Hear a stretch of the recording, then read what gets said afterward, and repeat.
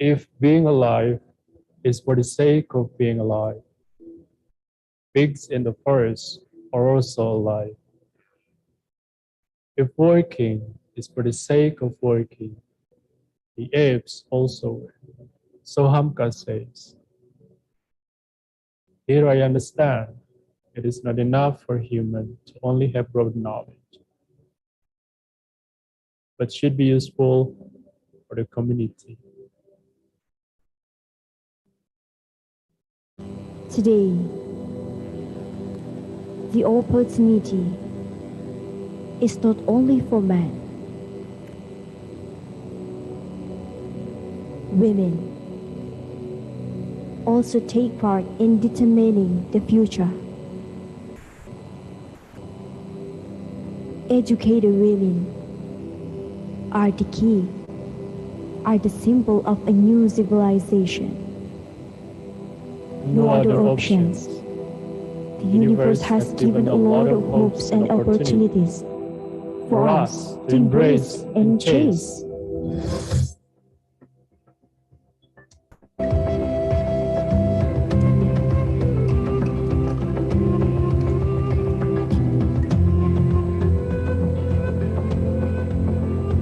Destined as the pearls of the East Priangan, Tasikmalaya City has abundant natural resources, cultural diversity, and potential human resources. From time to time, Tasikmalaya City has shown its various advancements, and Siliwangi University takes part in the spirit of the new civilization. Siliwangi University exists as the oasis of the new age.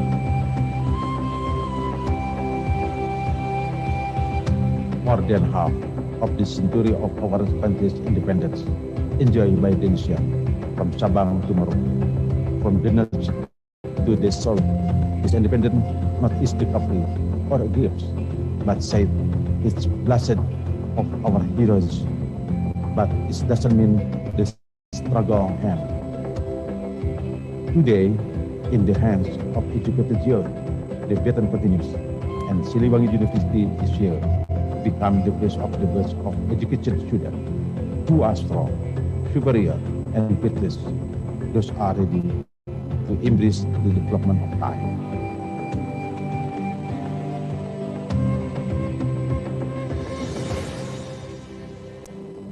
Since its establishment in 1978, in harmony with the ideals of the founders, Siliwangi University, as the biggest private university in the East Priangan, is committed to developing educated and versed students to embrace the bright future of the nation. Then, until the signing of the decree of Siliwangi University status to be State University by President Susilo Bambang Yudhoyono on 1 April 2014. That spirit never fades. Siliwangi University is committed to answering the global challenges.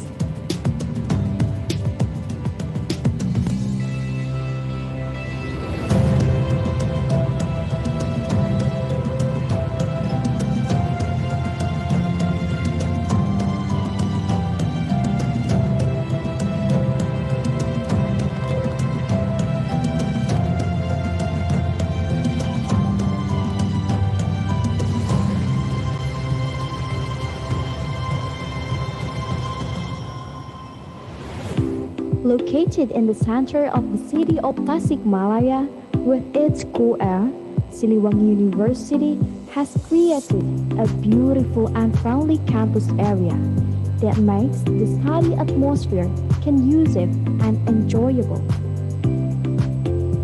Moreover, we are equipped with quality, friendly lecturers who are committed to friendly, fast, and efficient services.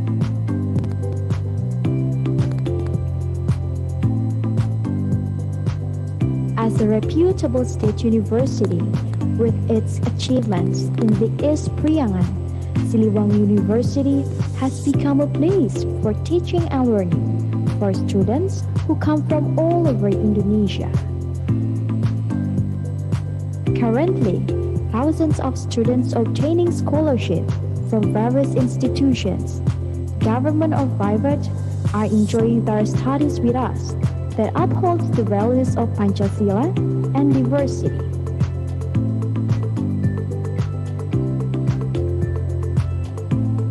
Siliwangi University has 7 faculties and 5 postgraduate programs. Faculty of Teacher Training and Education, Faculty of Economics, Faculty of Agriculture, Faculty of Engineering, Faculty of Health Sciences, Faculty of Social and Political Science, Faculty of Islamic Religion, postgraduate programs, 385 experienced and active lecturers are doing research in science, technology, social, and culture. Siliwangi University is ready to provide quality education in the field of science, technology, social, and culture.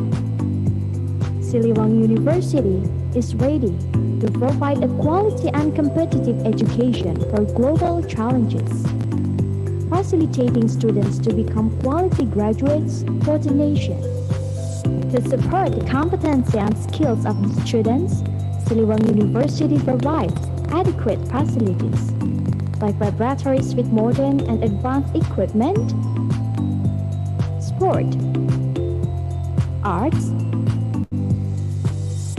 and entrepreneurship on a lot of land around 30 hectares, a cool location in the middle of a green rural area. There is Siliwangi University Campus 2 expansion. To provide quality services, Siliwangi University provides several buses for the students and lecturers round trips. God the Almighty has a lot of secrets. In the silent universe, science is the key to unlocking the potential. Only with science, what was previously impossible can be possible.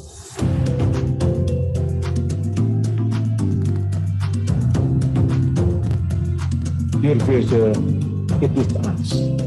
Welcome to Siliwangi University.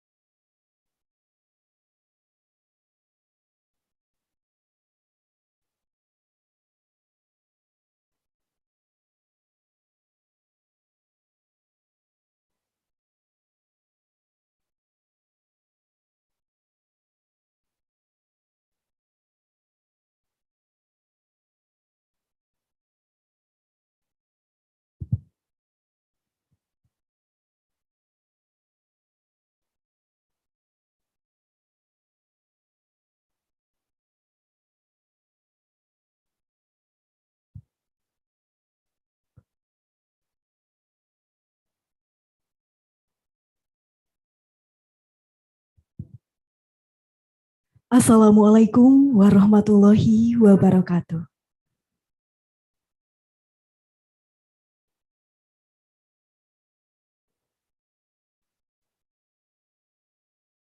The Honorable Director of Siliwangi University, Dr. Insinyur Nundang Busair MT, the Honorable Chairman of the Senate of Siliwangi University, Professor Dr. Haji Deden Mulyana SAMSI, the Honorable Vice Rector for Academic Affairs, Professor Dr. Deti Kusmayadi SAMSI AKCACPA, Vice Rector for General Affairs and Finance, Dr. Gumilar Mulya DRS MPD, Vice Rector for Student and Alumni Affairs, Dr. Asep Suryana Abdurrahmat SPD MKes, the Honorable Head of Institute for Research, Community Services and Education Quality Assurance, the Honorable Professor Dr. Iis Marwan SHMPD, the Honorable President of Indonesian Education Share to Care Volunteers, Dr. Abdul Gofur MPD, the Honorable Deans of Faculties at Siliwangi University, the Honorable Director of the Postgraduate Program, Siliwangi University, the Honorable, our great keynote speakers, Dr. Adang Bahtiar, MD, MPH, DSC from Indonesia, Professor Dr. Insinyur Bustanul Arifin, MSc from Indonesia, Dr. Muhammad Mohsin Wakas from Pakistan, Professor Luis Miguel Cardoso from Portugal, Assistant Professor Dr. Ahmed J. Obeid from Iraq, Associate Professor Gil Erkol Bayram for Turkey, Professor Mahmud MSI, CSEE UIN from Indonesia, Professor Insinyur Sigit Priyanto, MSc PhD from Indonesia, Dr. Abdul Ghafur Marzuki, SPD MPD CPS CPHNT from Indonesia, Dr. Arab Naz from Pakistan, Dr. Derima Abdullah Al-Khani from Syria, Dr. Ahmed Yusuf from Egypt, Dr. Generoso Nilo Mazo from Philippines, and all the below participants. Welcome to the 5th Siliwangi International Conference on Innovation in Research 2022 with the theme Pursuing Viability in Multidisciplinary Research, Challenges and Barriers, held by Institute for Research, Community Services and Education Quality Assurance, Siliwangi University, in Zoom meeting and Grand Harmony Hotel, 17 to 18 November 2022. Ladies and gentlemen, here is the agenda of opening ceremony, the 5th Siliwangi International Conference on Innovation in Research 2022. First, opening. Second, singing national anthem Indonesia Raya, hymn and march of Siliwangi University. Third, report. Fourth, speeches. Fifth, prayer, and the last, closing. Ladies and gentlemen, I am Aisiti Mardia as the Master of Ceremony. Let's open this ceremony by saying Basmalah together. Bismillahirrahmanirrahim. Singing National Anthem Indonesia Raya, hymn and march of Siliwangi University. Ladies and gentlemen, please stand up.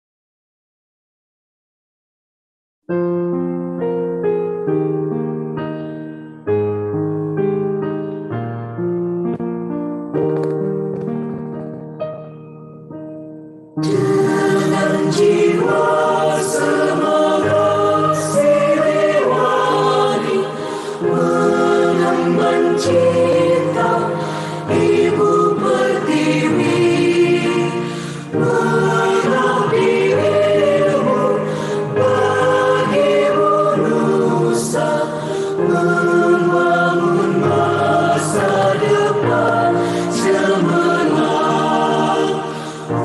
Universitas Siliwangi, lambang abadi insan berbudi, harapan jaya sepanjang masa bagimu negeriku Indonesia.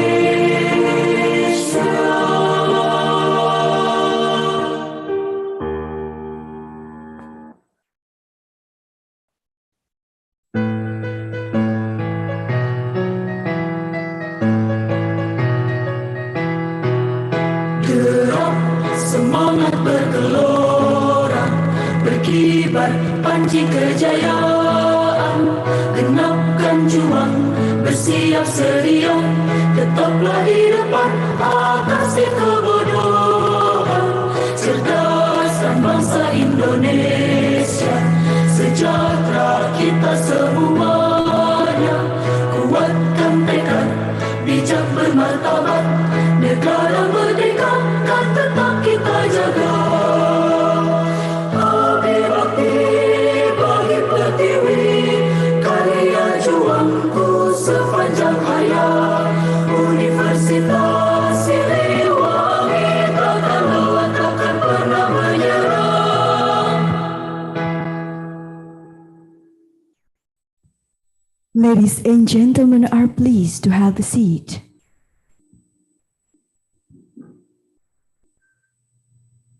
Report by the head of Institute for Research, Community Services and Education Quality Assurance, the Honorable Professor Dr. Iis Marwan, SH, MPD. Please. Bismillahirrahmanirrahim. Assalamualaikum warahmatullahi wabarakatuh. Distinguished Rector of Universitas Siliwangi, Vice Rector of Universitas Siliwangi, Head of Senator of Universitas Siliwangi, Dean of the Faculty, keynote speaker, distinguished guests, dear presenter, participants, ladies and gentlemen. Assalamualaikum warahmatullahi wabarakatuh. Very good morning, ladies and gentlemen. First of all, I would like to thank good Allah Subhanahu wa Ta'ala who has been giving His blessing and mercies so we can attend today's agenda is a good conditioning. Blessing and salutation be upon the most honorable prophet and messenger, his family and those who follow them in goodness till the day of judgment. Distinguished guys, ladies and gentlemen, welcome to the 5 of Siliwangi International Conference on Innovation and Research 2022 with the term Pursuing Viability in Multidisciplinary Research, Challenges and Barriers. This 5th event held by the Institute of Research and Community Service of Siliwangi Universities in collaboration with Indonesian Education Share to Care Volunteer. I am to bring together experts in political science, religious study, teaching, education, culture and humanities, economy and business, health science, electrical, computer and civil engineering, as well as agriculture, to exchange and share knowledge, experience, new idea, innovation, and research result. Distinguished guests, ladies and gentlemen, as chairperson of the conference, I would like to expert Sir Gradil at our to 14 keynote speaker from 8 countries as Universitas Siliwangi partner. First, Dr. Insinyur Nundang Busairi, MT Rector of Universitas Siliwangi Indonesia. Second, Dr. Adang Bahtiar, MD MPH Universitas Indonesia Indonesia. Third, Profesor Dr. Insinyur Bustalmi Arifin MSc, the head of Perhip Universitas Lampung Indonesia. 4. Dr. Muhammad Morsim Wakas, the University of Engineering in Information Technology Rahim Yan Khan, Pakistan. 5. Professor Luis Miguel Cardoso, Polytechnic Institute of Portet, Portugal. 6. Assistant Professor Dr. Ahmed J. Obaid, University of Kufa, Iraq. 7. Associate Professor Gul Erkol Barian, University of Sinop, Turkey. 8. Professor Mahmud MSI, Rector of Universitas Sunan Gunung Jati, Indonesia. 9. Profesor Insinyur Sigit Priyatno, MSc PSD, Universitas Gajah Mada, Indonesia. 10. Dr. Abdul Ghafur Marzuki, SPD MPD, the head of Alti Kota Palu, Win Dato Karama, Palu, Indonesia. 11. Dr. Arab Naj, University of Malacca, Pakistan. 12. Dr. D. Rima Abdullah Al-Khani, Person Company, Syria. 13. Dr. Ahmed Yusef, Universitas of Al-Azhar, Egypt. 14. Dr. Generoso Nielo Majo, Bristol Normal University, Philippines. Distinguished ladies and gentlemen, I thank it of our keynote speaker for taking in part is this event. Our keynote speaker this year are outstanding.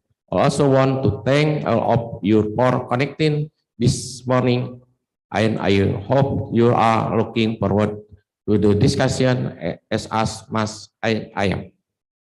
Distinguished guests, ladies and gentlemen, as head of Institute for Research Community Service and Education Quality Assurance, I would like to report that the participants of this event consist of lecturers, studies, and scholars who have the same interest in multidisciplinary research.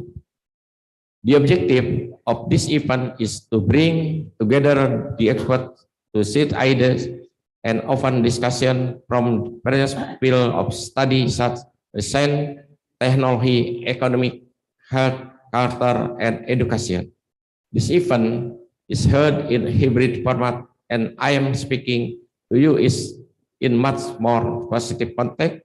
Yet through this event, we together could win the solution and conclusion for every selling and where that we might find in pursuing the valuability of multidisciplinary research. Therefore, we can look the future with clear of the current optimism. I also hope this event could be beneficial for our community in all aspects. Distinguished guests, ladies and gentlemen, on behalf of the organizing committee, we express our thanks to the Rector Universitas Siliwangi and all vice rector and president of Indonesia Education Share to Care Volunteer, Mr. Abdul Ghafur, MPD, for the support as well as the various partners that have helped organize this event by using hybrid model. This event can inspire other unit to hold a similar event so that the name of Siliwangi University is increasingly recognized nationally and internationally. We also deliver our appreciation to all presenters and participants who have attended today. I thank all of the communities for this contribution. Finally, I would like to invite the Rector of Siliwangi University to officially open the 5th Siliwangi International Conference on Innovation and Research 2022. I hope that this conference all still to learn with and from one another, as well as to network and build a strong intellectual and professional community. Have a wonderful conference. Wassalamualaikum warahmatullahi wabarakatuh.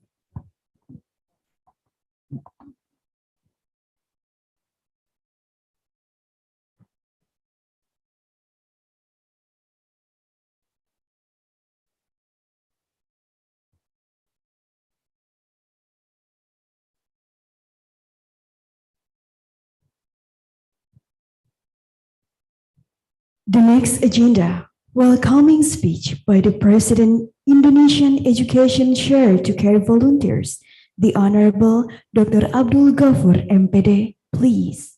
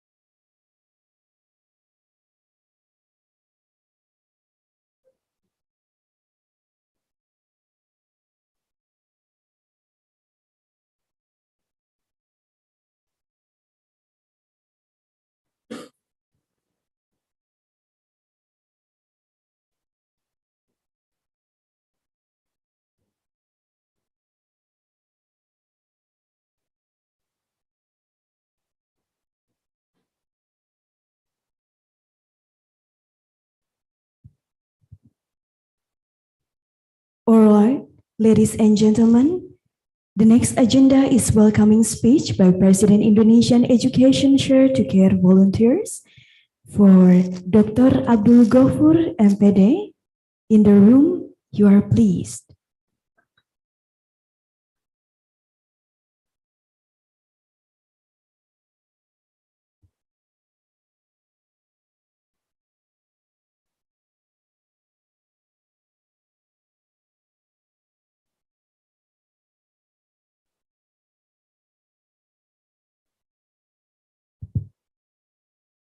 All right, ladies and gentlemen, due to the technical problem, we are going to the next agenda.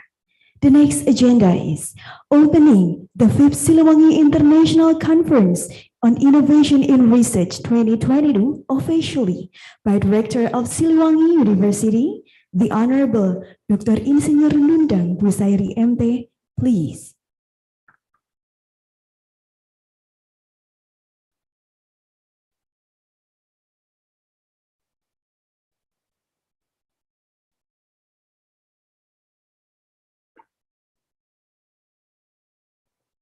Tiga, dua, satu. Bismillahirrahmanirrahim.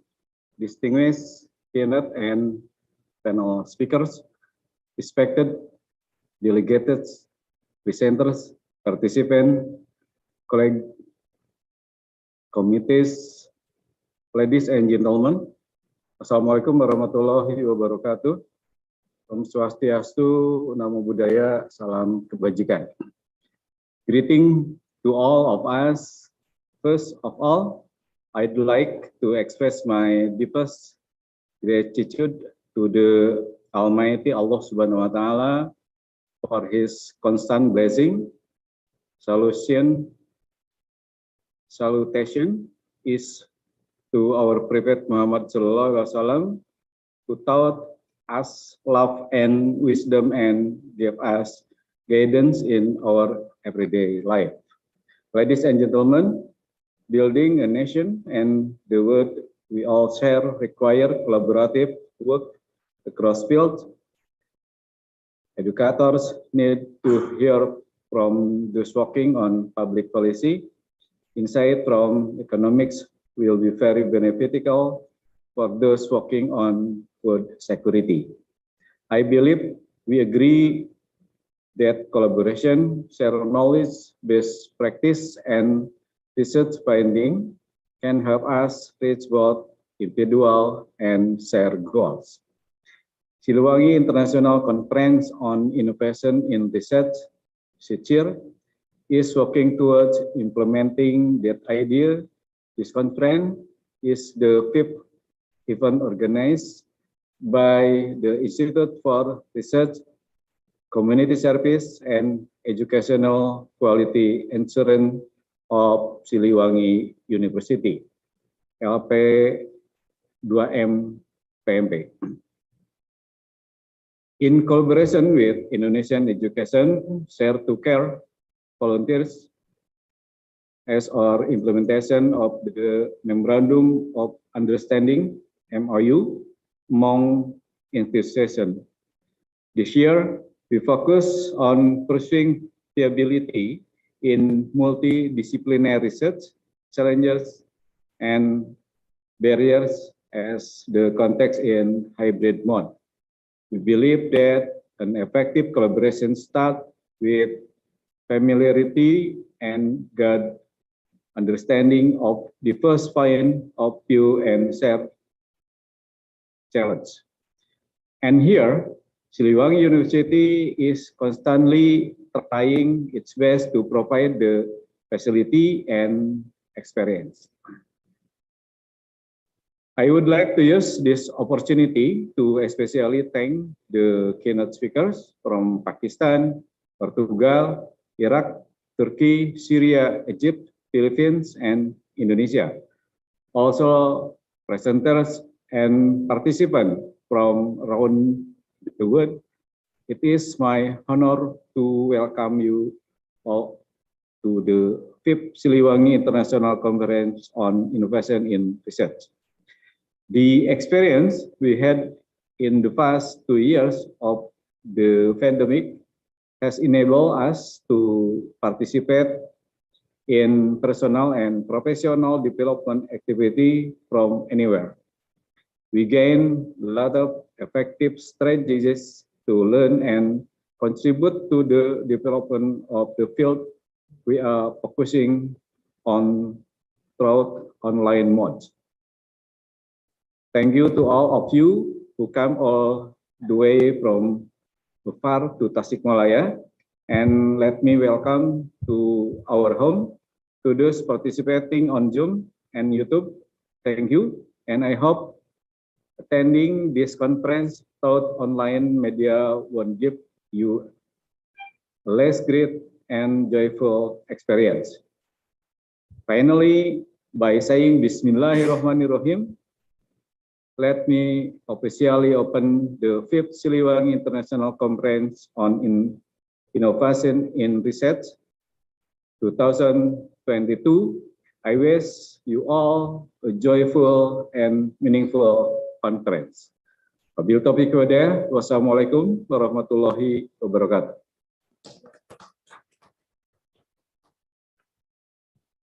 Prayer led by Dr. Romi Faisal Mustafa, MPD. Please.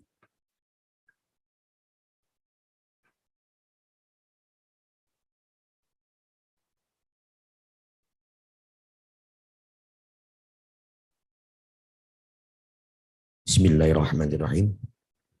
Assalamualaikum warahmatullahi wabarakatuh.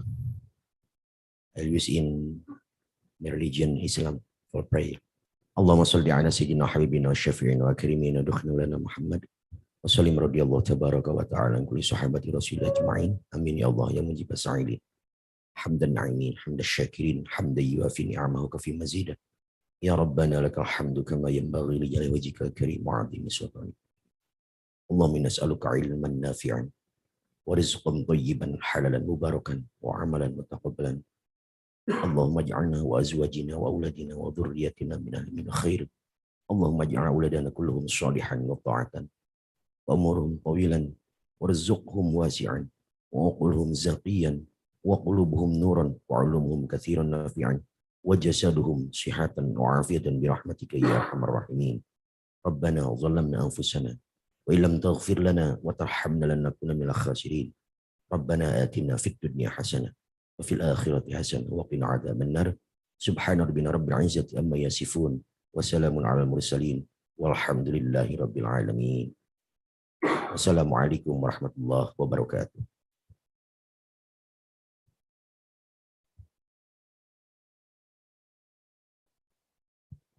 Ladies and gentlemen, we are in the end of opening ceremony of the 5th Siliwangi International Conference on Innovation in Research 2022.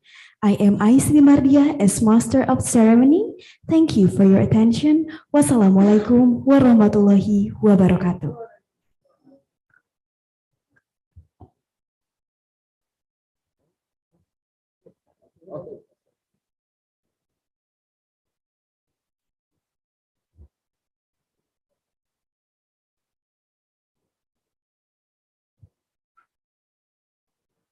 All right, ladies and gentlemen, before we are going to the conference, we would like to invite the President of Indonesian Education Share to Care Volunteers as our partner in Siliwangi International Conference on Innovation in Research, the Honorable Dr. Abdul Ghafur MPD. Please. Assalamualaikum warahmatullahi wabarakatuh. Good morning, good afternoon, good evening, ladies and gentlemen all around the world. Distinguished Director of Siliwangi University, Professor Dr. Haji Mahmud MSI, Honorable Founder of Patola Palalu Foundation, Dr. Anias Rifan, Honorable all the Vice Rectors of Siliwangi University, and Honorable all the International Education Share together volunteers all around the world. Honorable all resource persons, all keynote speakers from all over the world that going to present their ideas for today's conference. Thanks for sharing and carrying. My deepest gratitude to the Committee of Siliwangi International Conference on Innovation in Research year 2022 with a theme pursuing viability in multidisciplinary research, challenges and barriers. It is such an honor for me as the President of Indonesian Education Share to get volunteers to support this international conference. With the keynote speaker from all over the world, I have to greet my brother of mine, Dr. Ahmad Yosef, Faculty of Medicine, Al-Azhar University, Egypt. Dr. General Sunilo Mezo, Vice President for Administration and Finance, Philippines. Dr. Anap Raj, Department of Sociology, University of Malacca, Pakistan. Professor Insinyur Sigit Kriyanto, MSc, PhD, and all speakers from all over the world as the International Education Share to get volunteers. Thanks for sharing and carrying in this great conference. Ladies and gentlemen, in this opportunity, I would like to thank the Director of State Siliwangi University as the host of this conference. Really, it's mean a lot for us, for education, for our Indonesian education, and also for the educations of the world. And a huge of thanks goes to the committee for preparing this great conference. Ladies and gentlemen, and all the participants of the conference, as academic culture, this event going to have a great contribution for the people of the world, for all experts to share and care about pursuing viability in any concept of the finding of multidisciplinary research as the new informations, knowledge, that actually education is widely accepted to be fundamental resource both for individuals and societies. Indeed, in most countries, basic education is nowadays received not only as a right, but also a duty. Government also are typically expected to ensure access to basics education, while citizens are often required by law to attain education to a certain basic level. In this entry, we begin by providing an overview of long-run change in education outcome and output across the world, focusing both on quantity and also quality measures. In education maintenance, and then provide an analysis of available evidence on the determinants and consequences of education. From a historical perspective, the world went through a great expansion in education over the past 2 centuries. This can be seen across quantities, the measures.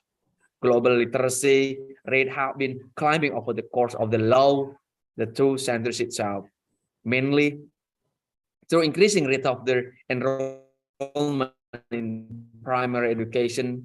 Secondary and tertiary education have also seen drastic growth, with the global average of the years of schooling being higher now than 100 years ago. Probably the result of this conference could be applied by academicians and researchers in doing the research. Hopefully this conference running well without any kind of obstacles. Ladies and gentlemen, let me thank you for your attention. Good morning, good afternoon, and good evening. Wassalamualaikum warahmatullahi wabarakatuh.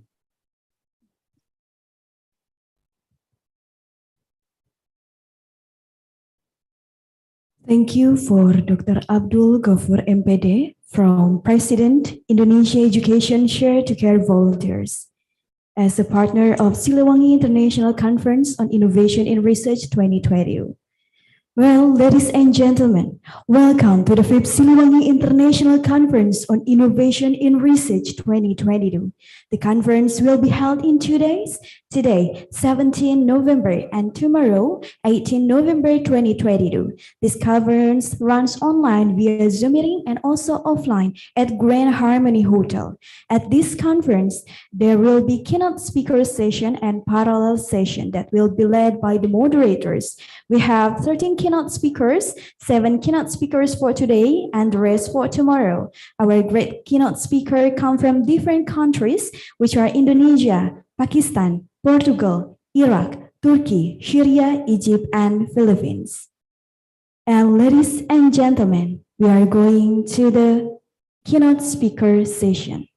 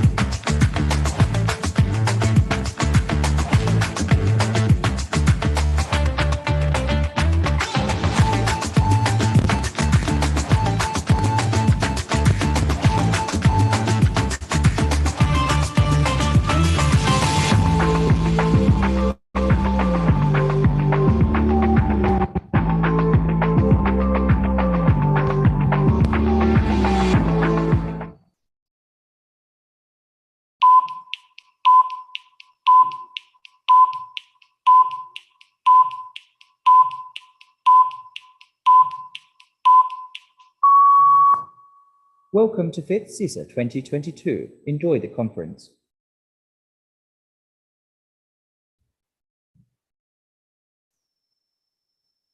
All right, ladies and gentlemen, now we are in the keynote speaker session. Without any further ado, we will listen to keynote speaker 1, and in this session, the speaker will be accompanied by the moderator, Arif Nugraha MSc from Edgar Broad Academic Chair, Belgium. For the moderator, the time is yours. Ladies and gentlemen, despite a lot of differences that we have, Wendell Berry says that Earth is what we all have in common. There are numerous studies conducted to preserve our only home planet. And that, ladies and gentlemen, is the topic for our first keynote speaker. Assalamualaikum warahmatullahi wabarakatuh. Om Swastiastu, Namo Buddhaya, Salam Kebajikan. Greetings to all of us.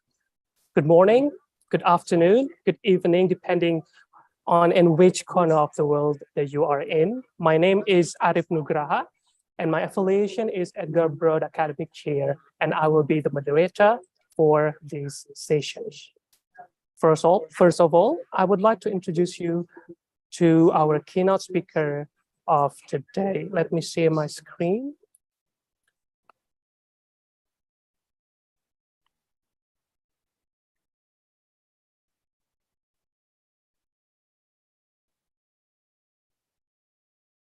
All right, so his name is Dr. Insinyur Nundang Busairi, MT. His background is in electrical engineering and earned his doctorate degree from Udayaya University, Bali, majoring electrical engineering, and his master from Bandung Institute of Technology. In terms of career, has a lot of leadership roles, starting from the head of laboratory, the dean of engineering faculty, Siliwangi University, the vice rector to Siliwangi University, and now he serves as the rector of Siliwangi University. His research interest revolves around management and technology, enabling green environment and energy efficiency. And today, he is here with us, attending this conference virtually, and he is ready to present his research on Green Campus with the title System Dynamics Model for Green Campus Development Plan. Now let's give our warmest welcome to Mr. Dr. Insinyur Nundang Busairi.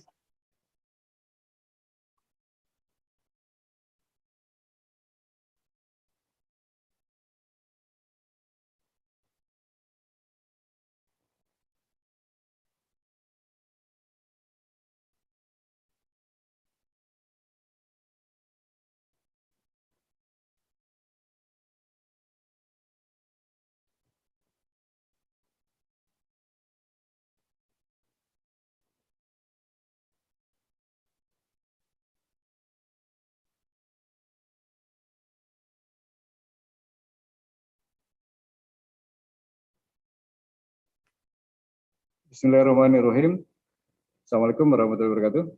Ladies and gentlemen, thank you for this great opportunity. I would like to present the finding of a study I conduct about Green Campus with the title Compromise Programming Model for Green Campus Development Plan. Next, the study came from the idea that today there are a lot of higher education institutions that pay attention and are always green campus. There are some standard used to assess universities on whether or not they have fulfilled the indicator for green campus and green building. There are standards which are UI Green Metric, UNEP, and Greenship or JMBI. Standard number 1, UI Green Metric, with the indicators as follows. Infrastructure 15%, energy and climate change variable 21%, waste variable 18%, water variable 10%, and transportation 18%, and then education variable 18%. Next, there is green chip or GBCI with the indicator as follows. Location development 13.66%, energy efficiency and conservation variable 30.77%, water conservation variable 17.09%, health and comfort 17.09%, search of material and cycle variable 10.26%, and building and environment management variable 11%. Finally, standard number 3, UNEP with the indicator as follows. Energy 34.5%, water 26%, land 26%, and material 24%. Next. From the mentioned standard, this metric was formulated, and this metric show that the energy indicator has the highest percentage in each standard. For that reason, energy will be the focus of my session today. Formulation of the problem. The first, compile criteria from 3 assessment standard, the green metric, UNEP, and green chip, using compromise programming, and then policy scenario for green campus, and then testing of enabling tool for decision making towards green campus. In this case, UNSIL and UNICU. Research objective to analyze and comply criteria from 3 assessment standard, the green metric, UNEP, and green chip. To analysis, use compromise programming to build the policy model for green campus by merging the 3 assessment standard, the green metric, UNEP, and green chip. To analyze a structure of recommended strategy on energy policy for a campus becoming green campus in a case study at UNSIL and UNICU Kuningan. To analyze model policy for energy management of green campus using compromise programming method. Next.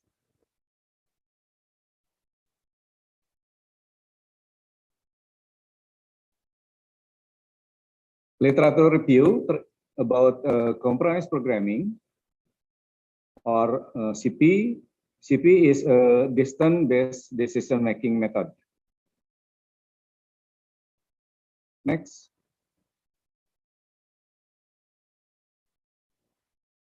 The position of this research to the existing study can be seen from this fishbone diagram.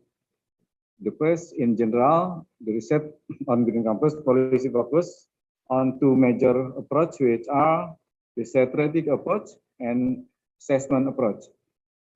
And the second, the assessment approach use an assessment method with existing assessment tool, such as the green metric, UNEP, and green chip or GBCI. Next.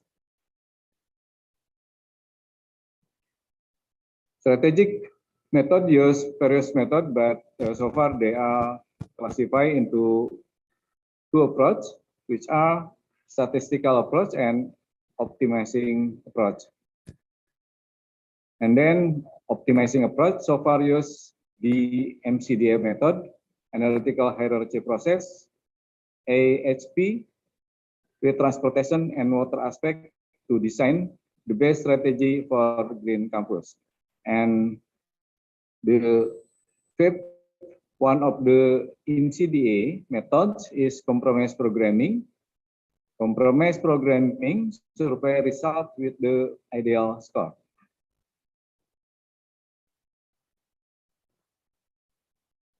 Concept: developing a decision-making model for strategy toward green campus by combining 3 assessment indicators in a framework of thinking. The hypothesis: compromise programming can be used to combine the criteria from 3 assessment standard of green concept, green metric, UNEP, and green shape. The model developed can be enable higher education institution to plan optimum scenario. Next.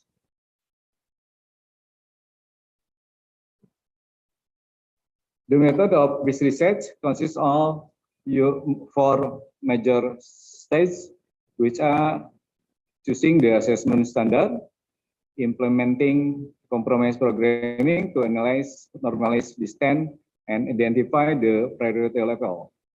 The next one is to identify compromise programming, and last one is model testing to research object, which are UNCIL and UNICU. Next, the research focus of this research is on the energy base, on the assessment standard, which are green metric, UNEP, and green shape. As I mentioned before, green metric 10 criteria from the energy aspect. UNEP has 21 criteria, which are classified into 3 categories, while green shape has 6 criteria. From the existing criteria, compilation was made without eliminating any criteria given by any assessment standards.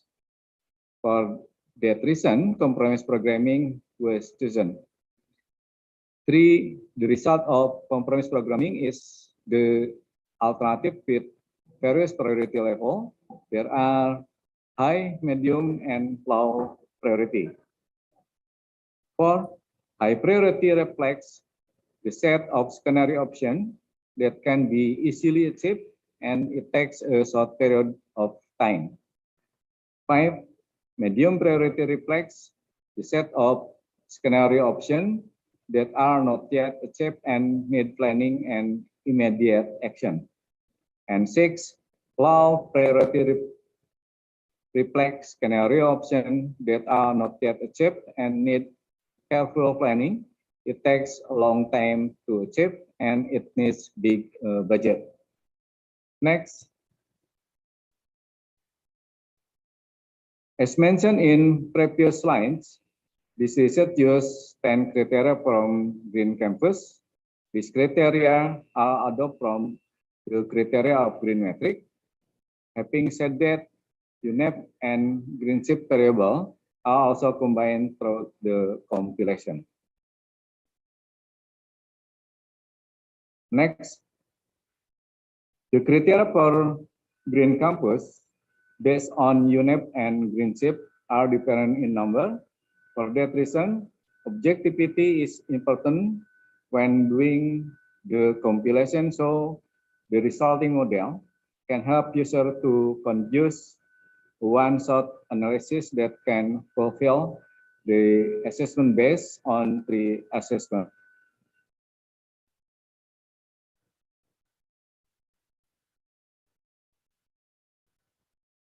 Test result, the research results start with the order of the criteria compilation. As you can see on the screen, 2 variable Q1 until Q10 are the proposed criteria. Variable EC1 until EC10 are UE green metric criteria. UN 1.1 until are UNEP variable, and ECC1 until ECC6 are Greenship criterion.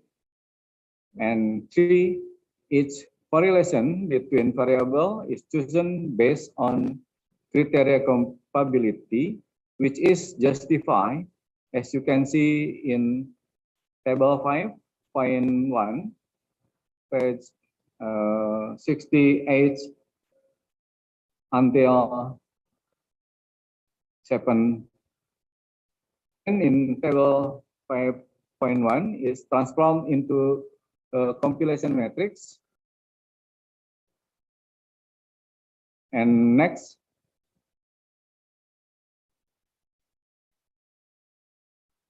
the object of this study are UNSIL and UNICU, which have the characteristic and survey results as you can see from screen. It is clear that both UNSIL and UNICU are new state university with identical challenge, but they are different in terms of population size, land area, and vehicle population. This condition make ideal object for the research. For table number 3, the equation that the lowest value happen to be Q7, Q4, and Q6, while P equals 2 is relative the same as P equals 1, which say that the lowest value is in Q7, Q4, and Q1. The comparison of analysis results, UNSIL, UNICU, ideal, and UNICU towards the ideal analysis. Results show that each indicator for Q7 and Q4 is relatively close to the ideal condition. Next, analysis using UI-Green metric. So that based on the UI-Green metric standard, UNSIL is 61% to go to get the ideal condition, while UNICU is 69%.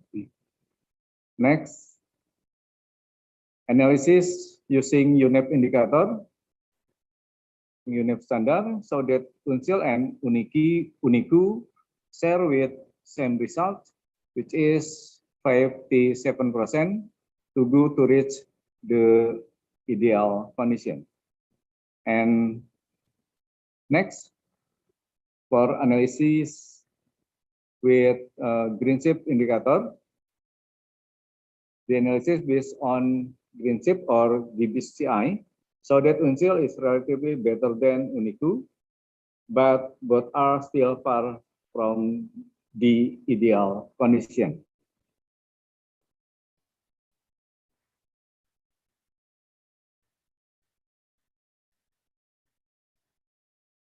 The analysis using compromise programming to explain the ideal condition. So some priority and action starting from high, medium, and low priority. Next, for UNSIL condition. Next, for UNICU condition, and partial versus compromise programming. P equal to, from the result that you can see on the screen, for P equal to, the comparison between partial and compromise programming, it can be seen that the high priority starts with greenhouse program, the ration of electrical consumption and population, and the use of energy saving device. The conclusion, the use of compromise programming method can be an alternative tool in developing green campus strategy. A tool that provides 3 priority levels based on the level of difficulty, and 3, the result generated from the decision-making tool at UNSIL and UNICU reflect share low priority with unique priority, sequence in medium and high priority. Ladies and gentlemen, thank you for your attention. Wassalamualaikum warahmatullahi wabarakatuh. Waalaikumsalam warahmatullahi wabarakatuh. Thank you, Mr. Dr. Nundang Busairi, MT, for sharing your valuable research with us today. Before wrapping up this session, I'd like to give a brief summary of this session. The first one, there are 3 standards we could refer to for development planning for Green Campus. And then based on the research result, UNSIL is 61% to go, and UNICU is 69% away to reach the ideal condition for Green Campus. They have unique challenges and unique advantages as well. So that's the takeaway from the keynote speaker one for today's sessions. I'd like to give it back to the Master of Ceremony, Ms. Ai. Thank you very much, everyone. Assalamualaikum warahmatullahi wabarakatuh.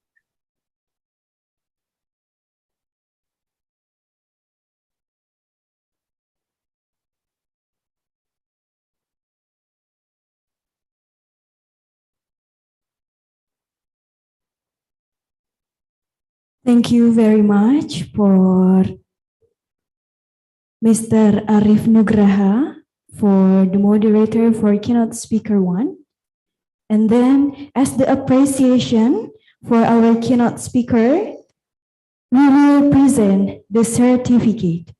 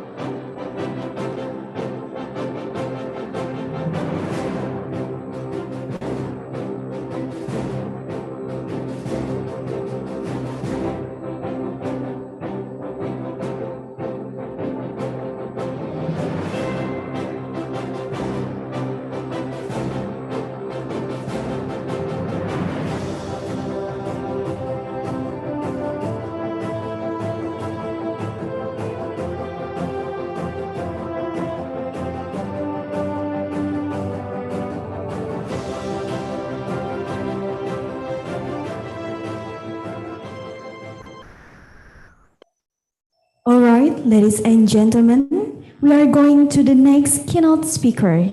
And in this session, the speaker will be accompanied by the moderator, Dea Silvani MPD from Siliwangi University.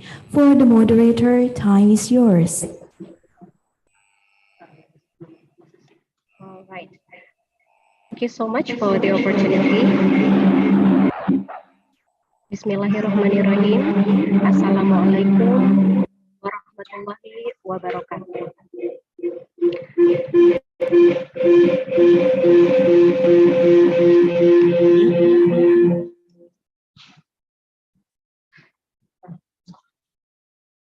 I'm sorry for the inconvenience. Salam sejahtera bagi kita semua. Shalom, Om Swastiastu, Namo Buddhaya, Salam Kebajikan. Ladies and gentlemen, very good morning from Tasikmalaya, Indonesia. I am Dea Silvani from Siliwangi University, and I'll be serving as your moderator for this session. And I am very glad to have each one of you joining us in the 5th Sikir 2022. Well, in this session, we are going to have a great speaker, Bapak Dr. Adang Bahtiar, MD, MPhD, SC from University of Indonesia that will be joining us in this session. It is such an honor to have you with us, sir. Hello, good morning, Pak Dr. Adam. Are you with us?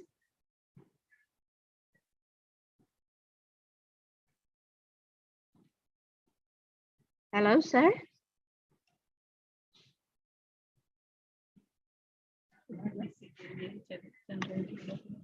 All right.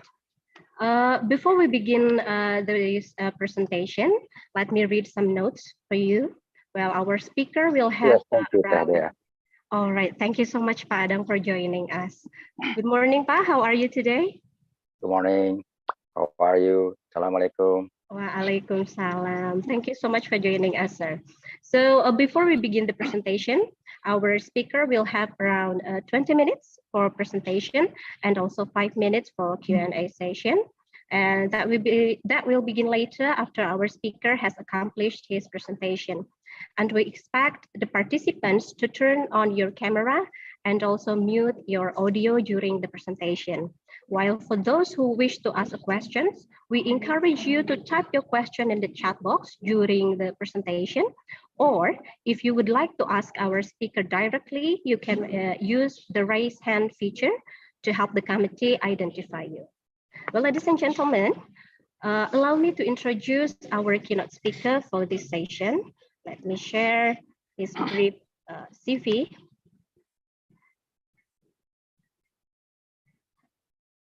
I hope it is feasible for you. Well, okay.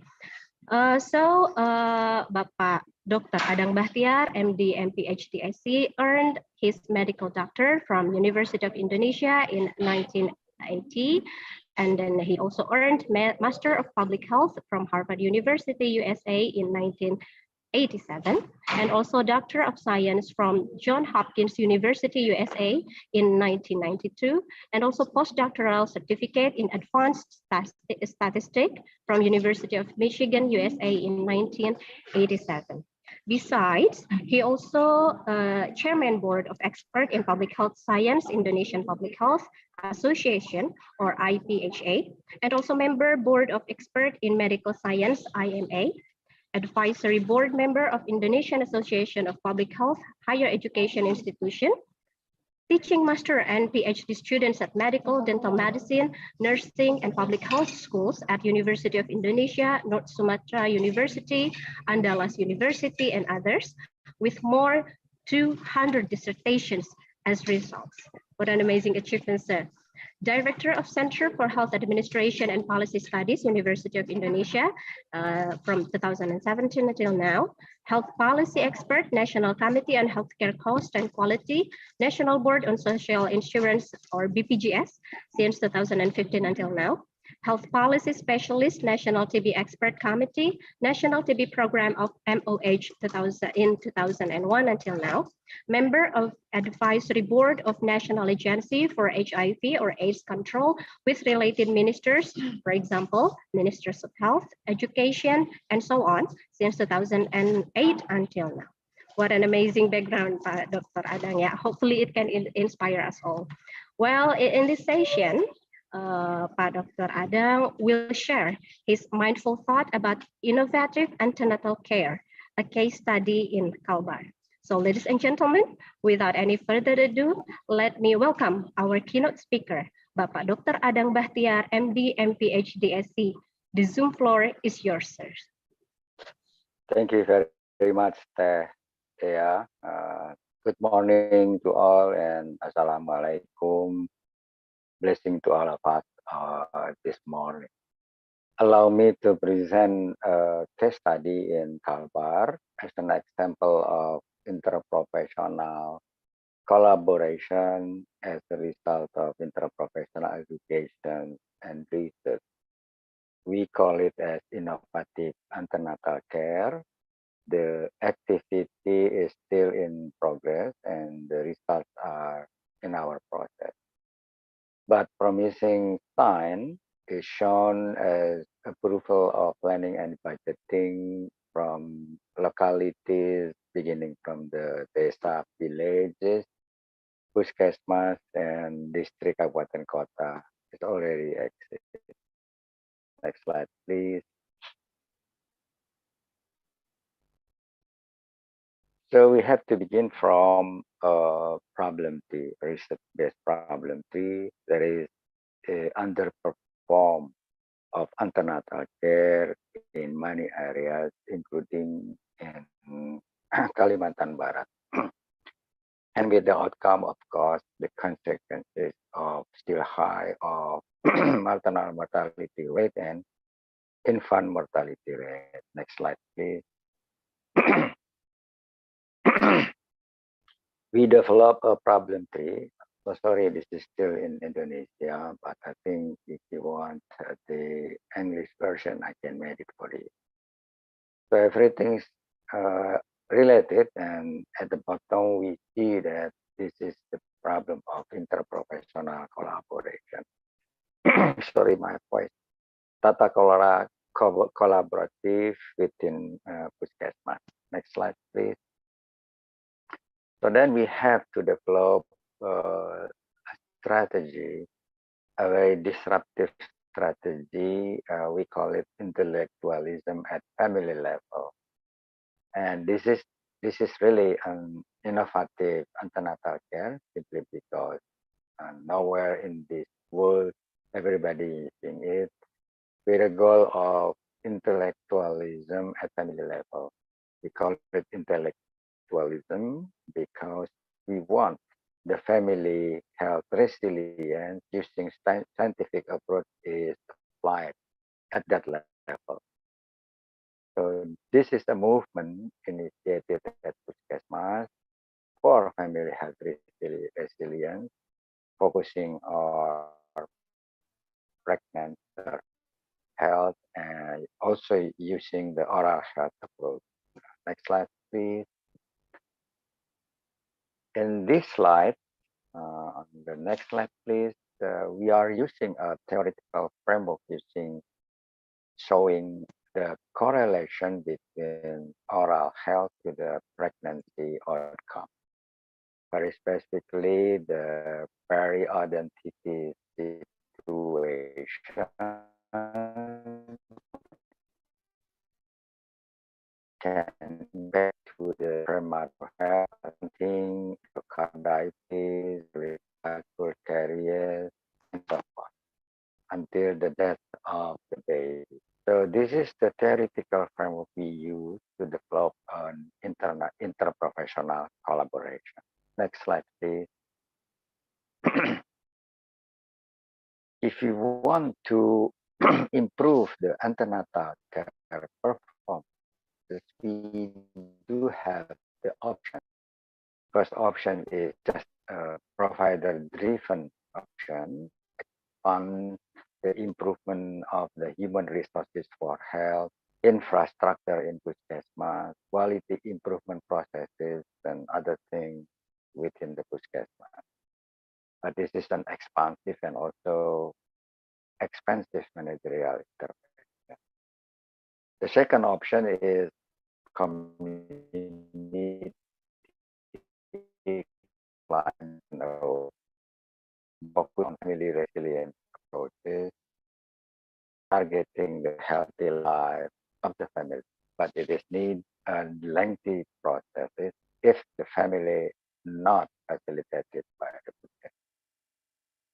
then we decide to have a scientific hybrid model. We call it innovative antenatal care with the ideas of strengthening antenatal care and focusing to family health resilience, combining with the oral health and hygiene model.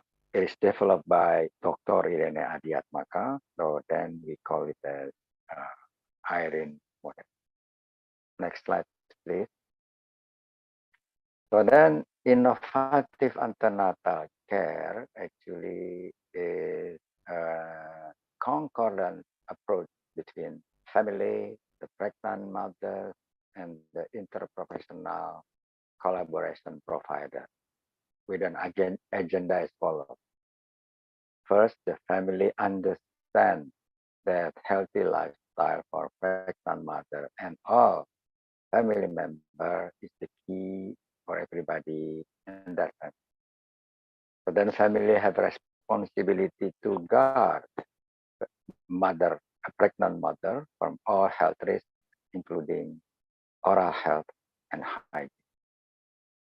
And then all those are supported by midwife, plus dental nurse and dental medicine profession, a dentist. This is an interprofessional collaboration approach. And research show that family empowerment is very much effective as long as continuous facilitation from health provider is over there. This is an interprofessional collaboration approach for trust development. Next slide, please. So then this approach, the IRIN model, actually build trust for the individual patient engagement, for the patient engagement beginning from the symptoms, the diagnosis, the decision for pregnant mothers and the family, treatment and then continue care every step.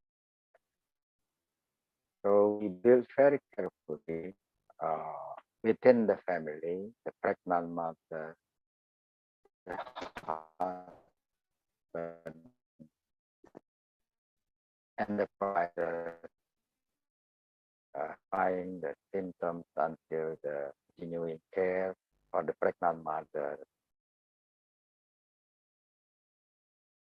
and develop a guideline. On the next slide, we develop guidelines and manual for both sides. Next slide, please. Yes, this is the slide for both sides, i.e., the provider, dentist, dental nurses, and midwife, and the family. Family, when I say family, it is the pregnant mother and the husband, with the tagline that they have to achieve, the family have to achieve healthy teeth for healthy baby. This way, if this approach is implemented, then we will have health providers dignity for pregnant woman and the family. Next slide, please. This is actually a new approach for pregnant mother with an initiative of a collaboration of many institutions. We approach Dinas Kesehatan Provinsi Kalimantan Barat to host and to support the activity. FKG School of Dental Medicine, University of Kristen Maranatha in Bandung, Global Oral Health Interest Group of the Consortium of Universities for Global Health, 170 universities within USA involved in this organization, World Federation of Public Health Association, and my institution, University of Indonesia. Next slide, please.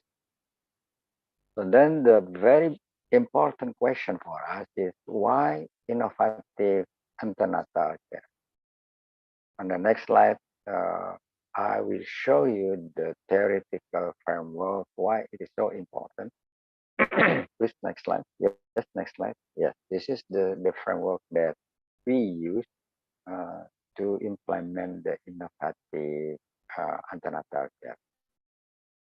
We call it movement for antenatal care simply because we want all the pentahelix components involved for this innovative antenatal care. The framework is very simple. We begin from the right side. The performance of antenatal care actually related to the attitude of the provider, attitude of the family. So then we have to have the communication between actors supported by all the characteristics of the organization, mobilizing sumber daya, mobilizing all resources, and using standard and target for the activities within a certain context to us. Let's move on to another slide. We begin with the antenatal care performance. The indicators that we are using at the moment for the innovative antenatal care are we would like to see healthy pregnancies and safe birthing processes, healthy growth babies, and also healthy teeth and oral hygiene for all family members, including the husband, including other children within the family.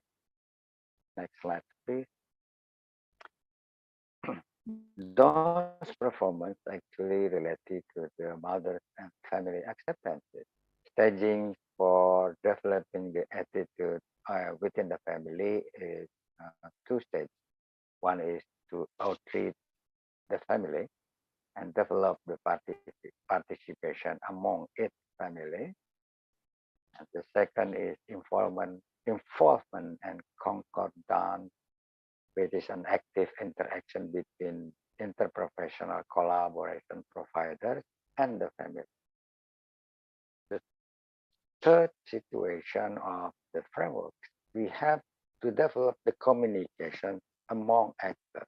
And the key success factors are pregnant mothers and all family members are involved in the program, in the movement using interprofessional collaboration to achieve healthy pregnancy, safe birthing with a continuum of family welfare and happiness.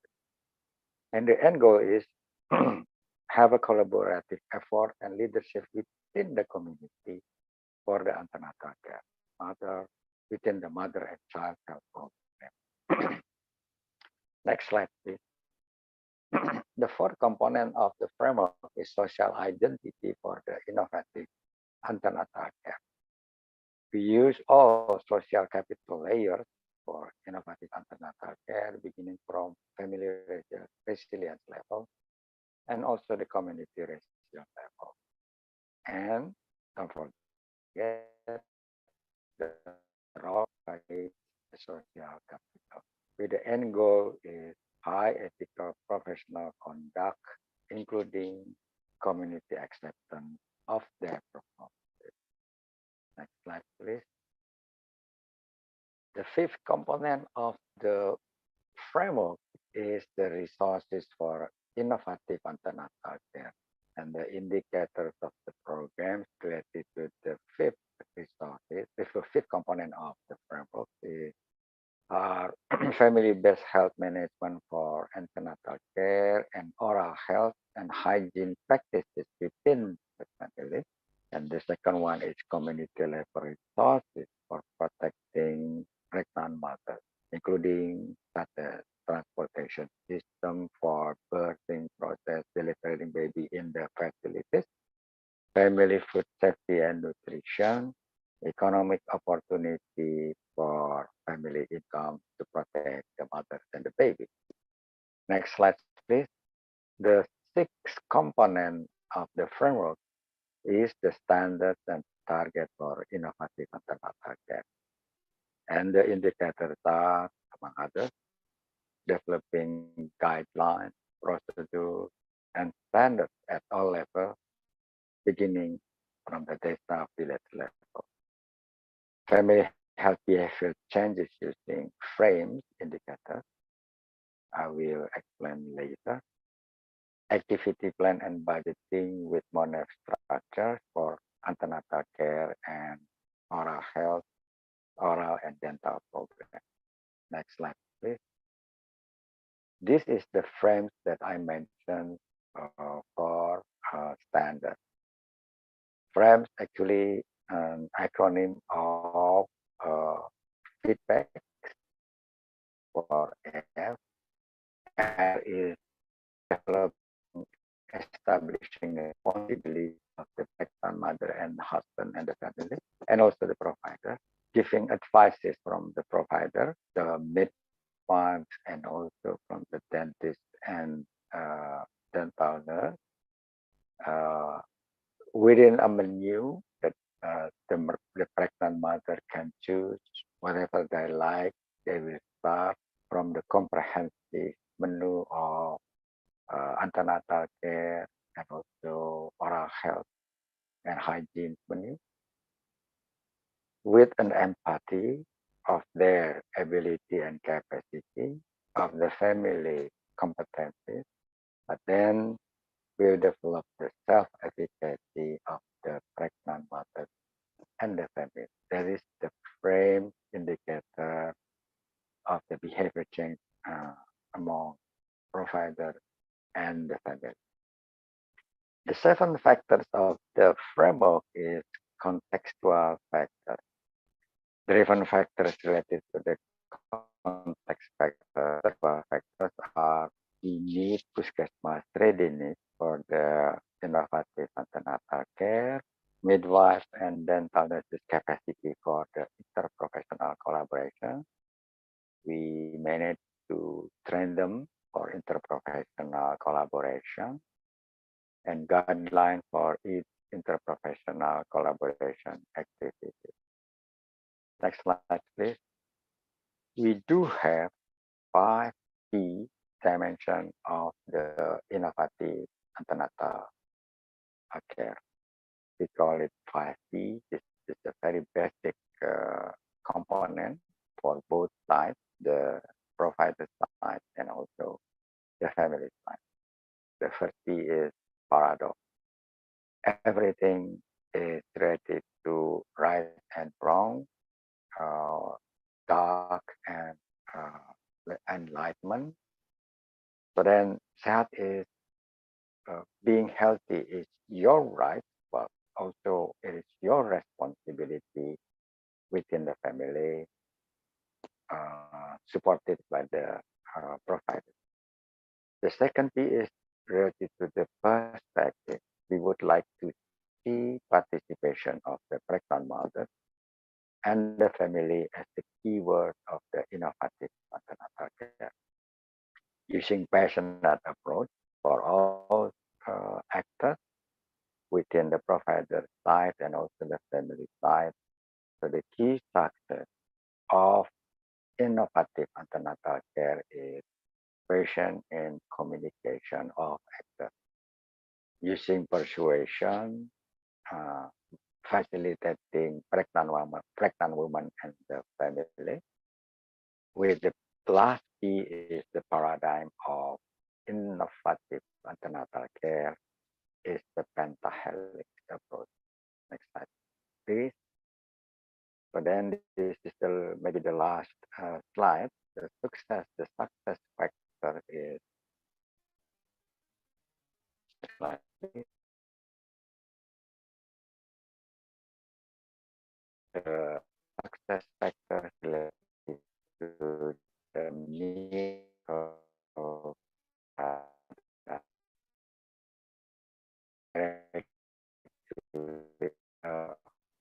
acronym of CHIP as the first DNA, and leadership will establish the communitarian within the provider side and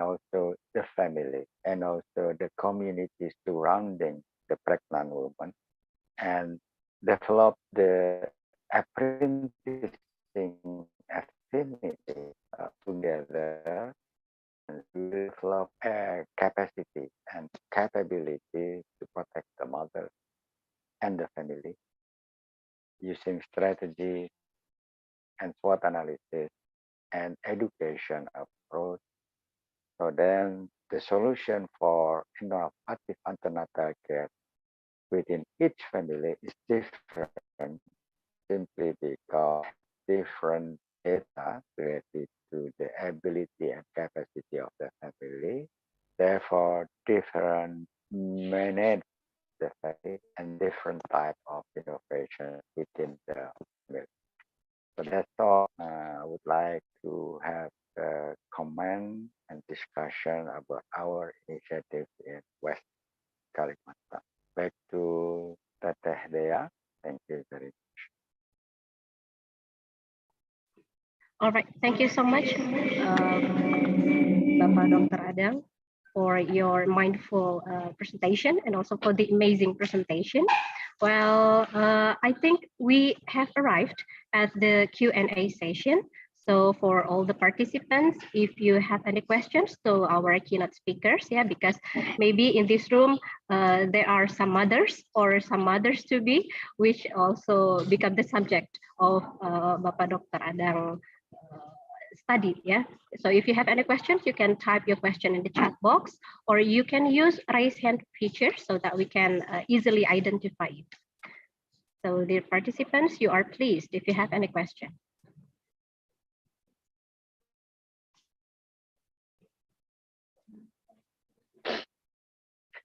I can accept also the question in Bahasa Indonesia and translate it.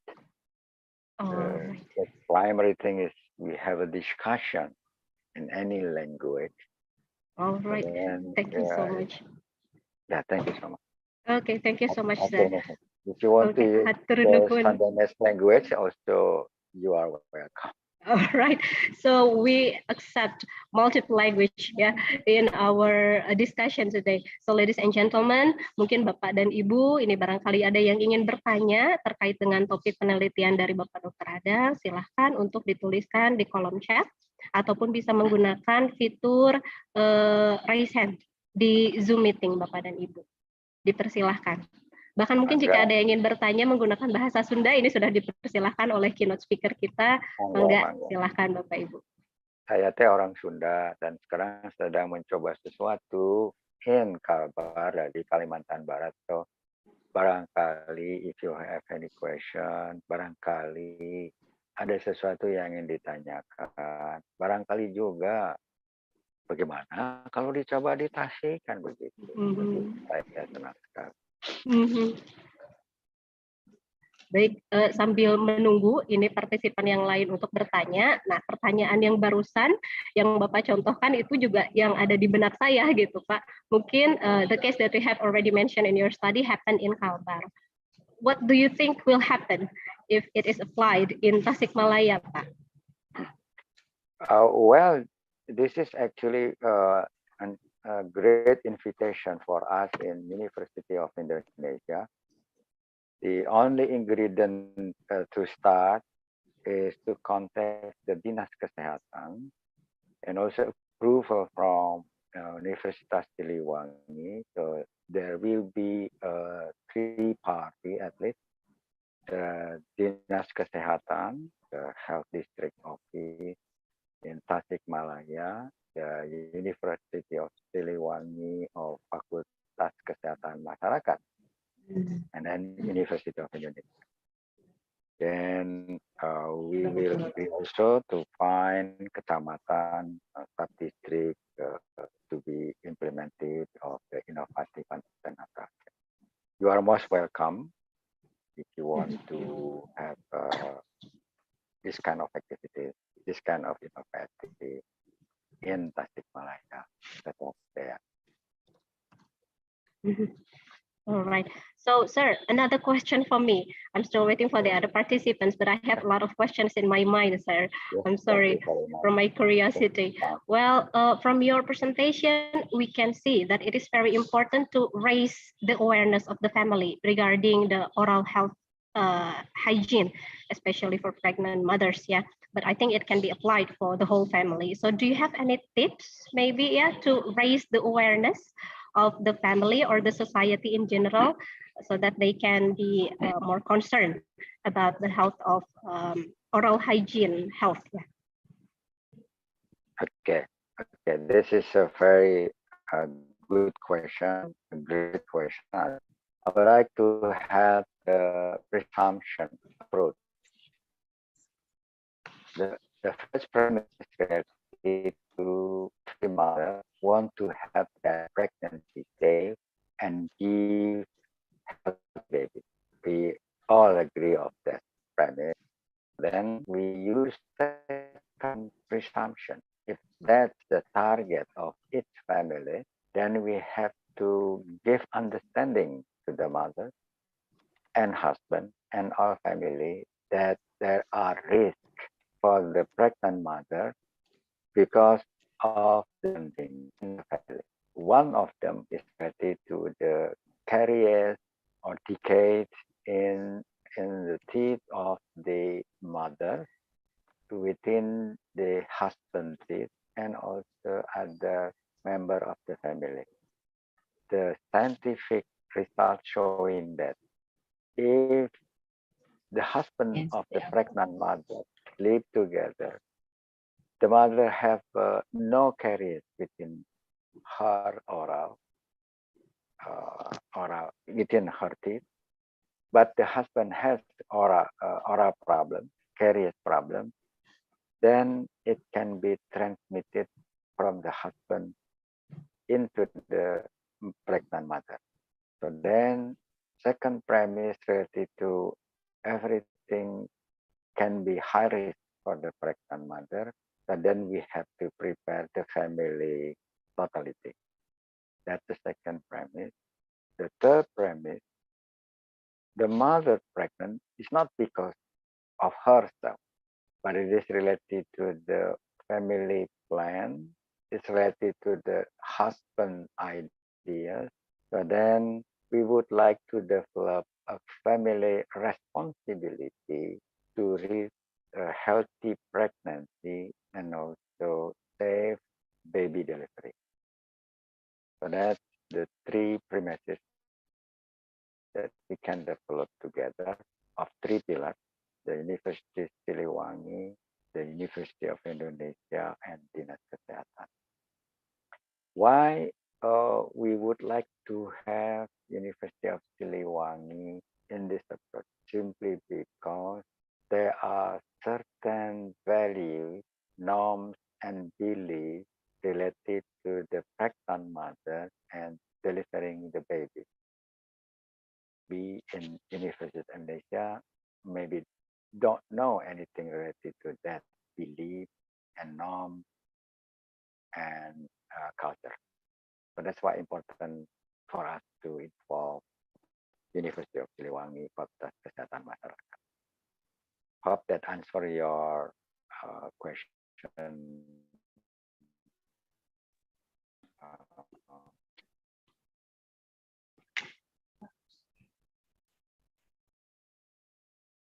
All right. Thank you so much for the answer, sir. It is very interesting topic actually, yeah. Especially for me, even though I am not from medical, I have no medical background in my study because I'm from English education department, but I think it still relates with me, yeah, since I am a mother too. Thank you so much for the informative presentation, sir. All right, so ladies and gentlemen, it seems like you don't have any question to our keynote speaker. Well, I think from his presentation, we can conclude and we can see that antenatal care is actually very important for maintaining the oral health hygiene of pregnant mothers, which will also affect the babies, even since they are still in the womb, yeah?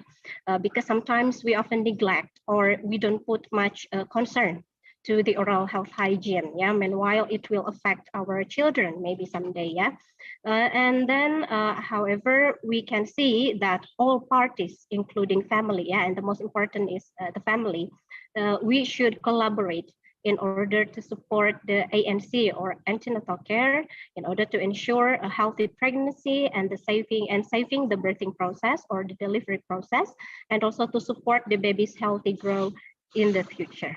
I think that's that I can conclude from your presentation, sir. Thank you so much. But before we end this session, we are going to have a photo session. So please, ladies and gentlemen, turn on your camera and also give your best pose and smile. We are going to take some photos for our session.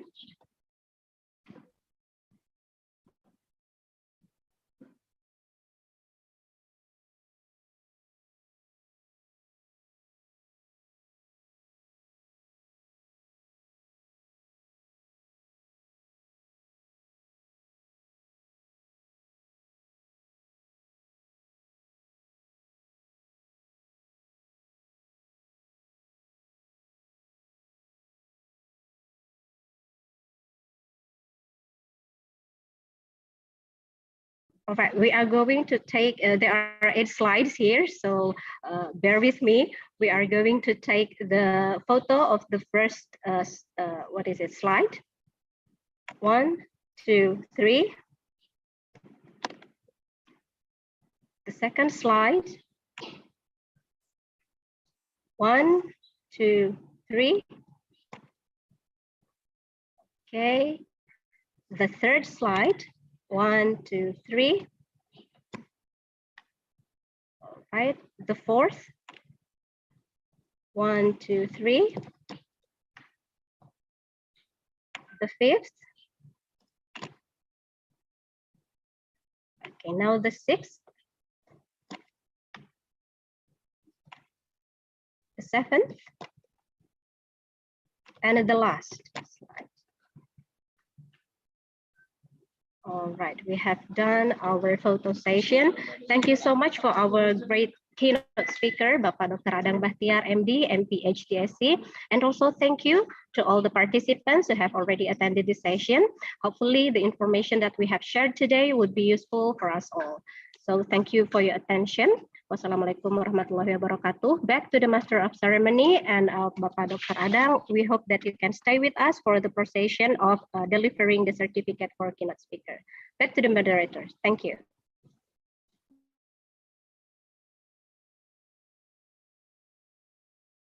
All right, ladies and gentlemen, as an appreciation for the keynote speaker, we present the certificate for Adang Bahtiar MD MPHDSC from Universitas Indonesia as the keynote speaker in the 5th Siliwangi International Conference on Innovation in Research 2022.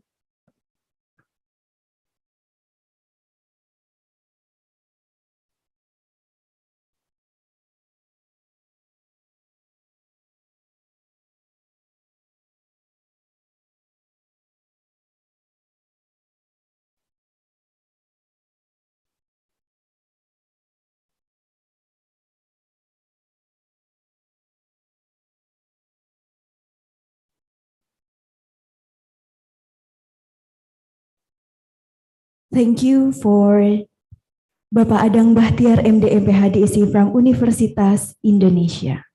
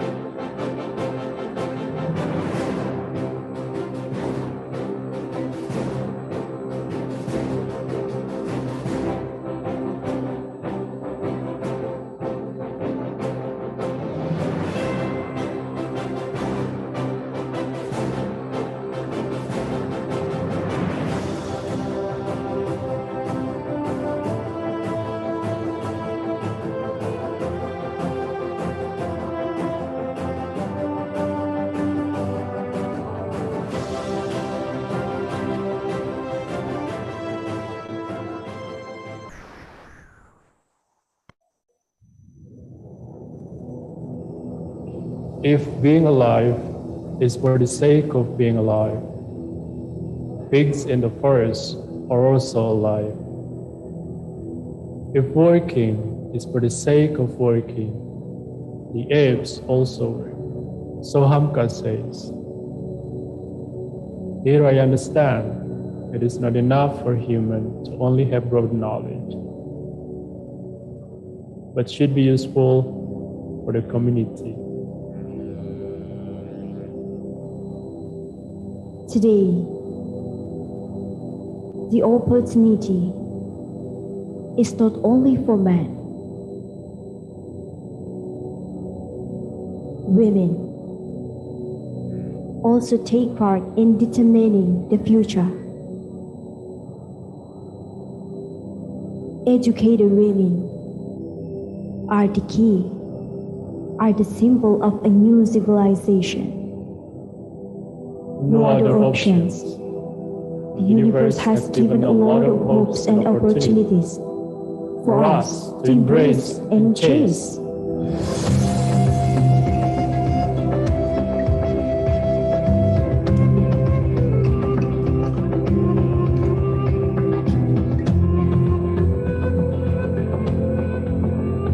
Destined as the pearls of the East Priangan, Tasikmalaya City has abundant natural resources, cultural diversity, and potential human resources. From time to time, Tasikmalaya City has shown its various advancement, and Siliwangi University takes part in the spirit of the new civilization. Siliwangi University exists as the oasis of the new age.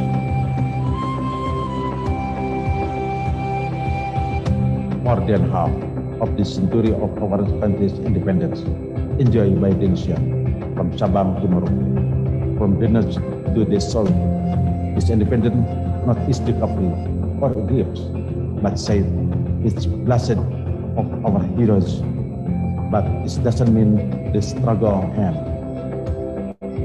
Today, in the hands of educated youth, the baton continues, and Siliwangi University is here, become the place of the best of educated students who are strong, superior, and fearless.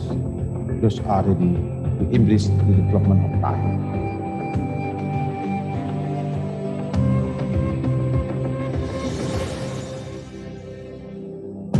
Since its establishment in 1978, in harmony with the ideals of the founders, Siliwangi University, as the biggest private university in the East Priangan, is committed to developing educated and versatile students to embrace the bright future of the nation. Then, until the signing of the decree of Siliwangi University status to be State University by President Susilo Bambang Yudhoyono on 1 April 2014. That spirit never fades. Siliwangi University is committed to answering the global challenges.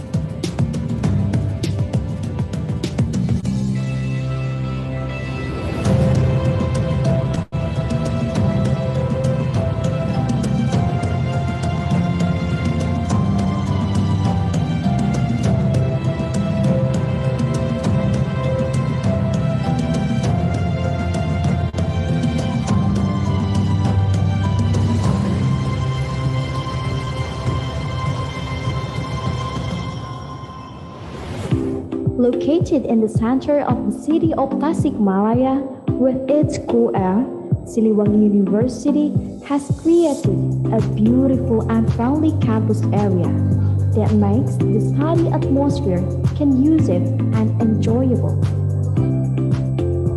Moreover, we are equipped with quality, friendly lecturers who are committed to friendly, fast, and efficient services.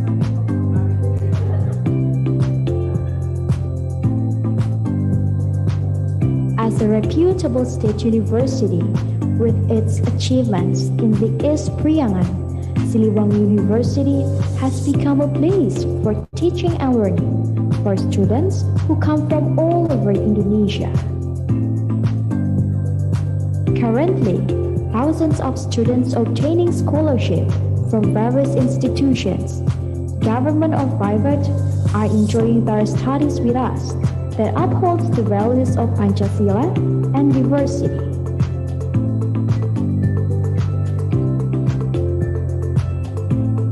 Siliwangi University has 7 faculties and 5 postgraduate programs. Faculty of Teacher Training and Education, Faculty of Economics, Faculty of Agriculture, Faculty of Engineering, Faculty of Health Sciences, Faculty of Social and Political Science, Faculty of Islamic Religion, postgraduate programs, 385 experienced and active lecturers are doing research in science, technology, social, and culture. Siliwangi University is ready to provide quality education in the field of science, technology, social, and culture. Siliwangi University is ready to provide a quality and competitive education for global challenges, facilitating students to become quality graduates for the nation. To support the competency and skills of the students, Siliwangi University provides adequate facilities, like laboratories with modern and advanced equipment, sport, arts, and entrepreneurship on a lot of land around 30 hectares, a cool location in the middle of a green rural area. There is Siliwangi University Campus 2 expansion. To provide quality services, Siliwangi University provides several buses for the students and lecturers round trips. God the Almighty has a lot of secrets. In the silent universe, science is the key to unlocking the potential. Only with science, what was previously impossible can be possible.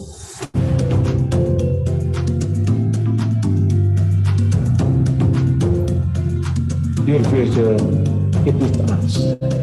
Welcome to Siliwangi University.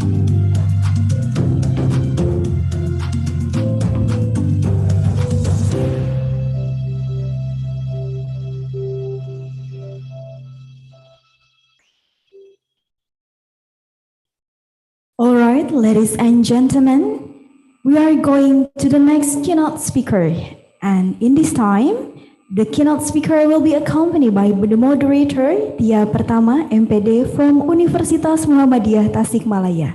For the moderator, time is yours. Well, thank you, Miss Ai. Assalamualaikum warahmatullahi wabarakatuh. Good morning from Indonesia, ladies and gentlemen.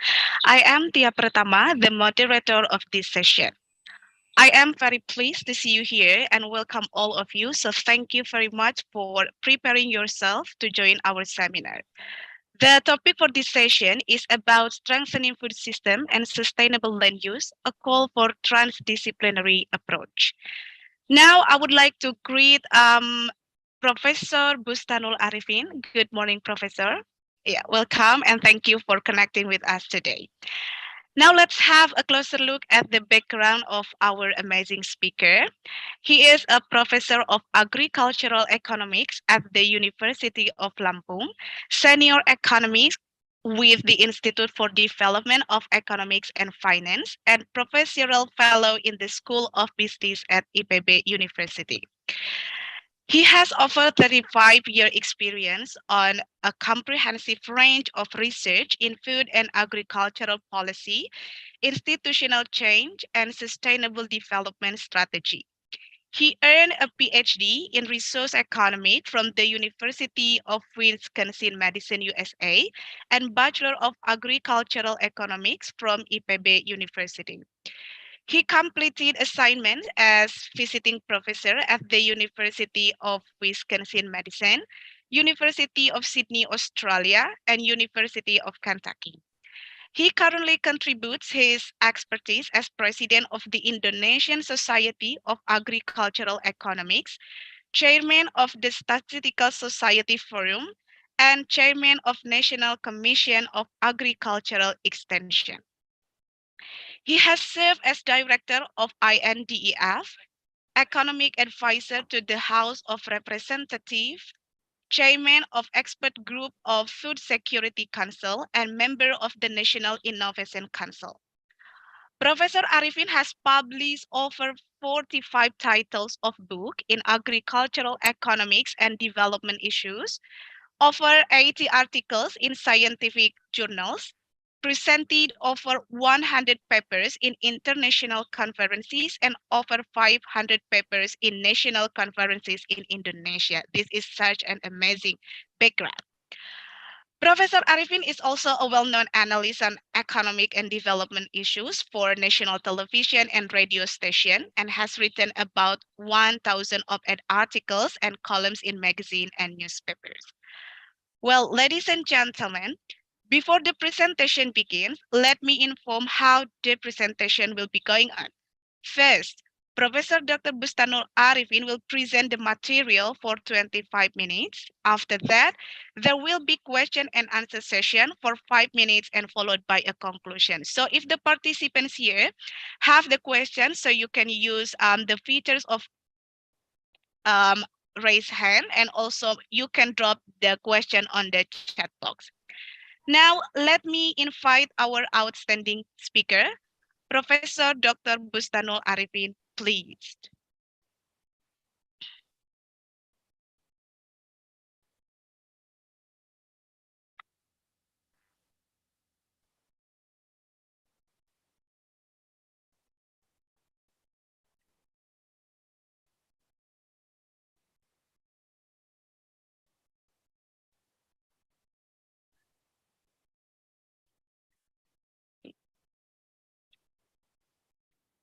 Okay, I'm sorry for the technical issue. Wait a minute.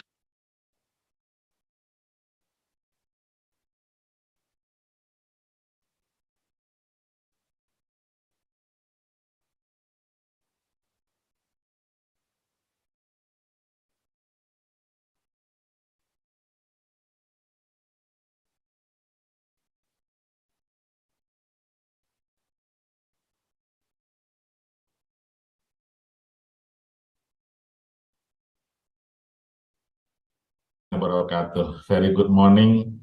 Thank you for the introduction, Ibu Tia.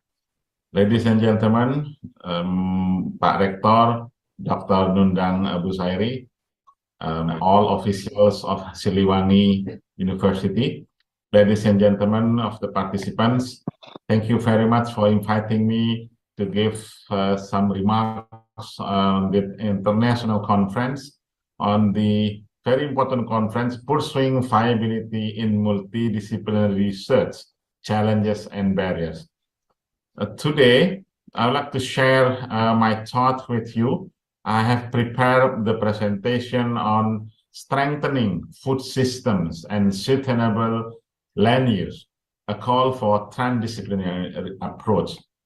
What I mean, let me share the screen with you so I can have more systematic argument.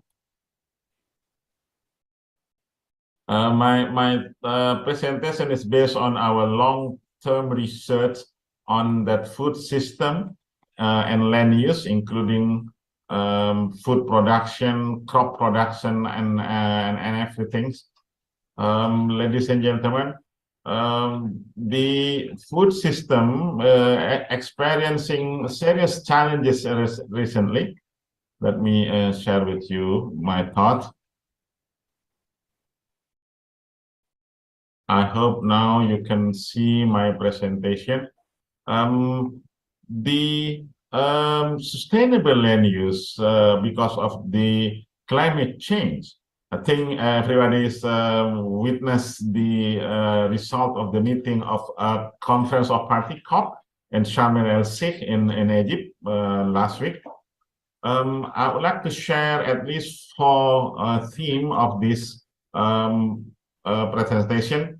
First, about the Indonesian economy. where agricultural growth have experienced a quite slow growth this year compared to during the pandemic, then the thinking or the frameworks of food system and both the old one and the new one of the food system approach, then since 2 days ago we have G20 meeting in Bali, I would like to share with you about the global food production and G20 FSN framework. FSN, we call it Food Security and Nutrition Framework. Then I would like to share some data, thinking and experience on the research on some important crops in Indonesia, especially the issues of suitability of the farming system, productivity, and profitability before coming with the concluding remarks. Ladies and gentlemen, let me start with the latest information of our the Indonesian economy. In Q3 2022, we grew by 5.72%. However, agriculture only grows at 1.65. It's quite slow. If you see the picture here, this is the macroeconomic growth. This is agriculture. Recently, agriculture is only 1.21, 1.38, 1.65. So the implication, that level of growth is too low to serve as a contributor for poverty alleviation and human development. Overall, poverty rate in March fell into single digit, which is 9.54 compared to the one during pandemic. The poverty in Indonesia, mostly living in rural areas, they are farmers, they are farm laborers, temporary workers, and so on. In Java, the poverty is very high, 52%. Oh my God. Sumatra 21%, Bali Nusa Tenggara 7.9, Sulawesi 7.7, Kalimantan 3.7, Papua 5.78. Ladies and gentlemen, the growth performance among subsectors has not been stable. You can see here some the agriculture of subsectors. Look at that food crops in Q3 2022 grow negative, have contractions, very bad contraction was minus 7.97 compared to horticulture, estate crop, livestock, everything is positive except forestry. That's have implication that the sources of growth of agriculture sector mostly from the sector that experience positive growth. I would like to share with you the recent demographic change in Indonesia, and I'll show you the picture of population dynamic. You can see here the demographic change. Young age, which is 0 to 14 years old, I think falls dramatically from 43% in the 70s to only 17%, or at least less than 20% by year 200 later. After 100 in the years of independence, which is 2045, everybody, I mean, demographers predict we have a small portion of young age. Interestingly, the elderly increased dramatically because of improvement in standard of living, because of increasing life expectancy. The productive one, I mean, the productive age, which is 15 to 64, is very high, become the majority. You have heard about demographic dividend, bonus demographic in Bahasa Indonesia. Demographic dividend occurs during today probably until 2035. However, if we cannot improve the standard of living, okay, then it's not contribute. The demographic dividend does not contribute very much. for our society. So you can see here in terms of population pyramid, the young age is increasing, decreasing dramatically compared to this. This is exiting. Okay. In the middle pyramid, you can see the increasing of middle age. And in 2070, elderly is increasing. So the implication of our food system, I think Indonesia needs more food system that could contribute to functional food. So our farmers should produce more functional food which could serve better for the elderly, especially to improve the health, to improve the any life condition compared to the staple food. Well, we need staple food, but we should think ourselves for the future, we need more functional food. In addition, the social services is also changing. We should provide healthcare facilities for our older generation. So I started with this data to bring with you because our food system should change in the future. Well, you can understand here, food system consists of food system activities and food system outcome. The food security is the outcome of the food system, but you have to think of production, processing, packaging, distribution, value chain, and everything. The beauty of this food system approach, we have also outcome of social welfare and environmental welfare. I recently see the works of Joachim von Braun. So he improved the conceptual framework of food system to include health system, yes, because of pandemic 2 years from now, and economic and governance system, ecology and climate systems, and science and innovation system. So it's getting more sophisticated, more complex. In the transformation of our food system, we have at least 5 action tracks. First, ensuring access to safe and nutritious food for all. Shift to healthy and sustainable consumption pattern. We cannot eat only rice, okay, but have more diversified food. Boost nature positive production, advance equitable livelihoods, and building and resilience to vulnerabilities and shocks and stress. That's probably the future of our food system. Do you think everything is supporting on that requirement or that expectation? Maybe not. Maybe not. There's a data by USDA 2021. Somebody calculated, Professor Martin Coim, actually. He is the president of International Association of Agricultural Economics. He calculated the important elements of global food production trend in the last 60 years. According to him, today we have the lowest production growth, you can see that, lowest productivity growth, highest harvested area expansion in the last 60 years, and production capacity, bearing capacity decreases actually. That's probably very interesting. You can see that the color of green is TFP, total factor productivity. That yellow is increased input use. The blue one is irrigation expansion, and the dark red is land expansion.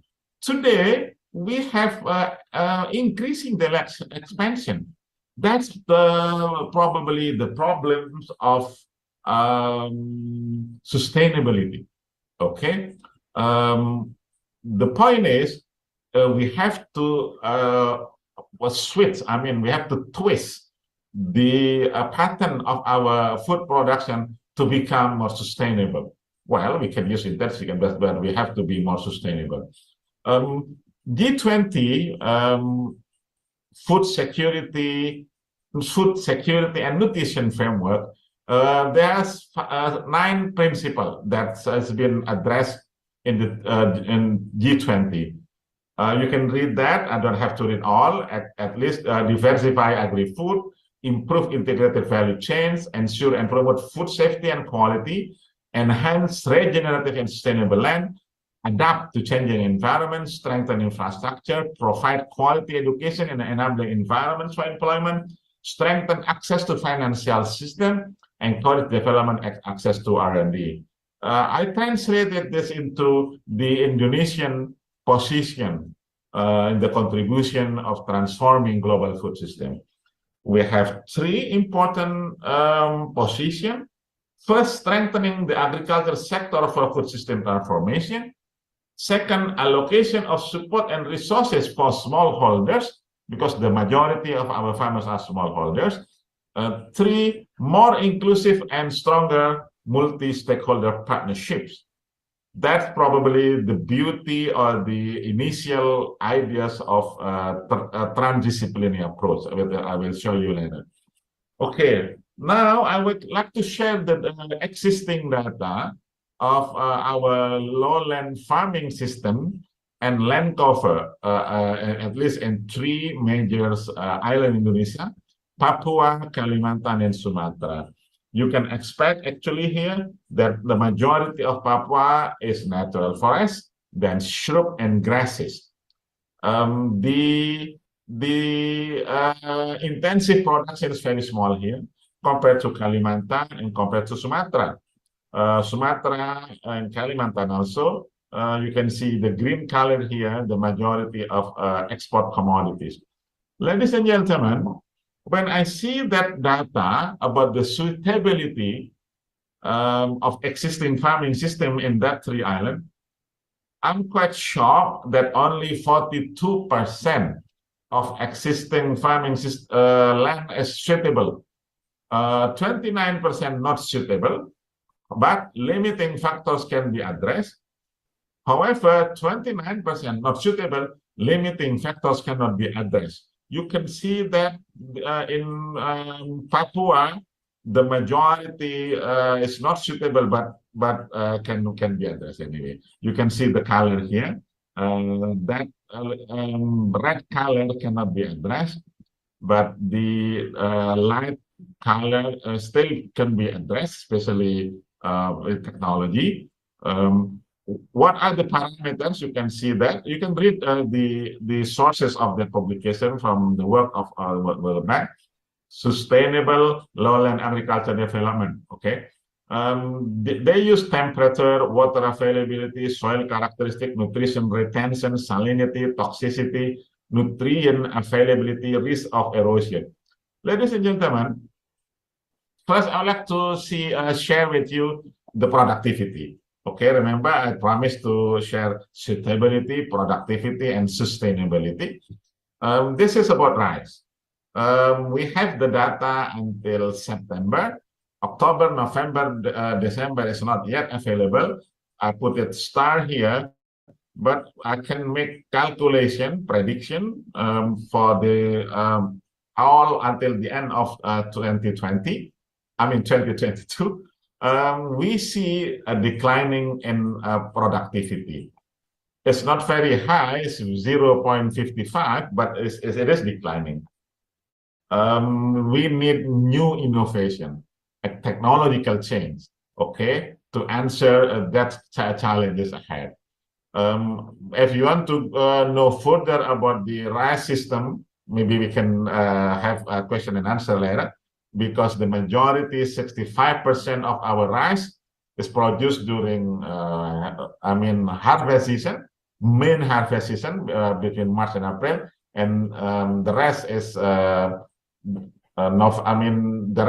during second harvest season, which is November.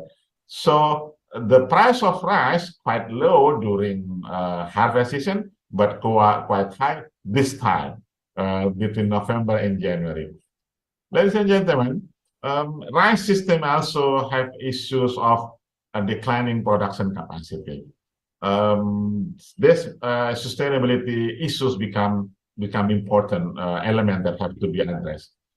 This picture, I took it in Lampung. This is in central Lampung. If you can see, where when the water management, irrigation management is very good, the water availability is good, and the production system is also good. However, only 17 kilometers east of that place, this is in East Lampung, the water is not coming here.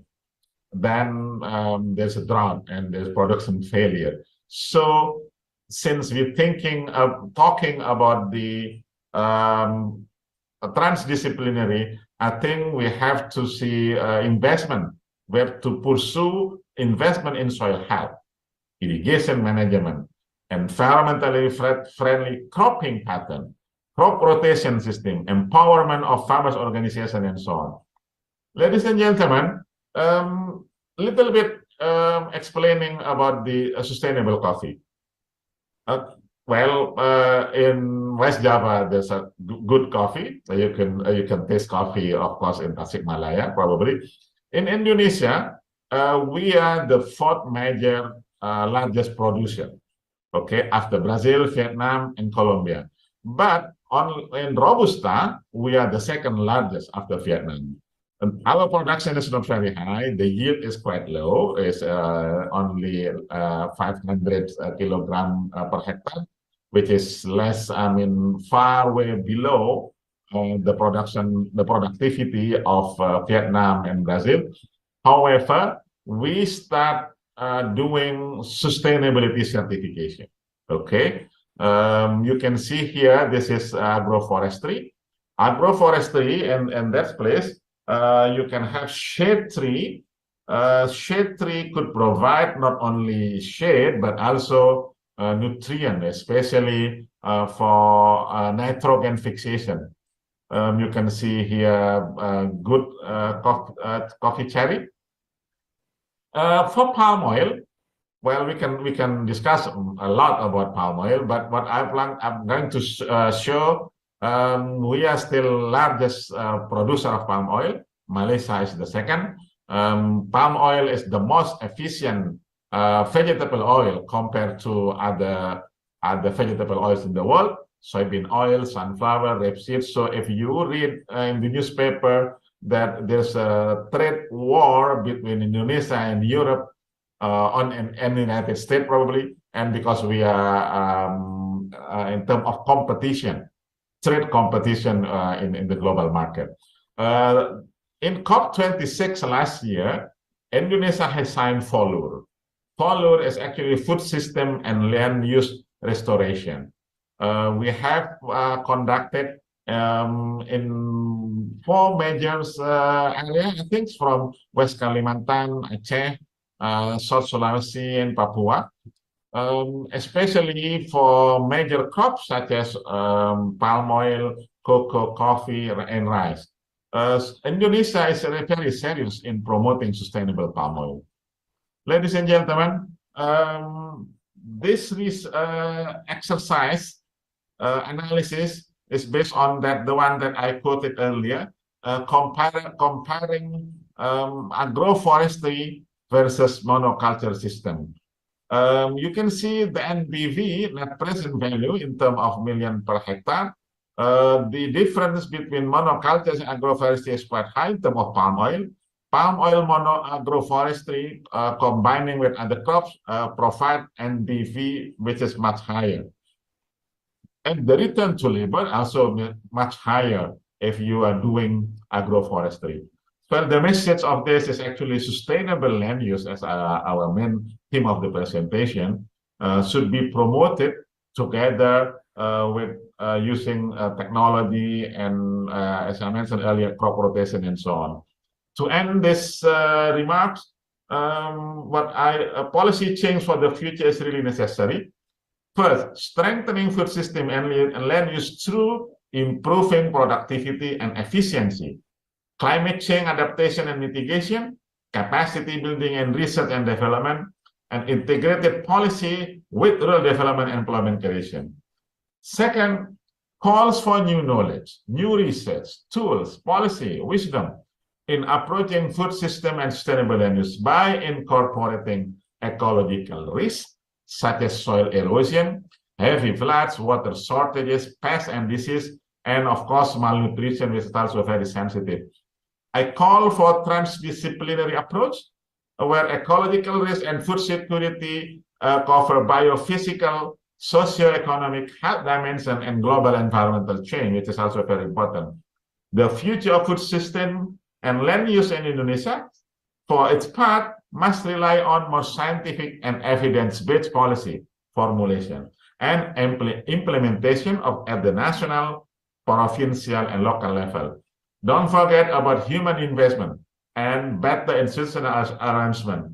These could contribute to coping mechanism and evidence-based solution in the new normal after the COVID. Ladies and gentlemen, thank you very much for your attention.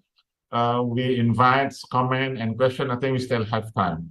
I give it back to you with that. Thank you very much. Assalamualaikum warahmatullahi wabarakatuh.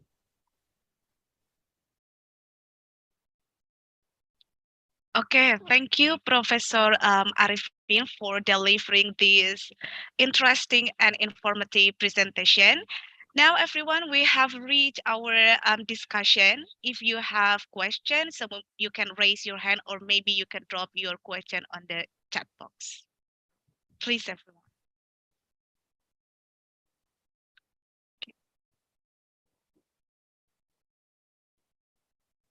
Okay, Professor, actually, we have two questions here from Rizka Sarofa. Thank you for the question. The first question, what do you think about the development of strategy and implementation of food security policies in Indonesia in supporting sustainable development goals in the last 10 years? Maybe you can directly answer the first question, or you want to take all the questions, Professor? I can take also to save time. Oh, okay. We still have time if you have more questions. Okay. Okay, Ibu Sarifah, thank you for the question. Your question is actually a dissertation question. Let me shortly answer. We could contribute a lot, but at least 3 or 4 among the SDGs that relate directly with the food security and food system. First, reducing hunger. Okay, SDGs number 1, goal number 1, and the second, no poverty. Okay, the third is equitable income, maybe. The fourth, since I related with the topic, we have to concern on sustainability, which is, I think, all 2. I forget the number, maybe 6 and 12. In relation with the what do you call living under the sea, also important.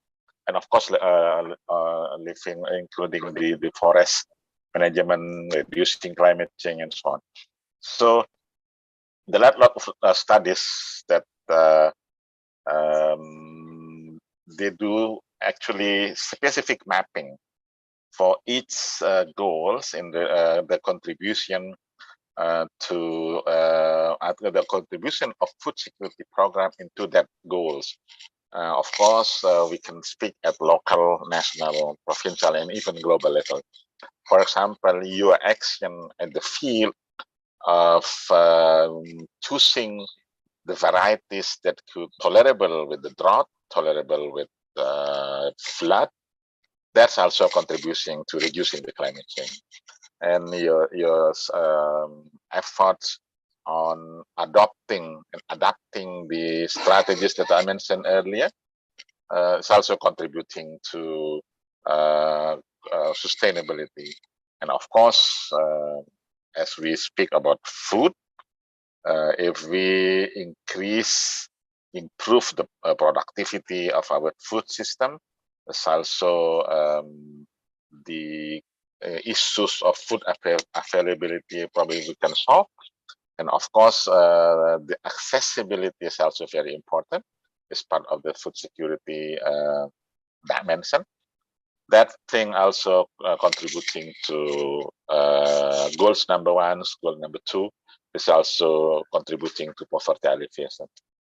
And you can if you have specific research on that, that's probably I should recommend. You could make some case studies.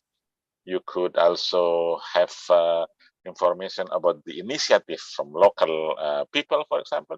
That's also contributing to both what I call it food security and have sustainability as well. Thank you. Okay, thank you, Professor, for the answer. Now let's go to the second question, still from Ms. Rizka. How to strengthen stakeholder collaboration in agricultural economic growth in Indonesia? This is maybe related to the stakeholder collaboration. Yes, when we talk about transdisciplinary, okay, transdisciplinary a little bit different from multidisciplinary. It is beyond multidisciplinary. It is beyond multi-stakeholders because you could learn somebody's field. For example, if I'm in agricultural economics, at least I have to listen any ideas about social science consequences. Okay, anthropological science, this kind of thing. If you could work together to achieve a more global, broader objective, that's probably what I mean is the beauty of transdisciplinary. See, for example, you see during COVID, okay, it's not only about the health guy that should be involved, but everybody from risk analysts, from probably anthropology that should convince people, probably from religious people, because if you have pandemics, I think our religions recommend us stay away or do not come into that area that's been affected by pandemic. So this kind of thing. That's should complement each other, so we can have probably a new dimension of the research. Our long-term research collaboration with other, especially with foreign countries, also related with kind of this approach, transdisciplinary. Everybody could learn, even though we have different field, but since we try to contribute to ecological risk and food security in terms of sustainability, that probably we could work together more closely. So if we are in academics, ladies and gentlemen, and start thinking about that, which is also probably is more productive, not only for the sake of research, but also for the benefit, for the outcome of our society. Okay, thank you, Professor. This is really interesting, and I would like to highlight a statement. The beauty of multidisciplinary is working together. So thank you, Professor, for this nice quote today. Maybe we still have time to have some questions if everyone wants to. Okay, Mr. Arif Nugraha, you have a question, so please. Okay. Thank you very much, Ms. Tia, and thank you very much, Prof, for very interesting material today on food security. From your presentation, I could reflect that the problem of the food security is the scale is really big. Like it involves a lot of disciplines and involves a national scale kind of concerns. Now I'd like to ask, because I don't have any agricultural background, economics background that is who are aware about the food security before. So I'd like to ask, what can we do at an individual level so that we could be self-sustained in terms of our own food security? Thank you, Prof. Okay, thank you for the question. First and foremost recommendation can reduce the rice consumption. That's also very important. Why I mentioned that the pressure of producing rice because the demand is very high. Okay, if we can reduce maybe 1 tablespoon or 2 tablespoons each person, then you can multiply for 270 million people. It's also equivalent to 2 million tons. If we could do that, you don't need to import, and you do not need a political controversy for that. Actually, this for the economic reason. For the health reason, high rice consumption is not good for your what do you call sugar, blood sugar. Okay, that's very important for sure. So we could reduce the prevalence of diabetes mellitus for DM. That's also, if you think broadly in terms of transdisciplinary, that's also reduce the burden of our health insurance of BPJS. Okay, so they don't have to pay everything by we contributing into the society by keeping our health healthy. That's why food security have many dimensions, at least three from the agricultural side, which is they call it food availability, and from the economic side, they call it accessibility. So accessibility means there is no point you produce a lot or the province produce a lot if the society cannot access that rice production or the food products. So we have to have what do you call equal access to our food. This is also our basic right. The third is utilization of the food. What is utilization? Utilization is including food safety. Okay, how the food could contribute to your health. This is also very important. Food is not only for food, but food is only for making us for the productive life. If you think at the macro level, food security can contribute to the quality of our human resources development. Our human resources could contribute to our competitiveness of the nation. That's probably the transdisciplinary what I mean in my presentation. Thank you. Thank you, Prof, for the answer. Well, thank you, Mr. Arif Nugraha and Professor for the question and answer. Everyone, we still have time maybe for one last question. If everyone here have a question, maybe you can drop on the chat box or raise your hand.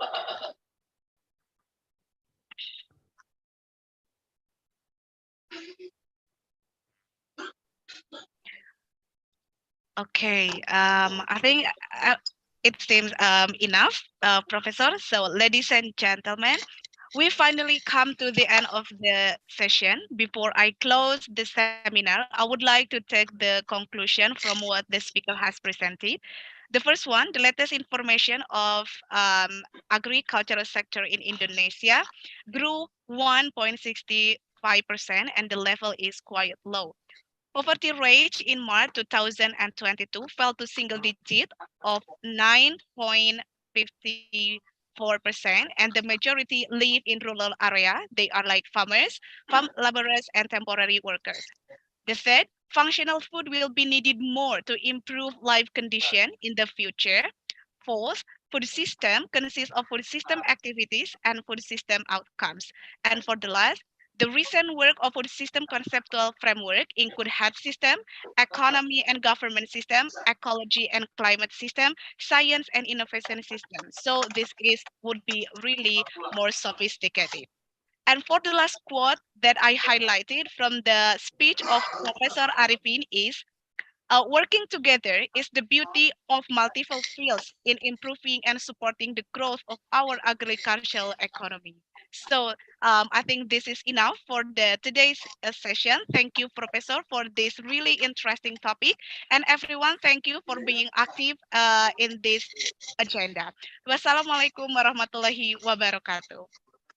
Waalaikumsalam warahmatullahi All right, wabarakatuh. thank you, Ms. Tia Pertama MPD, for being the moderator. All right, ladies and gentlemen, as an appreciation for the keynote speaker, we present the certificate for Profesor Dr. Insinyur Bustanul Arifin MSc, the head of Perhapi Universitas Lampung from Indonesia, as the keynote speaker in the 5th Siliwangi International Conference on Innovation in Research 2022.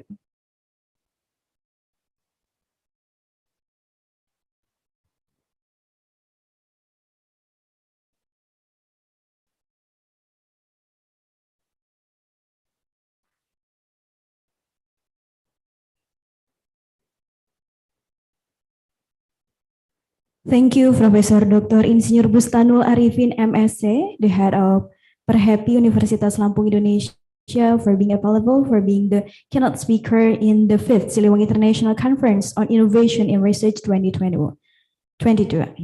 Ladies and gentlemen, after the keynote speaker session, we are going to the parallel session. Parallel session will be held at 1:30 p.m. You can enter the breakout room at 1 p.m. Keep stay tuned. See you in the next session.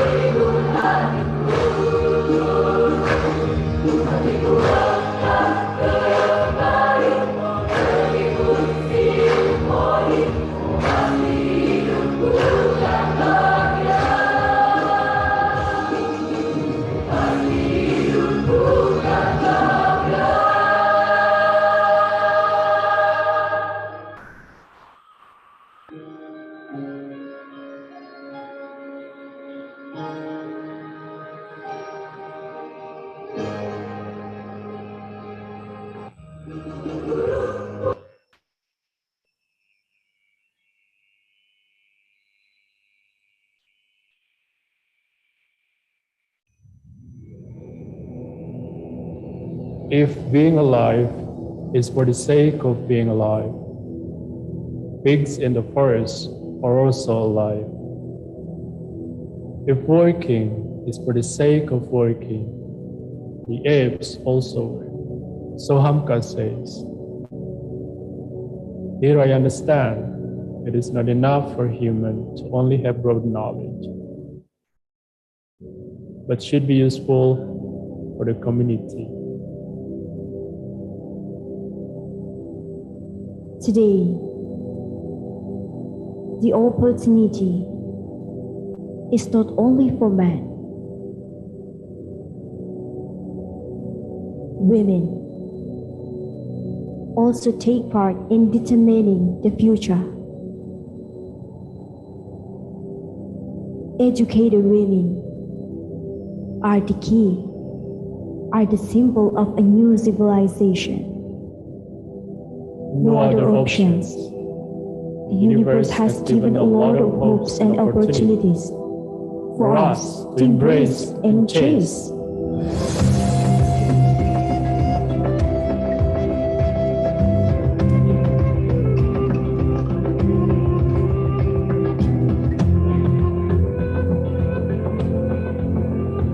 Destined as the pearls of PS Priangan, Tasikmalaya City has abundant natural resources, cultural diversity, and potential human resources. From time to time, Tasikmalaya City has shown its various advancements, and Siliwangi University takes part in the spirit of the new civilization. Siliwangi University exists as the oasis of the new age. More than half of the century of our country's independence enjoyed by Indonesia, from Sabang to Merauke, from Venus to the Sol. This independence not is recovery or gifts, but say it's blessed of our heroes. But it doesn't mean the struggle ends.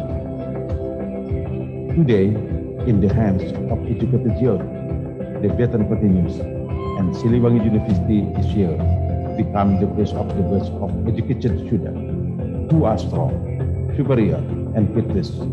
Those are ready to embrace the development of time.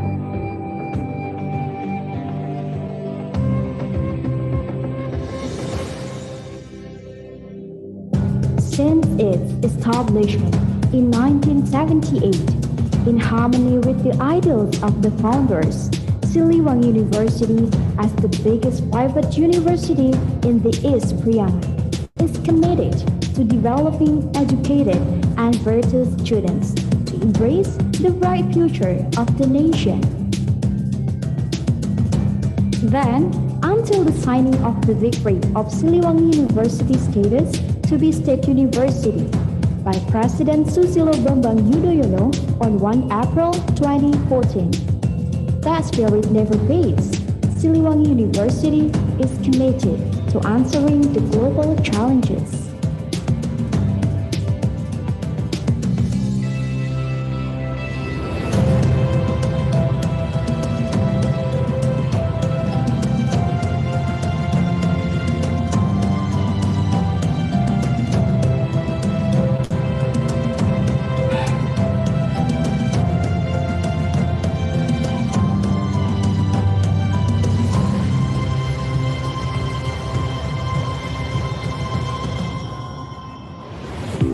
Located in the center of the city of Tasikmalaya, with its cool air, Siliwangi University has created a beautiful and friendly campus area that makes the study atmosphere conducive and enjoyable.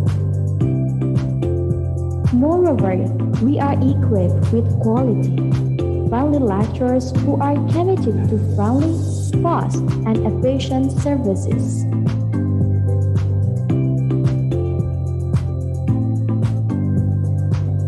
As a reputable state university with its achievements in the East Priangan, Siliwangi University has become a place for teaching and learning for students who come from all over Indonesia.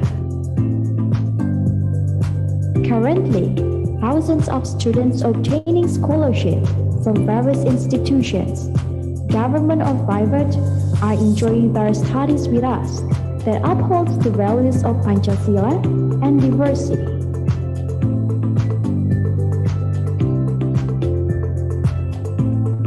Siliwangi University has 7 faculties and 5 postgraduate programs.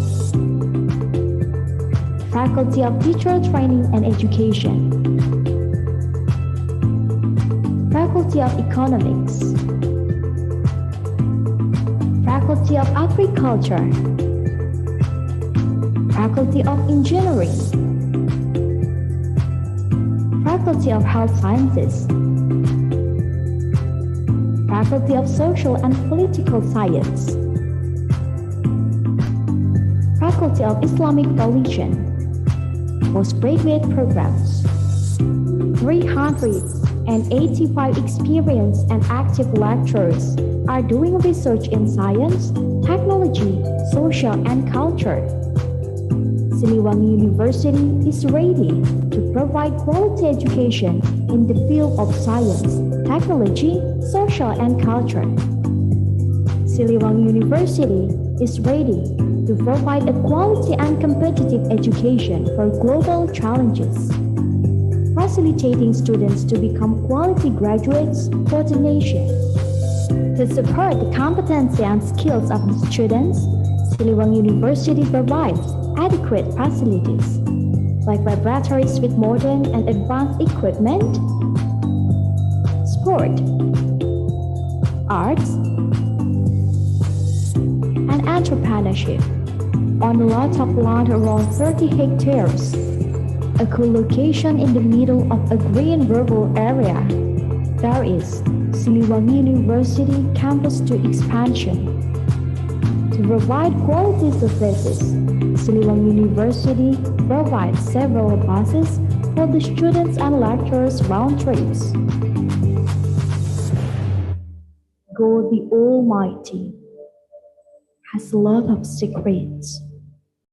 In the silent universe, science is the key to unlocking the potential. Only with science, what was previously impossible can be possible.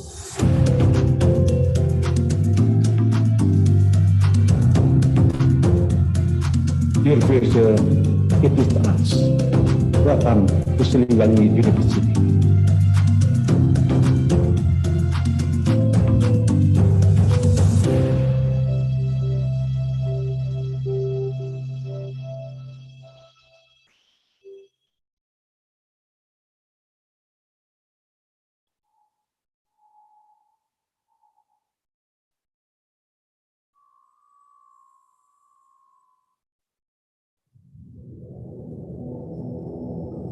If being alive is for the sake of being alive, pigs in the forest are also alive. If working is for the sake of working, the apes also work. So Hamka says, here I understand it is not enough for human to only have broad knowledge, but should be useful for the community. Today, the opportunity is not only for men. Women also take part in determining the future. Educated women are the key, are the symbol of a new civilization.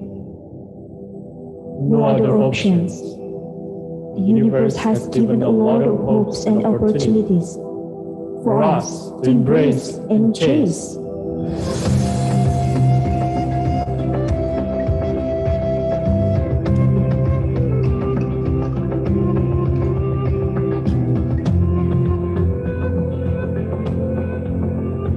Destined as the pearls of PS Priangan, Tasikmalaya City has abundant natural resources, cultural diversity, and potential human resources. From time to time, Tasikmalaya City has shown its various advancements, and Siliwangi University takes part in the spirit of the new civilization. Siliwangi University exists as the oasis of the new age.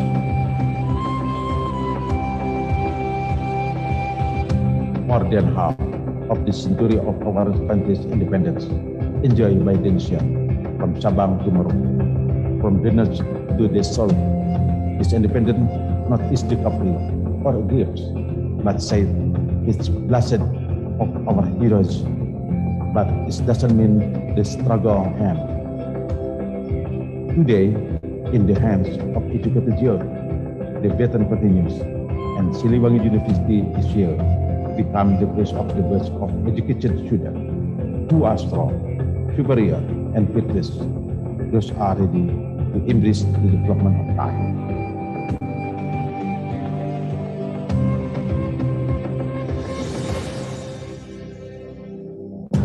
Since its establishment in 1978, in harmony with the ideals of the founders, Siliwangi University, as the biggest private university in the East Priangan, is committed to developing educated and virtuous students to embrace the bright future of the nation.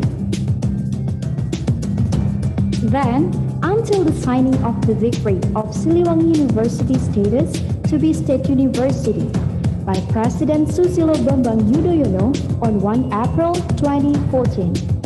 That spirit never fades. Siliwangi University is committed to answering the global challenges.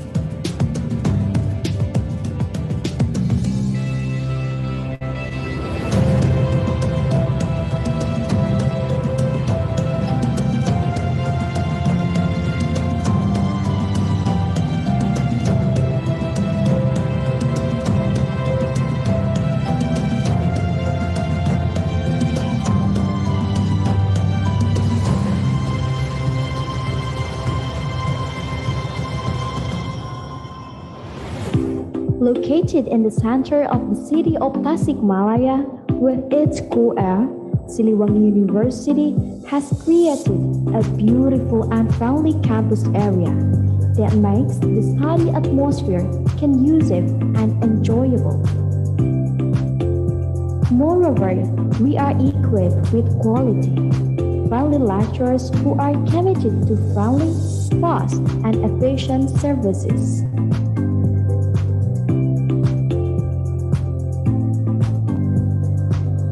As a reputable state university with its achievements in the East Priangan, Siliwangi University has become a place for teaching and learning for students who come from all over Indonesia. Currently, thousands of students obtaining scholarship from various institutions, government or private, are enjoying their studies with us that upholds the values of Pancasila and diversity.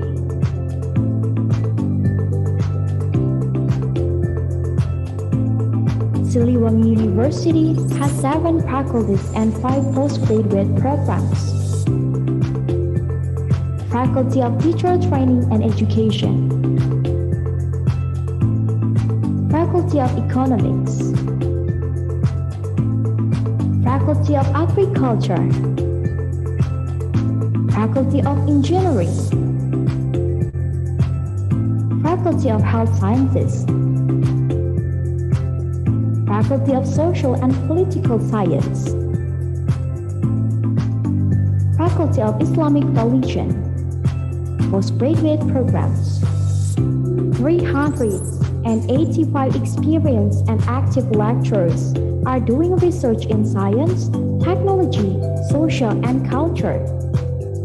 Siliwangi University is ready to provide quality education in the field of science, technology, social, and culture. Siliwangi University is ready to provide a quality and competitive education for global challenges, facilitating students to become quality graduates for the nation. To support the competency and skills of the students, Siliwangi University provides adequate facilities, like laboratories with modern and advanced equipment, sport, arts, and entrepreneurship on a lot of land around 30 hectares, a cool location in the middle of a green rural area. There is Siliwangi University Campus 2 expansion. To provide quality services, Siliwangi University provides several buses for the students and lecturers round trips.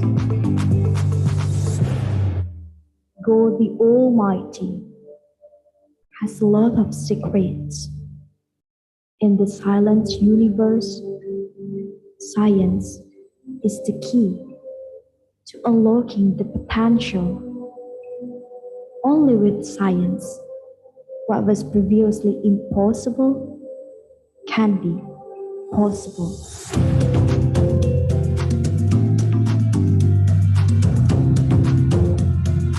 Dear future, it is us. Welcome to Siliwangi University.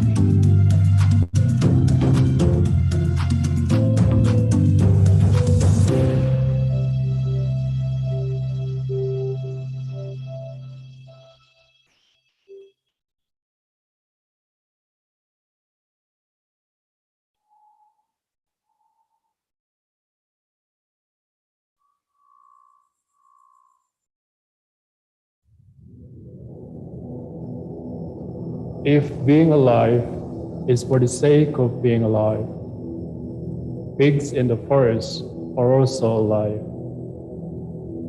If working is for the sake of working, the apes also work.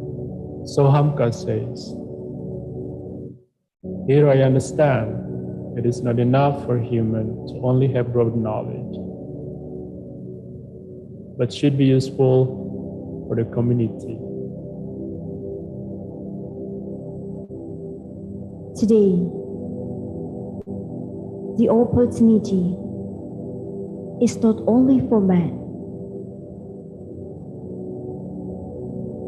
Women also take part in determining the future. Educated women are the key, are the symbol of a new civilization. No other options. The universe has given a lot of hopes and opportunities for us to embrace and chase.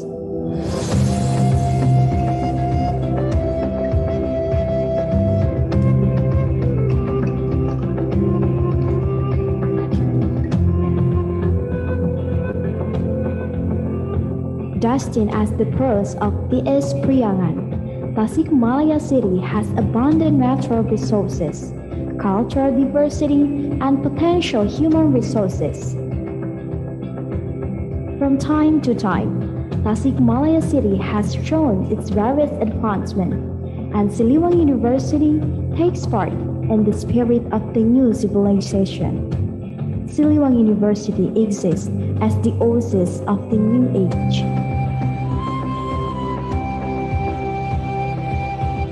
More than half of the century of our country's independence enjoyed by Indonesia, from Sabang to Merauke, from the north to the south.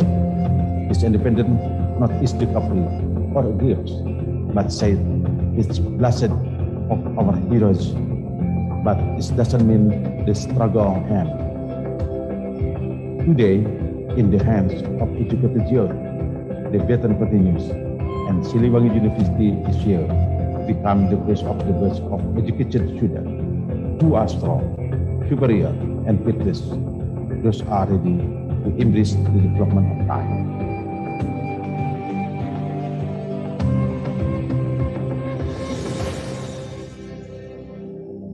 Since its establishment in 1978, in harmony with the ideals of the founders, Siliwangi University, as the biggest private university in the East Priangan, is committed to developing educated and virtuous students to embrace the bright future of the nation.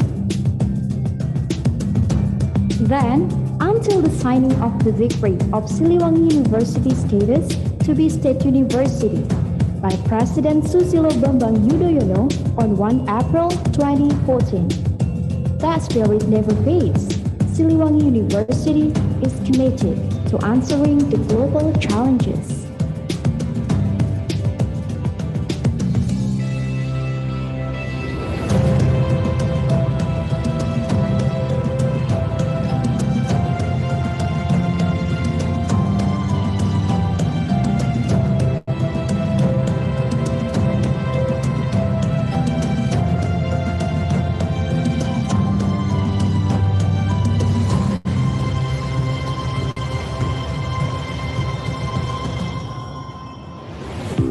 Located in the center of the city of Tasikmalaya, with its cool air, Siliwangi University has created a beautiful and friendly campus area that makes the study atmosphere conducive and enjoyable.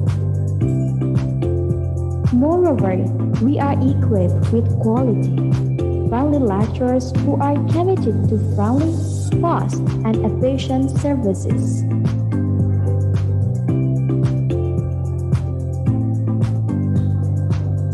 As a reputable state university with its achievements in the East Priangan, Siliwangi University has become a place for teaching and learning for students who come from all over Indonesia. Currently, thousands of students obtaining scholarship from various institutions, government or private, are enjoying their studies with us that upholds the values of Pancasila and diversity.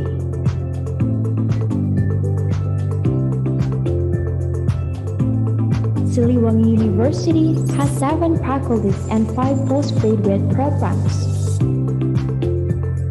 Faculty of Teacher Training and Education, Faculty of Economics, Faculty of Agriculture, Faculty of Engineering, Faculty of Health Sciences, Faculty of Social and Political Science,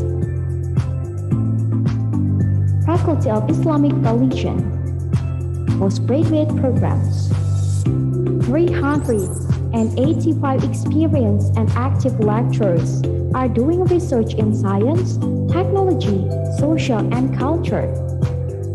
Siliwangi University is ready to provide quality education in the field of science, technology, social, and culture. Siliwangi University is ready to provide a quality and competitive education for global challenges, facilitating students to become quality graduates for the nation. To support the competency and skills of the students, Siliwangi University provides adequate facilities, like laboratories with modern and advanced equipment, sport, arts, and entrepreneurship on a lot of land around 30 hectares, a cool location in the middle of a green rural area. There is Siliwangi University Campus 2 expansion. To provide quality services, Siliwangi University provides several buses for the students and lecturers round trips. God the Almighty has a lot of secrets. In the silent universe, science is the key to unlocking the potential. Only with science, what was previously impossible can be possible.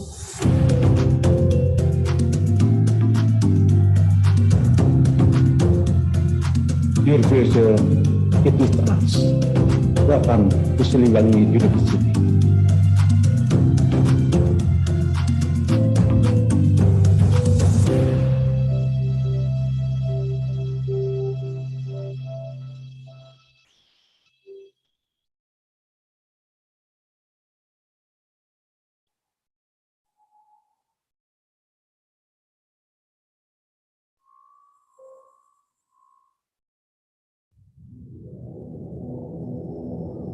If being alive is for the sake of being alive, pigs in the forest are also alive.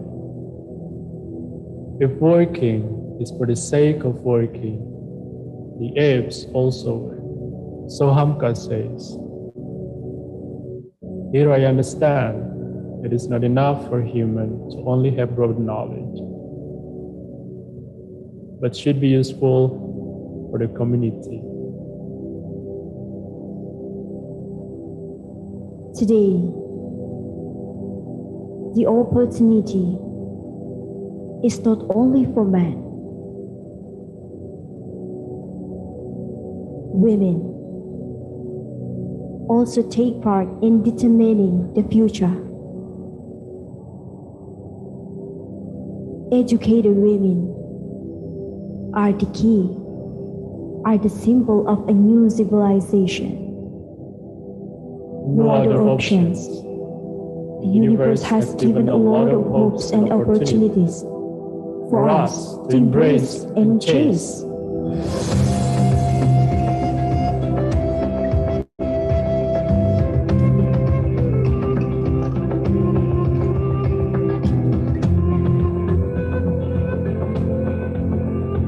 Destined as the birth of the East Priangan, Tasikmalaya City has abundant natural resources, cultural diversity, and potential human resources. From time to time, Tasikmalaya City has shown its various advancement, and Siliwangi University takes part in the spirit of the new civilization. Siliwangi University exists as the oasis of the new age.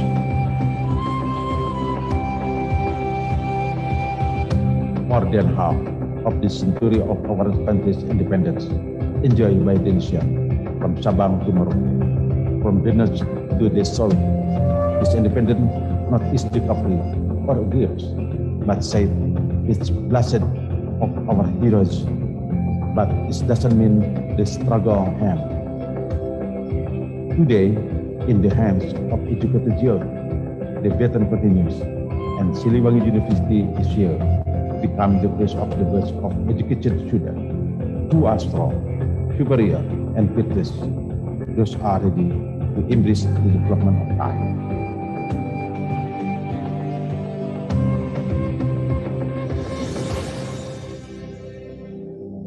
Since its establishment in 1978, in harmony with the ideals of the founders, Siliwangi University, as the biggest private university in the East Priangan, is committed to developing educated and versatile students to embrace the bright future of the nation. Then, until the signing of the decree of Siliwangi University status to be State University by President Susilo Bambang Yudhoyono on 1 April 2014. That spirit never fades. Siliwangi University is committed to answering the global challenges.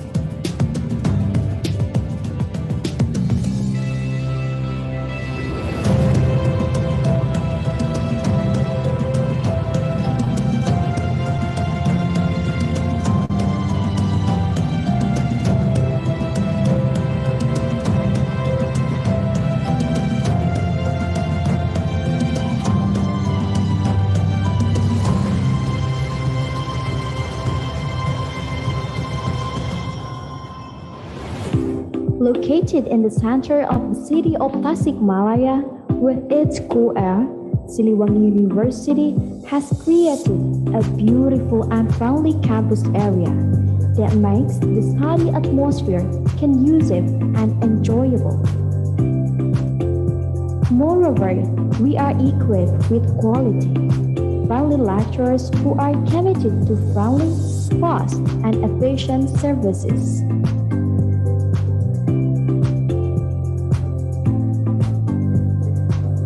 As a reputable state university with its achievements in the East Priangan, Siliwangi University has become a place for teaching and learning for students who come from all over Indonesia.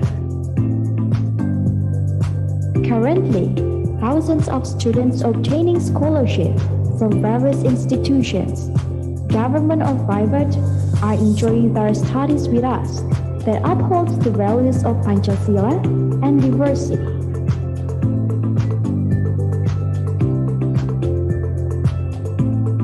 Siliwangi University has 7 faculties and 5 postgraduate programs. Faculty of Teacher Training and Education, Faculty of Economics, Faculty of Agriculture, Faculty of Engineering, Faculty of Health Sciences, Faculty of Social and Political Science, Faculty of Islamic Religion, postgraduate programs. 385 experienced and active lecturers are doing research in science, technology, social, and culture. Siliwangi University is ready to provide quality education in the field of science, technology, social, and culture. Siliwangi University is ready to provide a quality and competitive education for global challenges, facilitating students to become quality graduates for the nation. To support the competency and skills of the students, Siliwangi University provides adequate facilities like laboratories with modern and advanced equipment, sport, arts, and entrepreneurship on a lot of land around 30 hectares, a cool location in the middle of a green rural area. There is Siliwangi University Campus 2 expansion. To provide quality services, Siliwangi University provides several buses for the students and lecturers round trips. God the Almighty has a lot of secrets. In the silent universe, science is the key to unlocking the potential. Only with science, what was previously impossible can be possible.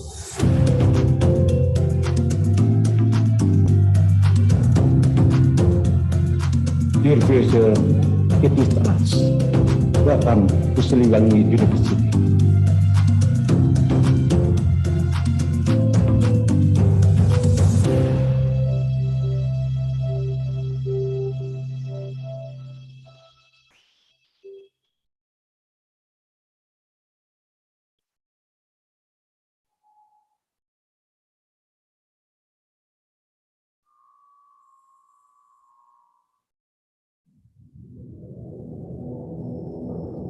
If being alive is for the sake of being alive, pigs in the forest are also alive. If working is for the sake of working, the apes also work. So Hamka says, here I understand it is not enough for human to only have broad knowledge, but should be useful for the community. Today,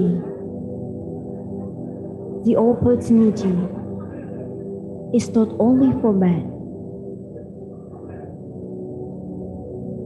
Women also take part in determining the future.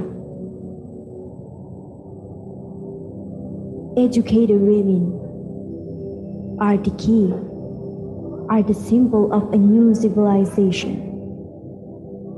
No other options. The universe has given a lot of hopes and opportunities for us to embrace and chase.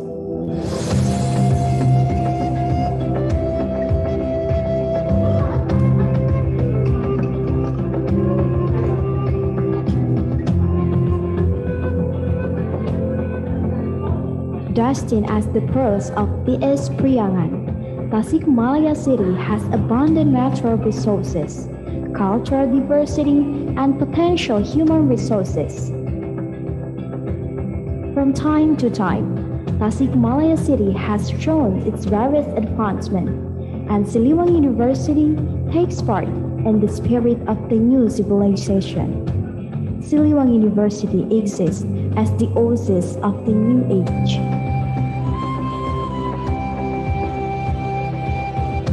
More than half of the century of our country's independence enjoyed by Indonesia, from Sabang to Merauke, from the north to the south. This independence not is the couple or a gift, but said it's blessed of our heroes, but it doesn't mean the struggle ends. Today, in the hands of educated youth, the battle continues, and Siliwangi University is here to become the place of the best of educated students who are strong, superior, and fearless. Those are ready to embrace the development of time.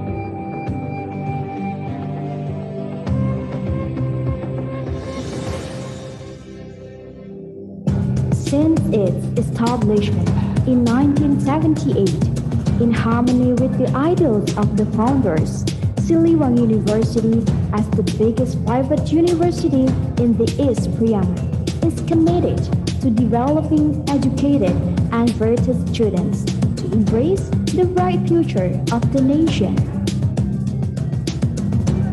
Then, until the signing of the decree of Siliwangi University status to be state university by President Susilo Bambang Yudhoyono on 1 April 2014. That spirit never fades. Siliwangi University is committed to answering the global challenges.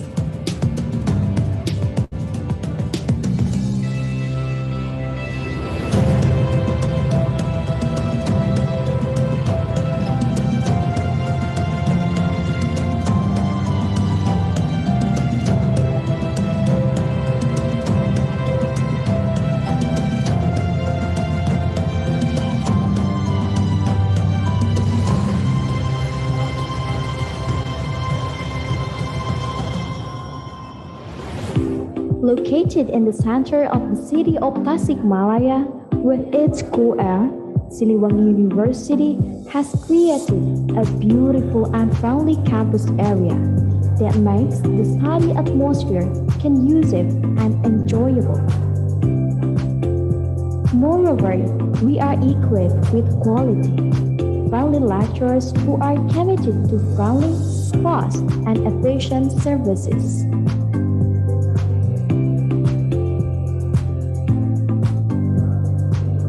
As a reputable state university with its achievements in the East Priangan, Siliwangi University has become a place for teaching and learning for students who come from all over Indonesia. Currently, thousands of students obtaining scholarship from various institutions, government or private, are enjoying their studies with us that upholds the values of Pancasila and diversity.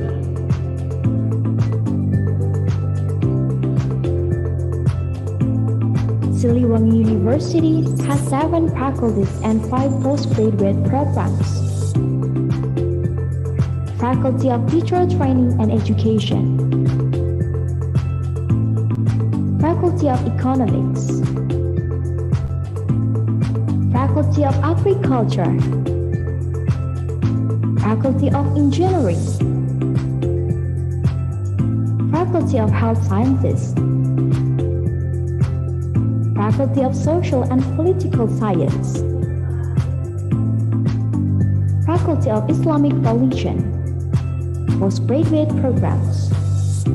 385 experienced and active lecturers are doing research in science, technology, social, and culture. Siliwangi University is ready to provide quality education in the field of science, technology, social, and culture. Siliwangi University is ready to provide a quality and competitive education for global challenges, facilitating students to become quality graduates for the nation. To support the competency and skills of the students, Siliwangi University provides adequate facilities, like laboratories with modern and advanced equipment, sport, arts, and entrepreneurship. On a lot of land around 30 hectares, a cool location in the middle of a green rural area, there is Siliwangi University Campus 2 expansion. To provide quality services, Siliwangi University provides several buses for the students and lecturers round trips. God the Almighty has a lot of secrets. In the silent universe, science is the key to unlocking the potential. Only with science, what was previously impossible can be possible.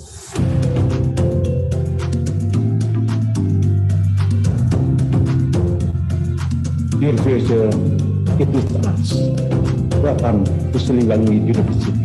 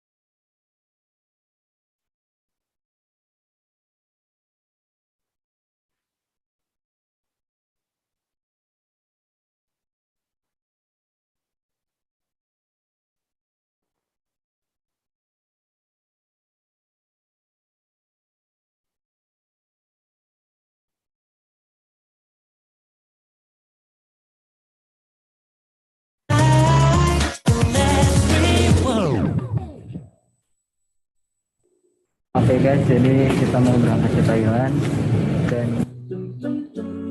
di sini ada Dan di sana Buna. Halo Buna. Kameramennya. Hai. Oke guys, jadi kita mau berangkat ke Thailand. Here's to the ones that we got. Cheers to the wish you were here but you're not. Jadi guys, kita udah nyampe di Krabi dan sekarang itu masih di bandaranya. Close to the ones that we lost on the way, 'cause the trees bring back all the memories, and the memories bring back you. There's a time that I remember when I did not know no pain, when I believed in forever and everything would stay the same. Now my heart feel like December, when somebody say your name, 'cause I can't reach out to call you, but I know I will one day, yeah. Everybody hurts sometimes, everybody hurts someday, yeah. But everything will be alright. Go with your voice and say, hey. Here's to the ones that we got. Cheers to the wish you were here, but you're not. 'Cause the dreams bring back all the memories of everything we've been through. Close to the ones here today. Close to the ones that we lost on the way. 'Cause the dreams bring back all the memories, and the memories bring back you. Do do do do do do do do do do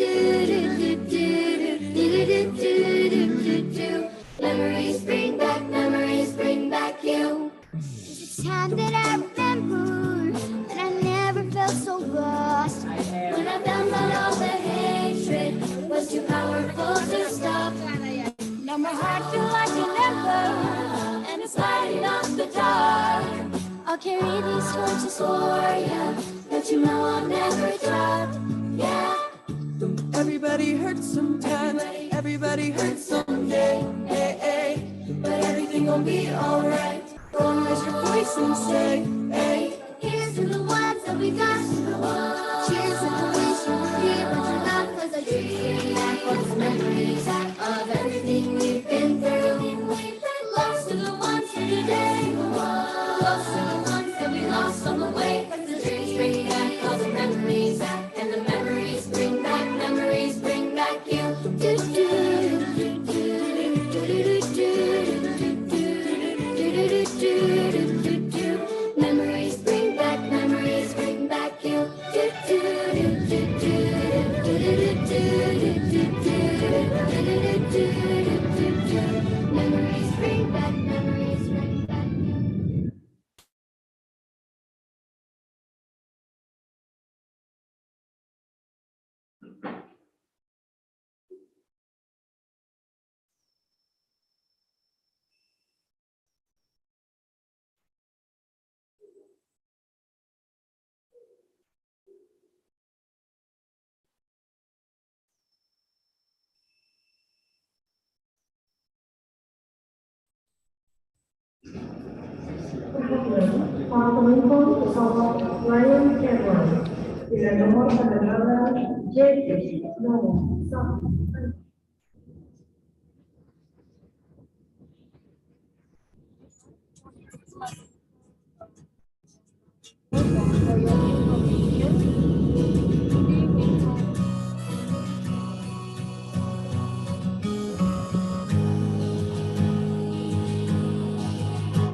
It'll be fine by dust light, I'm telling you, baby.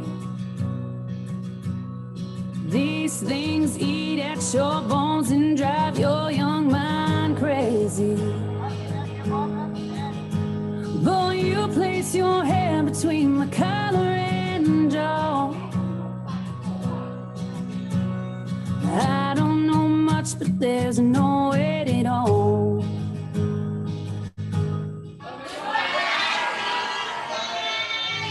To you, you're just a man. To me, you're all I am. Where the hell am I supposed to go? Goodbye, guys. I poison myself again. Something in the orange tells me you're never coming home.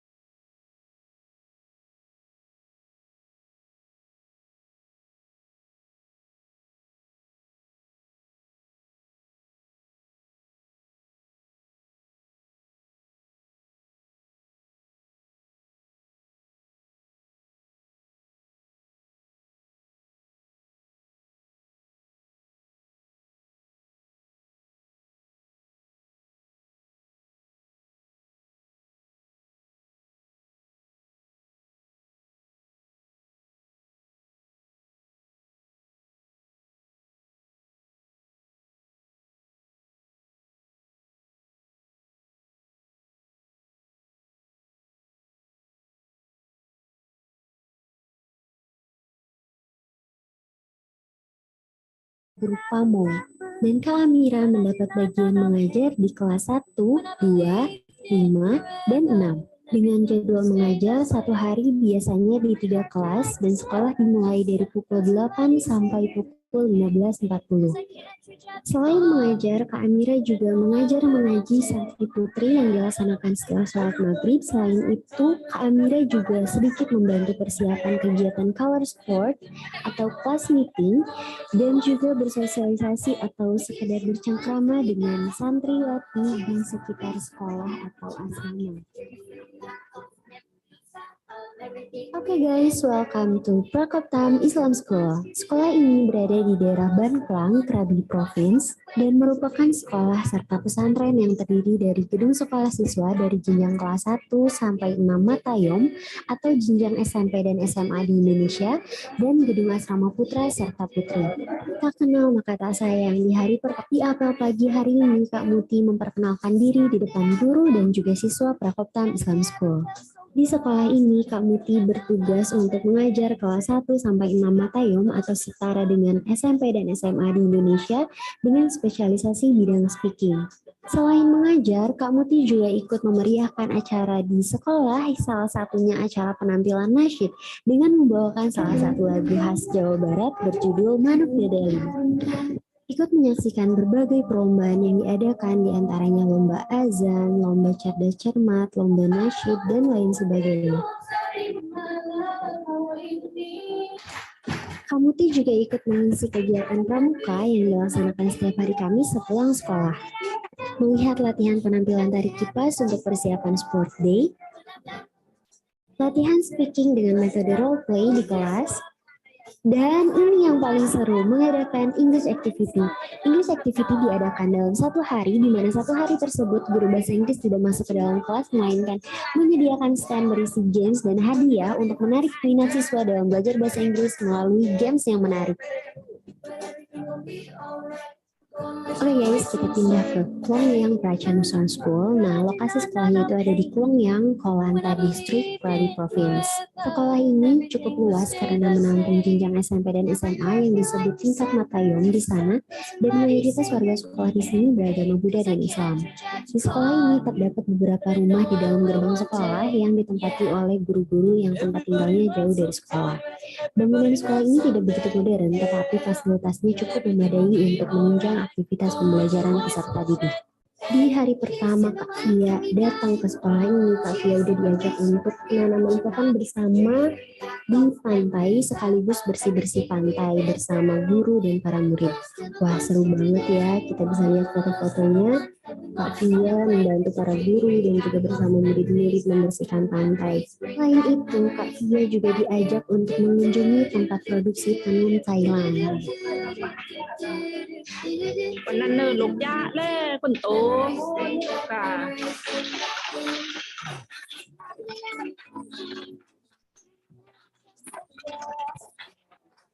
Kak Fia lagi berfoto bersama guru. Sarangnya Kak Fia. Oke, I love you too.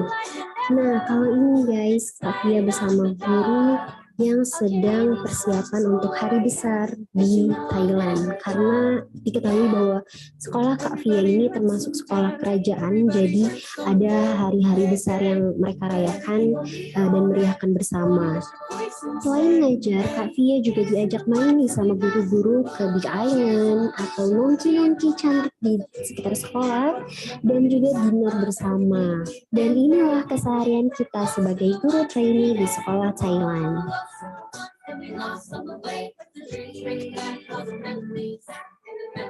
Holiday is coming, jadi ini adalah libur Idul Adha. Liburnya itu selama 1 minggu, jadi semua murid-murid yang ada di asrama ataupun di pondok pada pulang ke rumah.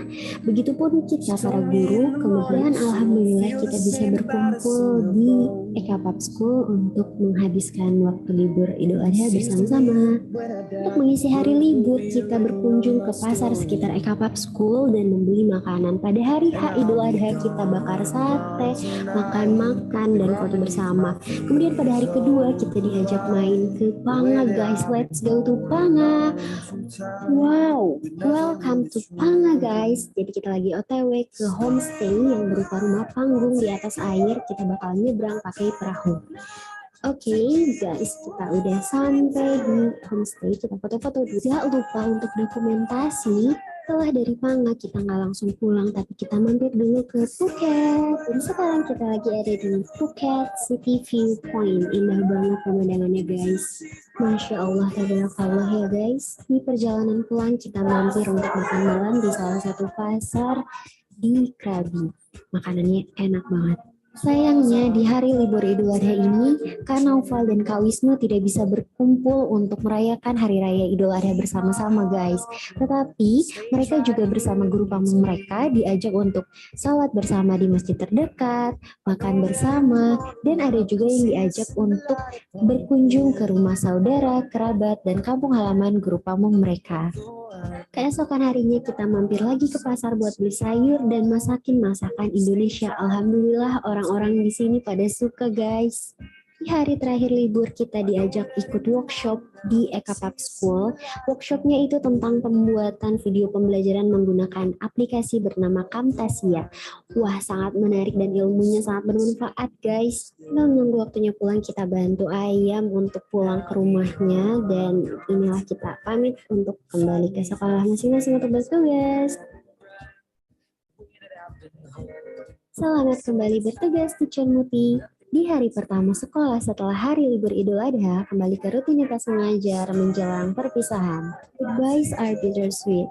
Menjelang terakhir menjelang kepulangan ke Indonesia, kegiatan di sekolah adalah membuat thank you card. Dibuat kaget sama effort dan kreativitas anak-anak murid dalam menyampaikan thank you card-nya. Kebaikan dan ketulusan murid dan guru di sini agak membuat berat untuk pulang ke Indonesia sih. Terima kasih Prakoptam dan seisinya telah menyelimuti kehadiran kami dengan kasih sayang dan kebaikan. Semoga kita bisa bertemu kembali suatu hari nanti. Sama halnya dengan Kak Muti, Kak Lutfi juga kembali bertugas ke sekolah. Di minggu terakhir, Kak Lutfi juga mengajak anak-anak muridnya untuk membuat thank you card. Tak kalah mengharukan karena kreativitas anak-anak muridnya ini dengan menggambar sketsa wajah Kak Lutfi dan menuliskan bahwa Kak Lutfi merupakan teacher favoritnya mereka. Wah, ini foto-foto Kak Lutfia menjelang perpisahan dengan sekolah Klongyang Prachanuson School. Ini Kak Via lagi speech di depan adik-adik pelajar dan juga para guru. Kali ini Kak Lutfia sedang penyerahan sertifikat dari sekolah kepada Kak Via. Sementara itu di Ekapap School, Kak Amira juga sama membuat thank you card bersama anak-anak muridnya. Masya Allah ya guys, kata-kata dan gambar-gambar lucu yang disampaikan oleh anak-anak murid Kak Amira sangat mengharukan.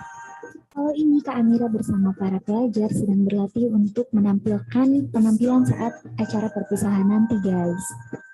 Ini foto-foto Kak Amira bersama para guru dan juga PO atau kepala sekolah di sana sebelum Kak Amira pulang ke Indonesia.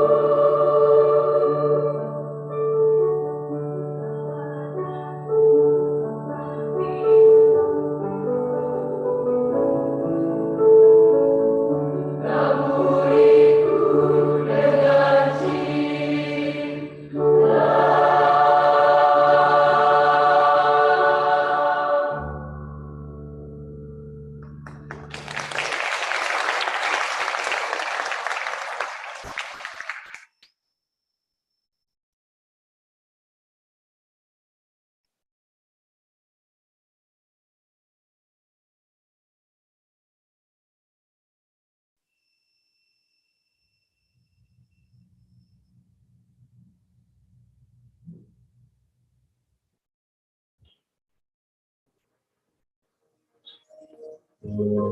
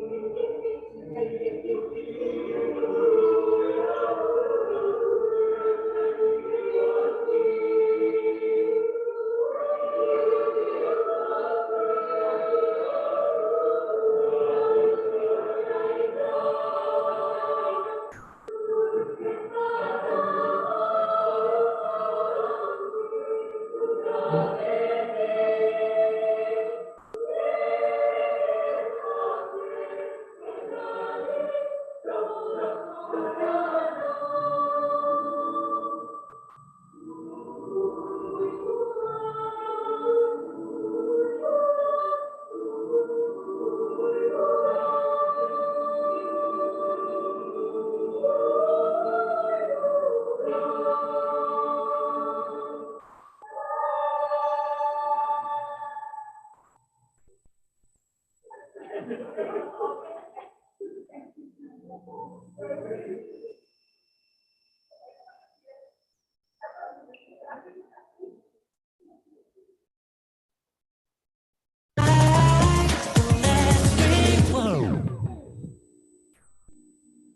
guys, jadi kita mau berangkat ke Thailand dan di sini ada Dan di sana Buna. Halo Buna. kameramennya. Hai. Oke guys, jadi kita mau berangkat ke Thailand dan Here's to the ones that we got. Cheers to the wish you were here, but you're not. jadi guys, kita udah nyampe di Siliwangi dan sekarang itu masih di bandaranya. Close to the ones that we lost on the way, 'cause the dreams bring back all the memories, and the memories bring back, memories bring back. Assalamualaikum guys, kita mampir ke sekolah penempatan yang pertama yuk. Nama sekolah ini adalah Jazirah Pitayani School. Sekolah ini berlokasi di tengah-tengah pulau, dan untuk menuju ke sekolah, Kak Naufal harus menyeberang sungai dari jalanan besar dan diperlukan waktu sekitar 5 menit untuk tiba di sana. Sekolah ini terdiri dari jenjang kindergarten sampai dengan matayom, dan Kak Naufal mendapatkan tugas untuk mengajar bahasa Inggris dasar kepada siswa di semua jenjang. Selain mengajar bahasa Inggris di kelas dan di sekolah, kegiatan lain yang dilakukan oleh Kak Naufal salah satunya mengajar mengaji, bersosialisasi atau bercengkrama dengan siswa-siswa di sekolah, atau bermain sekaligus belajar di ruang terbuka bersama warga sekitar.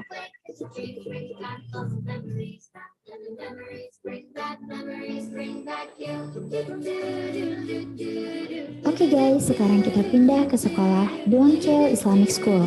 Sekolah ini berlokasi di Ngelong District, Krabi, dan merupakan sekolah Islam yang membuka kelas TK sampai dengan SMA. Dengan area cukup luas, dominan memanjang, dan memiliki 3 buah lapangan olahraga. Di sana, Kak Wisnu bertugas untuk mengajar murid kelas 1 Pratom sampai dengan kelas 3 Matayom, yang artinya sama dengan kelas 1 SD sampai dengan SMA pada sistem pendidikan Indonesia. Di sana Kak Wisnu mendapat jadwal mengajar yang dimulai pukul 8 pagi sampai setengah 4 sore dengan durasi mengajar selama 45 menit pada setiap kelasnya. Kak Wisnu juga mengikuti kegiatan seperti dakwah Islam, melantunkan nyanyian Islam, dan bootcamp melukis. Hi guys, welcome to Ekapap Sasanawich Islamic School. Lokasi sekolah ini berada di Bansai Kau, Krabi. Sekolah ini merupakan sekolah dan pesantren yang menampung sekitar 800 santri. Lingkungan sekolah ini terdiri dari 3 gedung utama untuk gedung sekolah siswa dari jenjang 1 sampai 6 matayom atau setara dengan SMP dan SMA di Indonesia. Di lingkungan sekolah juga terdapat asrama untuk santri tinggal. Di sekolah ini, Kak Amira bertugas untuk mengajar mata pelajaran bahasa Inggris di 5 kelas dari kelas yang dipilih secara random oleh grup PAMO. Dan Kak Amira mendapat bagian mengajar di kelas 1, 2, 5, dan 6. Dengan jadwal mengajar satu hari biasanya di 3 kelas dan sekolah dimulai dari pukul 8 sampai pukul 15.40. Selain mengajar, Kak Amira juga mengajar mengaji santri putri yang dilaksanakan setelah sholat maghrib. Selain itu, Kak Amira juga sedikit membantu persiapan kegiatan color sport atau class meeting dan juga bersosialisasi atau sekedar bercengkrama dengan santriwati di sekitar sekolah atau asrama. Oke guys, welcome to Prakoptam Islam School. Sekolah ini berada di daerah Banplang, Krabi Province, dan merupakan sekolah serta pesantren yang terdiri dari gedung sekolah siswa dari jenjang kelas 1 sampai 6 matayom atau jenjang SMP dan SMA di Indonesia, dan gedung asrama putra serta putri. Tak kenal maka tak sayang, di apel pagi hari ini Kak Muti memperkenalkan diri di depan guru dan juga siswa Prakoptam Islam School. Di sekolah ini, Kak Muti bertugas untuk mengajar kelas 1 sampai 6 matayom atau setara dengan SMP dan SMA di Indonesia dengan spesialisasi bidang speaking. Selain mengajar, Kak Muti juga ikut memeriahkan acara di sekolah, salah satunya acara penampilan nasyid dengan membawakan salah satu lagu khas Jawa Barat berjudul Manuk Dadali. ikut menyaksikan berbagai perlombaan yang diadakan, di antaranya lomba azan, lomba cerdas cermat, lomba nasyid, dan lain sebagainya. Kamti juga ikut mengisi kegiatan pramuka yang dilaksanakan setiap hari Kamis sepulang sekolah. Melihat latihan penampilan tari kipas untuk persiapan sport day, latihan speaking dengan metode role play di kelas, dan ini yang paling seru, mengadakan English Activity. English Activity diadakan dalam satu hari, di mana satu hari tersebut guru bahasa Inggris tidak masuk ke dalam kelas, melainkan menyediakan stand berisi games dan hadiah untuk menarik minat siswa dalam belajar bahasa Inggris melalui games yang menarik. Oke guys, kita pindah ke Klongyang Prachanuson School. Nah, lokasi sekolahnya itu ada di Klongyang, Kolanta District, Krabi Province. Sekolah ini cukup luas karena menampung jenjang SMP dan SMA yang disebut tingkat matayom di sana, dan mayoritas warga sekolah di sini beragama Buddha dan Islam. Di sekolah ini terdapat beberapa rumah di dalam gerbang sekolah yang ditempati oleh guru-guru yang tempat tinggalnya jauh dari sekolah. Bangunan sekolah ini tidak begitu modern, tetapi fasilitasnya cukup memadai untuk menunjang aktivitas pembelajaran peserta didik. Di hari pertama Kak Fia datang ke sekolah ini, Kak Fia udah diajak untuk penanaman pohon bersama di pantai, sekaligus bersih-bersih pantai bersama guru dan para murid. Wah, seru banget ya, kita bisa lihat foto-fotonya. Kak Fia membantu para guru dan juga bersama murid-murid membersihkan pantai. Selain itu, Kak Fia juga diajak untuk mengunjungi tempat produksi tenun Thailand. วันนั้นเนินลูกยะเล่คนโตค่ะ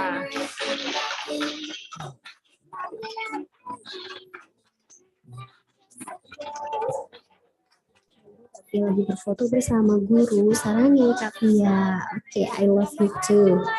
Nah, kalau ini guys, Kak Fia bersama guru yang sedang persiapan untuk hari besar di Thailand, karena diketahui bahwa sekolah Kak Fia ini termasuk sekolah kerajaan, jadi ada hari-hari besar yang mereka rayakan dan meriahkan bersama. Selain ngajar, Kak Fia juga diajak main sama guru-guru ke Big Island atau nongki-nongki cantik di sekitar sekolah, dan juga dinner bersama. Dan inilah keseharian kita sebagai guru trainee di sekolah Thailand.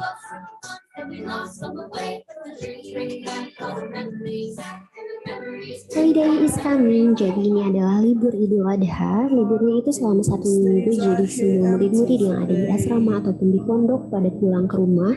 Begitupun kita para guru, kemudian alhamdulillah kita bisa berkumpul di Ekapap School untuk menghabiskan waktu libur Idul Adha bersama-sama. Untuk mengisi hari libur, kita berkunjung ke pasar sekitar Ekapap School dan membeli makanan. Pada hari Idul Adha kita bakar sate, makan-makan, dan foto bersama. Kemudian pada hari kedua kita diajak main ke Panga guys, let's go to Panga. Wow, welcome to Panga guys. Jadi kita lagi OTW ke homestay yang berupa rumah panggung di atas air. Kita bakal nyebrang pakai perahu. Oke guys, kita udah sampai di homestay, kita foto-foto. Tidak lupa untuk dokumentasi.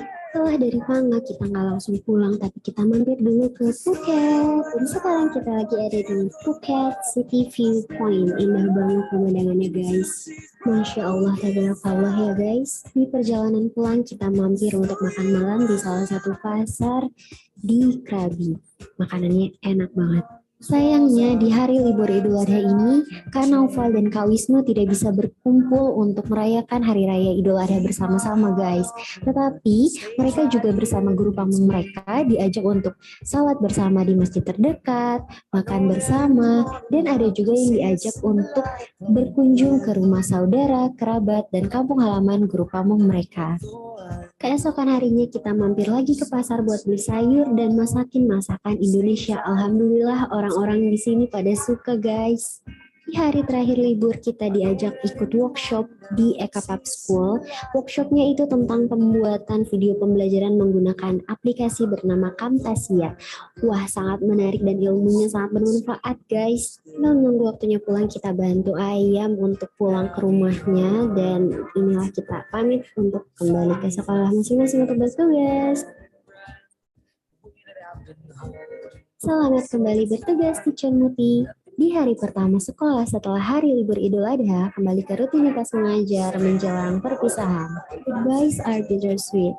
Menjelang terakhir menjelang kepulangan ke Indonesia, kegiatan di sekolah adalah membuat thank you card. Dibuat kaget sama effort dan kreativitas anak-anak murid dalam menyampaikan thank you card-nya.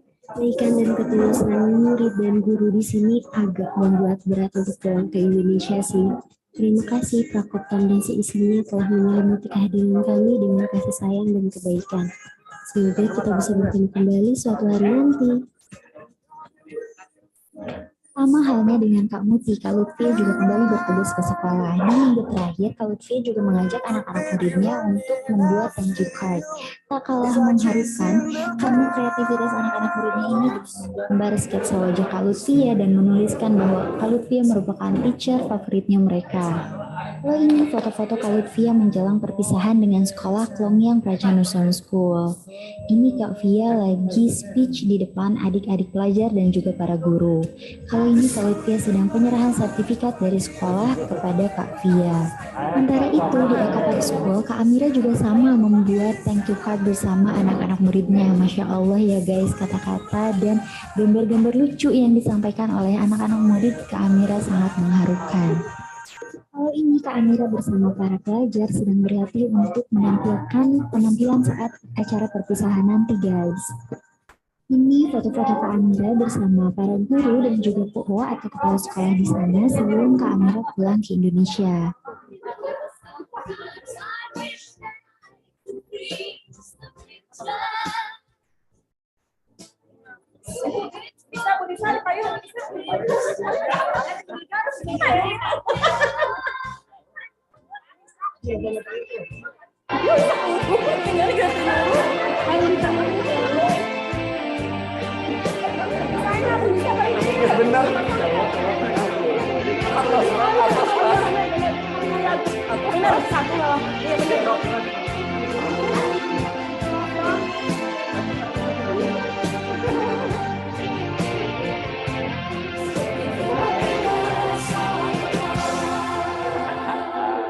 Ini kurang di sini kurang. Gimana? Oh, empat satu pasti.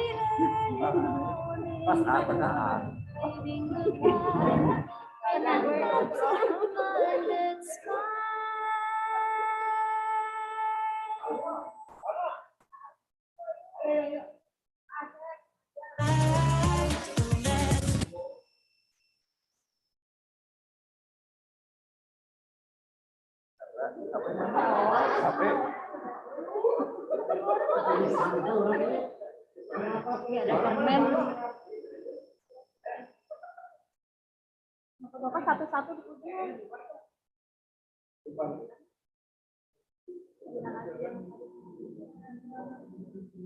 Habis itu hiji Pak pada sana. Ada Pak.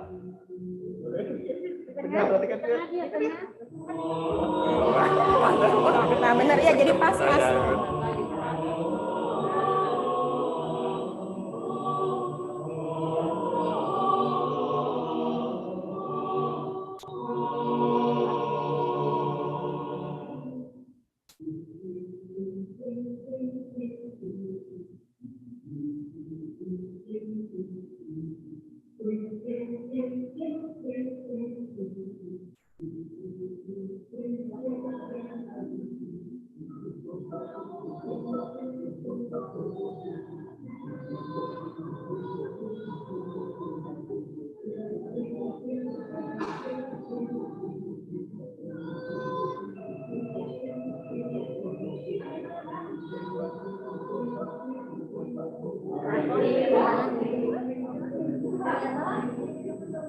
Olahraga kebanggaan rakyat.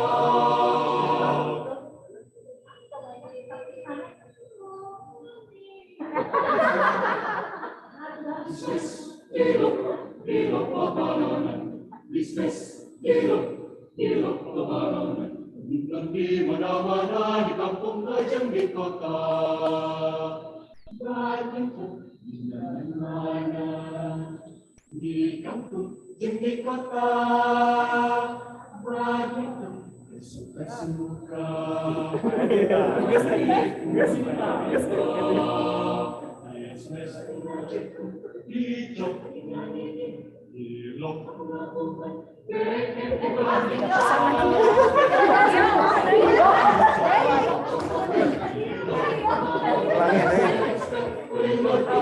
Ya, di sebelah kos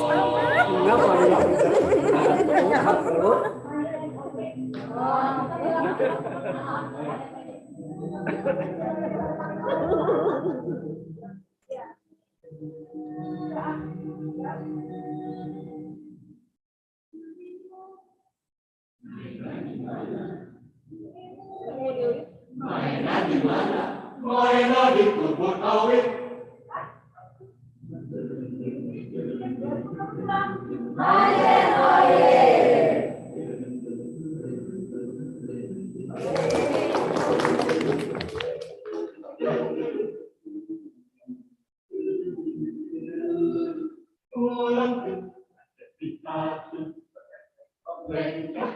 Maju mundur, tapi kembali diadu.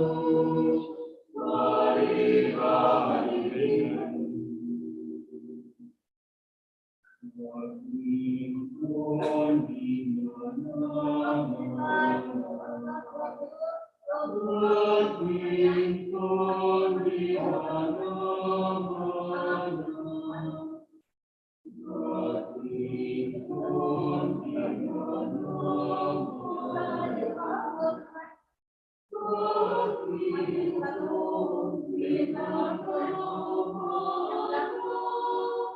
Badminton, badminton, badminton, business, ilo, pabalonan, business, ilo, pabalonan, business, ilo.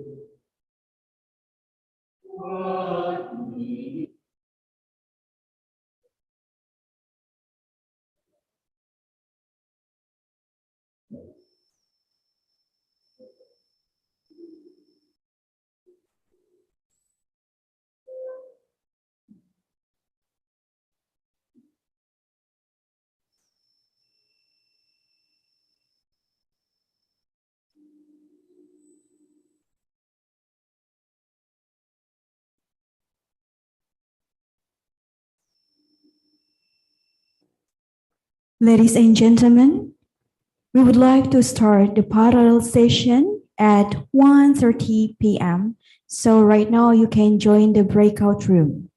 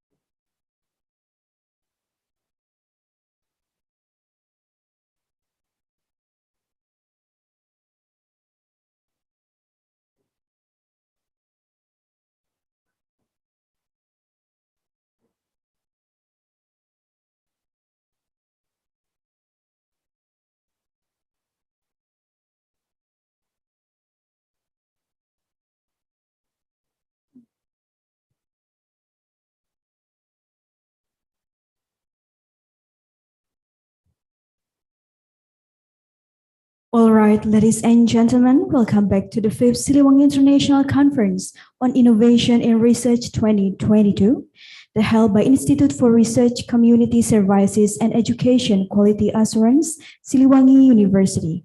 For your information that in this year, we have our great keynote speakers that come from different countries, which are Indonesia, Pakistan, Portugal, Iraq, Turkey, Syria, Egypt, and the Philippines.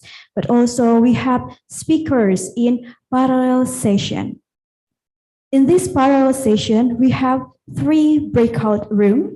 Room 1 with the moderator Aistialis MPD, room 2 with the moderator Tahtania Regita DNA SPD, and room 2 with the moderator Siti Shakira MPD.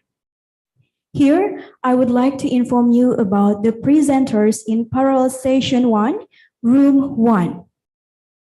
First, Dr. Abdul Mukid MPDI from STAI Darul Ulum Banyuanyar Pamekasan, and then Agus Salim from Universitas Negeri Yogyakarta, and then Angeli T. Padilla from Angeles Sisters National High School. The presenters in room 2, the first, Asri Siti Fatimah, Nitasari ND, Neni Marlina from Universitas Siliwangi, and then Afif Risma Lutfiani from UIN Raden Masaid Surakarta, and Aveni Septi Astriani from Universitas Siliwangi. And the presenters in room 3, we have Anisaul Rizki Khoir from UIN Raden Masaid Surakarta, Arianti, Universitas Negeri Surabaya, and Umul Qayyimah from UIN Raden Masaid Surakarta. For all the participants, you can join the breakout room. There are room 1, room 2, and room 3. For the participants, you are pleased to join the breakout room because the parallel session will be started.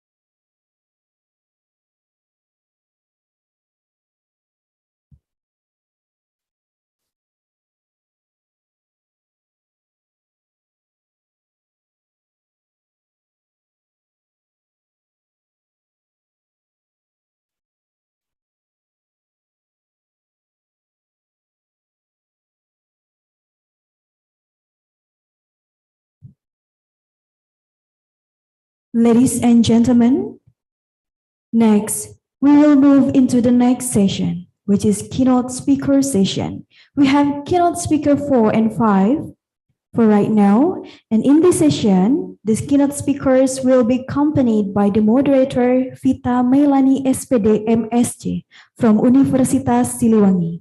For the moderator, the time is yours.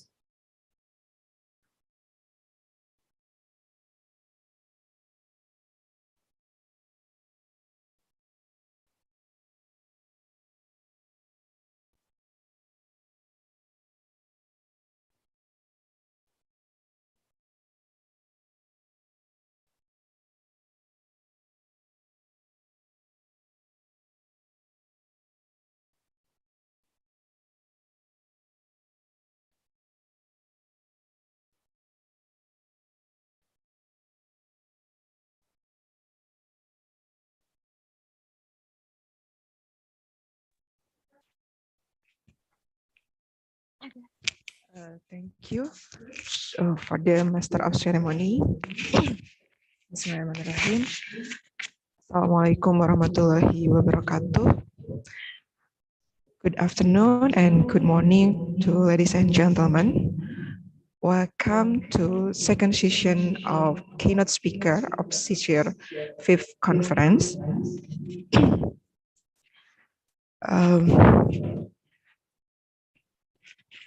In this session, we have two best experts who will share their experiences and research in agriculture and education.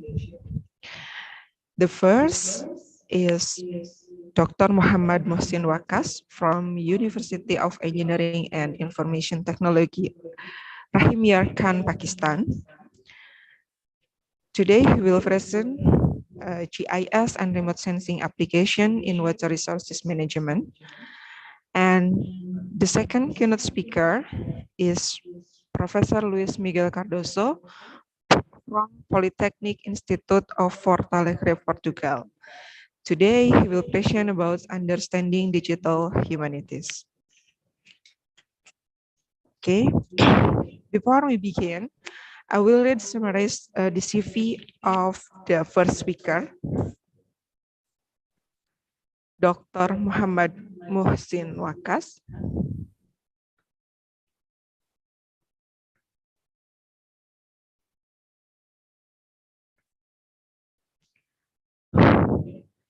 He is an expert in agricultural engineering, water resources management, specializing in irrigation and drainage, including water management, remote sensing and GIS, hydrological modeling, and climate change. Dr. Muhammad Mohsin obtained his BSc degree from Bahauddin Zakaria University, Pakistan in 2010. Meanwhile, obtained his MSc and PhD degree from the University of Agriculture, Faisal Abad, Pakistan. His excellent career experience began as a research fellow and in 2012 at the Department of Irrigation and Drainage, University of Agriculture, Faisal Abad, Pakistan. In 2018, He was a lecturer at the Department of Agricultural Engineering, Faculty of Engineering, Huaja Farid University of Engineering and Information Technology, Rahim Yarkar. And the last one is, he is an assistant professor from 2019 to date in the Department of Agriculture Engineering, Faculty of Engineering, Huaja Farid University of Engineering and Information Technology, Rahim Yarkar. Without further ado, I'd like to welcome Dr. Muhammad Muhsin Wakas to start the presentation. Dr. Muhammad Muhsin, the time is yours, please.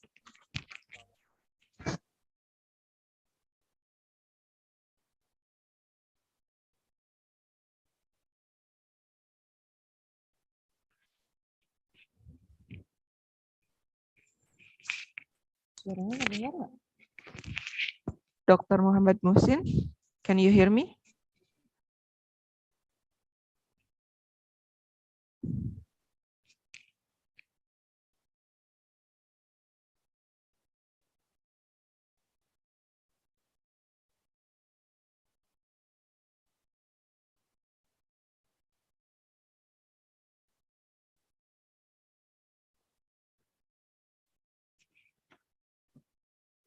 Hello, Dr. Muhammad Muhsin.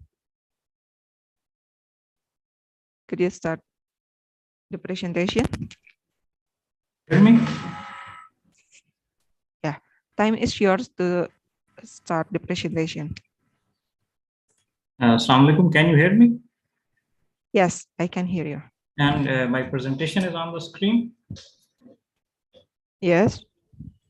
Okay. Assalamu alaikum, and thank you very much for inviting me in this international conference. My name is Engineer Dr. Muhammad Muhsin Wakas. I'm thankful for your kind introduction. I have expertise in irrigation water management. So today I'm going to present a part from GIS and remote sensing application in agriculture on the integrated approach of climate-induced effective management of irrigation water to enhance water productivity using modern techniques. So the basic presentation contents include the impact of climate change, Indus Basin irrigation systems, water scarcity, the distribution pattern of irrigation, water logging and salinity issues, groundwater contribution in agriculture in Pakistan, and what are the impacts and the consequences of root zone salts accumulation, and ultimate the water productivity of a system in Indus Basin irrigation system. We can't deny that climate change is an issue of the future. It's the issue of the present, and we are badly impacted through climate change. Very recent, a few months ago, with the splash floods in Pakistan. When we move towards Indus Basin irrigation system, it is one of the largest contiguous irrigation system in the world, but the efficiency is about 45%, where the losses are more during the conveyance pattern of the system. The major river system in Indus Basin, we have 6 rivers, where 3 of the rivers were given to Pakistan during the Indus Water Treaty. Because we have a transboundary river systems with India, as India is the upstream user and we are the downstream user. So through Indus Water Treaty, we received the 3 western river, Indus, Jhelum and Chenab. And the 3 rivers that are flowing in Pakistan were allocated with the unrestricted use to the India. And we built a large canal link system where we divert water from western part of the country to the eastern part. So this is actually the water distribution in Pakistan. When we talk about water scarcity, the system was basically designed on the colonial-based British to protect the colonial rules of British. to avoid the hunger and famine in a distributed pattern with the cropping intensity of 70%. And now we are on the cropping intensity of 220%. So we are very dependent on the groundwater. With the development of this large and contiguous irrigation system, we face the issues of waterlogging and salinity because the system was unlined where seepage was very high and the alluvial soils of Indus were receiving a huge amount of water through seepage system.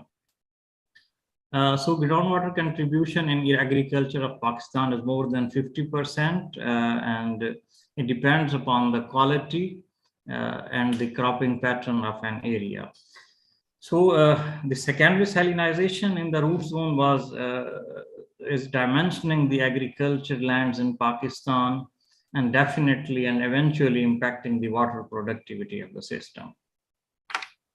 I divided my presentations into 4 different parts, as one is the irrigation response units that were developed through the use of modern tools like remote sensing and GIS. These are actually were the factors that affect the water allocation because we have a rigid supply-based irrigation system.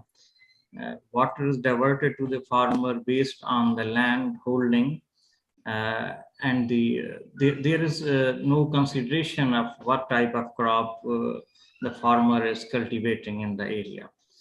So in this irrigation response unit, I considered the factors so that we will redesign our system from supply-based irrigation system to a little demand-driven irrigation-based system. Then I must focus on the groundwater, that is like a bank of water we can extract at the time of requirement to provide the supplement irrigation that is not possible at the time of supply-based rigid irrigation system of Indus Basin. The fourth one, I considered and integrated the hydrological modeling with the farm water productivity because the practices we apply must be evaluated in terms of some indicator, that is the water productivity yield per amount of water applied. So what yield we are receiving per amount of water applied. So then I expanded this hydrological modeling through the integration from climate induced, considering the impact of climate change on the irrigation system and the water productivity of the system. So these are again the research question, development of IRUs, that are irrigation response unit, estimation of soil salinity buildup, groundwater recharge, and root zone salts accumulation using soil water atmosphere plant continuum, and agrohydrological model developed by RF Hadis, etc. in Wageningen, the Netherlands University. So then definitely the upscaling of the water productivity and suggestions for its water productivity improvement. This is the Pakistan, and we selected the yellow part. This is the irrigation canal command, because one canal command distribute water into specific area. We consider it the grass command area. So the grass command area is more than 1.4 million hectare of this yellow part, that is known as the Lower Chenab Canal System, the largest irrigation scheme in province of Punjab. The climate of the study area is the temperature in winter is very cold, and in the summer it's very hot, and the rainfall is about 400 millimeter annual. So the surface water supply through irrigation system is through line and unlined channel, and the soil type is sandy loam. We have a different almost 6 type of soil in Punjab and other system. The cropping pattern include the maize. In some countries they call it the corn. We have a rice cultivation, maize cultivation, cotton crop cultivation and sugarcane cultivation, potato cultivation, and the wheat is definitely the most important and the winter crop of Pakistan and of this area. So the development of irrigation response unit was based on the framework that considering the factors that affect the water allocations include soil texture of the area, soil salinity, groundwater level and groundwater quality, and definitely the cropping pattern of the area. So some statistical analysis for the mapping was also done. Then the establishment of the irrigation response units were developed. This is the main framework of the research. So if we start from the left side, identifying the factor influencing the water allocation plan. So these are the, what is the crop type, soil salinity, groundwater level, groundwater quality. So how I access or map these factors, for the crop type, we use the satellite driven data of the MODIS that has 250-meter spatial resolution with 16 days temporal resolution.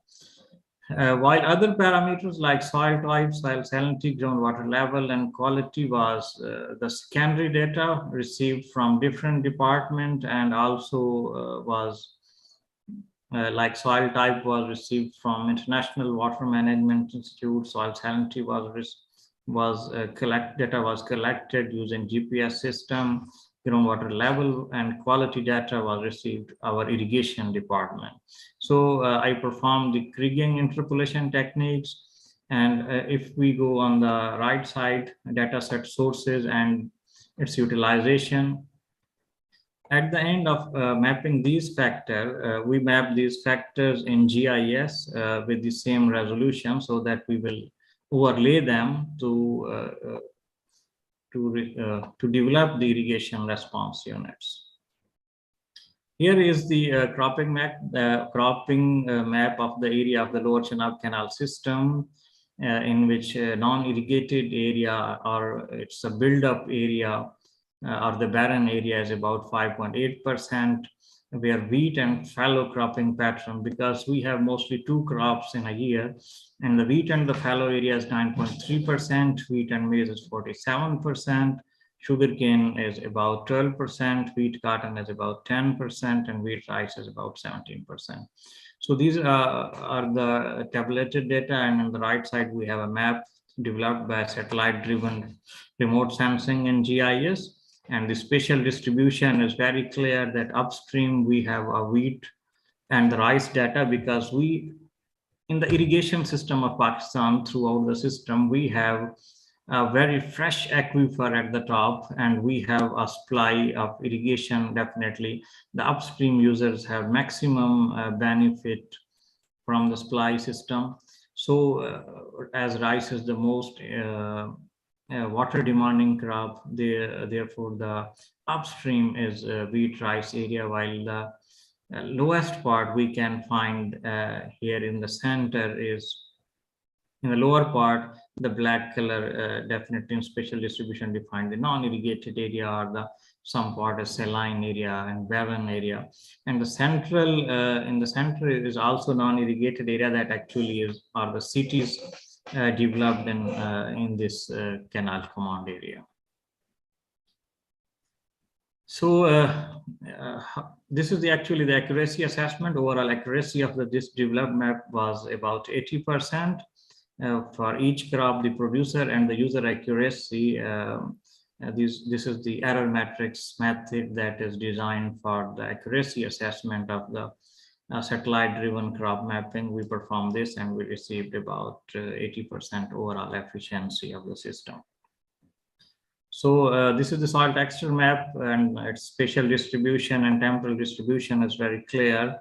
81% is the sandy loam, 11% is sandy clay, and only 8% is the clay part in this area.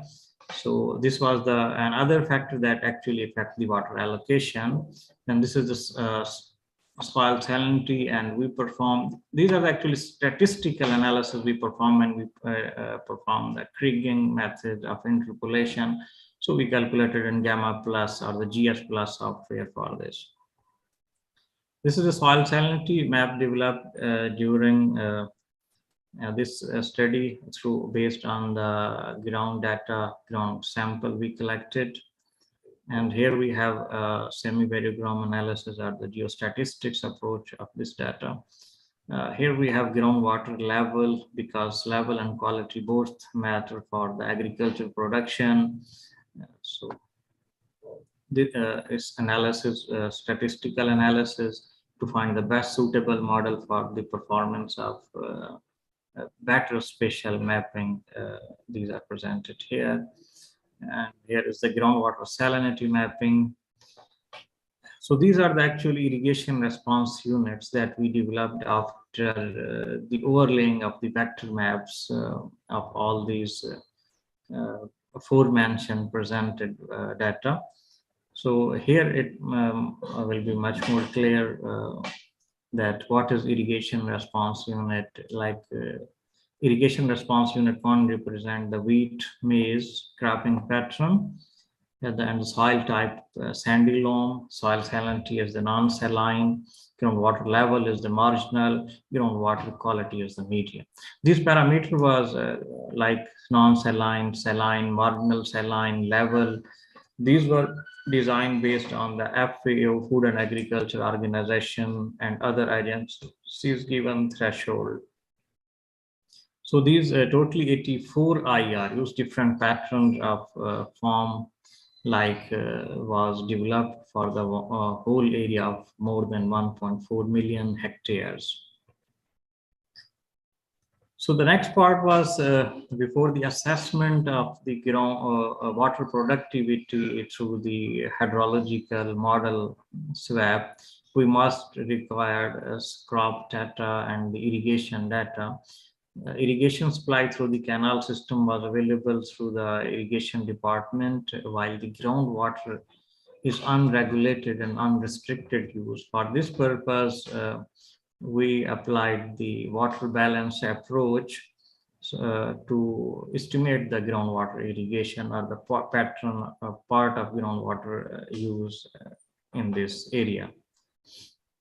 So actual evapotranspiration was estimated using a CBAL. It is a surface energy balance algorithm for land developed by Dr. Bastiaansen from Delft Technical University, Delft, Netherlands. So we utilize CBAL based on the MODIS data. I can't present here the whole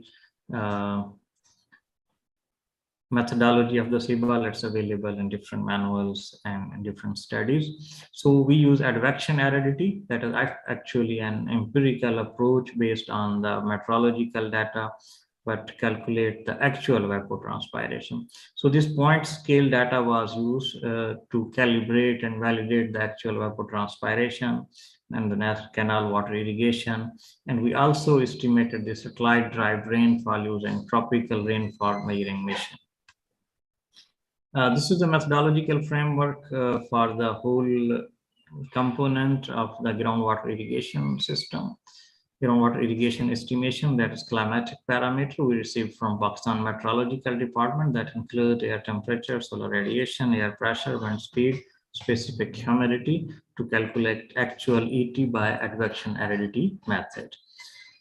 For the estimation of the actual evapotranspiration through CBAL, we use moderate resolution spectrodiometer, that is MODIS, with the 250 meter spatial resolution, where we extracted this land surface temperature, surface albedo, surface emissivity, normalized difference vegetation index, and leaf area index, and also the canopy height.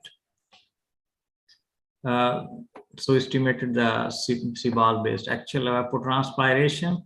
Then the other parameter for water balance include canal water supply. We use irrigation efficiency, as they just provided us the irrigation water resource at the head of the canal, while the losses are about 45%. So we contribute adjusted these losses and calculated the net canal water depth in the fields for the whole command area. So the effective rainfall was assessed from Pakistan Meteorological Department. So we implemented the equation of water balance, as groundwater irrigation is equal to evapotranspiration. The actual evapotranspiration, this is the water flux that is going outside, and the inside that was subtracted from this as a surface water and the effective rainfall. So we received the groundwater abstraction. When we incorporated these losses again, we received the net groundwater available. So these are the some values we assessed based on this 4-year studies where the maximum I can move from this in total Rabi season and Kharif season. Here you will see the two terms, Rabi season and Kharif season. Rabi season is actually start in November, the late October and November to the April or May. This is the winter season where we mostly grow the wheat crop. Major part of Pakistan is under wheat crop. And the second one is the Kharif crop.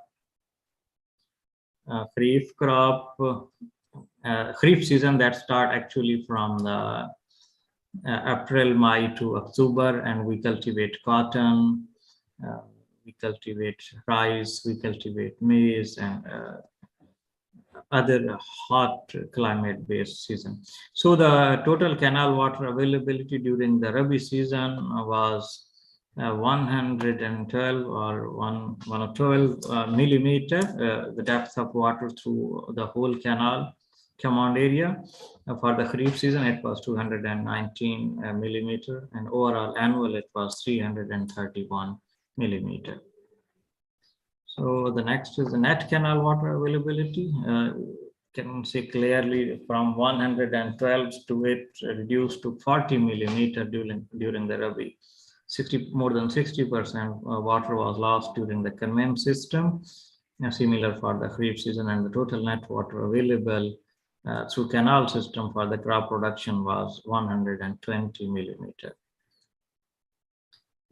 This is actually the calibration and validation of the CBAL with the advection error T. We find a very smooth overlapping, and some part it was deviated in terms of underestimation by CBAL or the overestimation by the advection error T.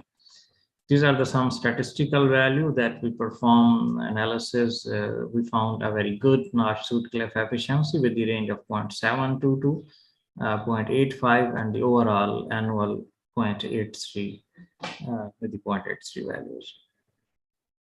For the Kharif season, for the actual evapotranspiration during Rabi, it was the outflux was 286 millimeter, while in case of Kharif season, it was 612 millimeter. This is the actual evapotranspiration, spatially distributed and estimated through the surface energy balance algorithm based on the modest data for with the average of the 4 seasons, 4-year values. Here we can, here I'm presenting the actual evapotranspiration for the Kharif season, that this maximum evapotranspiration is on the top, because as we go back, the rice was cultivated on the upstream of the canal system. So the gross rainfall was about 343 annual average for these 4 seasons, as about 400 is the annual rainfall of the study area. So the Rabi season, it was about 80 millimeter, and Kharif it was about 265 millimeter. For the effective rainfall distribution in lower Chenab canal system, it's 274 annual. For the Rabi, it was 63, and for Kharif, it was 211. This is actually TRMM based, a tropical rainfall measuring mission based rainfall estimation that is spatially distributed and presented. So net groundwater irrigation is 183 millimeter average for the Rabi, and Kharif it is at about 320 millimeter. Overall, it was about 500 millimeters. So the grass was more than double, 260. So the extraction actually from the aquifer represent this grass groundwater abstraction that was about 740 millimeter from the system. This is the net groundwater irrigation, and this is the grass groundwater irrigation. So other are the losses in the system. The next part include the climate-induced field scale water productivity, because I was using the hydrological model that is based on a lumped model and not consider the distribution system of the whole system. So climate change data, SWAP calibration, analyzing climate change impact was a major 3 part in this part. So for climate change data, we use general circulation model. This data was received, I downloaded and received from the Hadley Climate Variant 3 HADCM3. And the downscaling was performed, statistical downscaling using the SDSM model. This is, we do statistical downscaling and we not go for the dynamic downscaling of the model, where we selected the predictors for the future climate, and this includes NCEP predictors. Then we perform the bias correction that actually biases occurs during the downscaling of the system. This is the working principle of the SDSM statistical downscaling model. These are the parameter and the workflow of the whole model. So it's not a tough part. So we use this as a statistical downscaling for downscaling the HADCM3 data. Here is the soil, water, atmosphere, plant SWAP model. It requires soil and crop data, parameter estimation technique for automatic calibration and optimization of soil hydraulic parameters, water productivity analysis under climate change.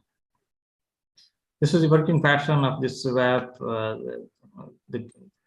We start from atmosphere, plant, then definitely the unsaturated zone, that is the most important meadow zone for the crop root zone. Then we have a saturated zone where our aquifer starts. So all these data we collected through the development of irrigation response units, through the estimation of groundwater irrigation, the input parameter of soil type, soil quality, soil groundwater level, groundwater quality, because what type of drainage is there. All the data we presented through the irrigation response unit. Then this model was applied initially on the farm scale to assess the to calibrate and validate it on the different field. Here the WC1 present wheat, cotton, field 1 wheat, cotton, field 2 wheat, rice, wheat, maize, sugarcane, cotton, and sugarcane, cotton fields, where we calibrated the model for the whole crop system available in this large scheme we studied. So these we found when we calibrated and validated, then we replicated this model through the whole system. But for the consideration of the climate change, we go for the predictor analysis. These are the methodologies that are under the SDSM, the best predictor, where we have a good absolute partial correlation. So temperature minimum, temperature maximum, and precipitation. We selected these 5 parameters for T minimum and T maximum, and for precipitation we only selected 3 parameters. Excuse me, Dr. Mohsin. Yes. Time your presentation is over, maybe. Okay. Can we go? This is actually overall methodology. Yes. Okay. We go just for the I will present here the conclusion. The conclusion include the water through the climate change impact. The salinity built up in the root zone was increasing, and also the groundwater was depleting with the higher rate due to increase in the extreme events of the rainfall and other system. So we need a comprehensive approach to integrate all these approaches to develop a comprehensive approach to ensure the food security under the Sustainable Development Goal. Thank you very much for inviting me and giving me a chance to present and interact with my colleagues. I'm really thankful. Yeah, thank you, Dr. Muhammad Mohsin Wakas. Right, the audience. Now we'll move to the question and answer session. Maybe there are any questions from the audience. Okay, I'm available and I hope I will try my best to answer if we have any questions. Yeah, okay. There are any questions from the audience? Oh, no. Oh, maybe one question from me, Dr. Muhammad Hussein. This is very interesting presentation. My question is, what's the application you use to make a model climate-inducing effective management of irrigation water? GIS application for effective water management. Okay. So your question, what are the effective use of GIS in water management? Am I right? Yes. Okay. Actually, I presented here, we consider 1.4 million hectare land, just for one example. And we can't go for what type of soil is there. So definitely we just collected about more than 600 samples for this large area. And then we interpolated and received the whole map, what type of soil is spatially distributed in this area.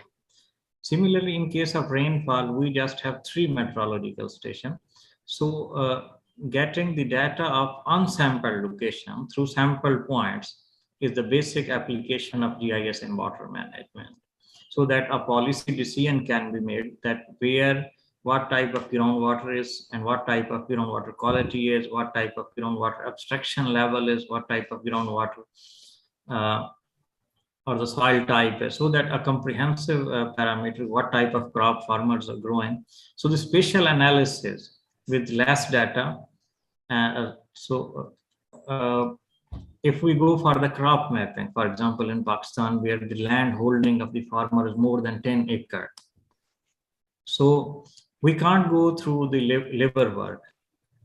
A huge investment is required to map. So through satellite system in the GIS, we just map the cropping pattern and also utilize it for the policy decision for the irrigation and water supply driven system. Okay, thank you, Dr. Muhammad Mohsin Wakas.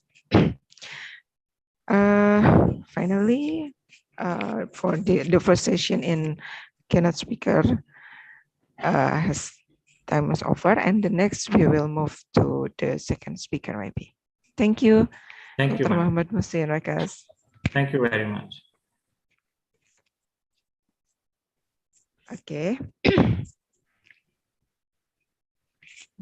You can stop share maybe.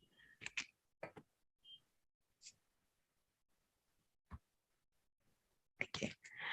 Now we move on to the second speaker, Professor Luis Miguel Cardoso. But previously, let's read the summary of his CV. Professor Luis Miguel Cardoso holds a PhD in Modern Language and Literature in the specialty of Comparative Literature from the Faculty of Letters of the University of Coimbra, Portugal. He was Dean of the School of Education and Social Sciences of the Polytechnic Institute of Porto Alegre, Portugal, between 2010 and 2018, and Deputy Director of the Master in Media and Society. Professor Luis was President of the Association of Reflection and Intervention in the Educational Policy of Higher Education School in Portugal between 2015 until 2018, adjunct professor at the Department of Language and Communication Sciences at the School of Education and Social Sciences of the Polytechnic Institute of Fortaleza, Portugal. And he has been a professor of higher education since 1995. He is a researcher at the Center for Comparative Studies at the University of Lisbon. He was the coordinator of the Communication Bureau of the Polytechnic Institute of Fortaleza between 2013 until 2017. And his main areas of teaching and research area, the science of language and communication, pedagogical innovation, literacies, education, higher education and social responsibility, and literature and cinema, under which he published article and book chapters and made a presentation in Portugal and several countries, including Indonesia. And in 2016, he published the book Literature and Cinema, The Look of Genius, Virgilio Ferreira, and The Space of the Unspeakable by Edition 70 Portugal. And he is a member of several international organizations and associations, and a member of the editorial board of international journals in the areas of language and communication science, comparative literature and cinema, literature and education.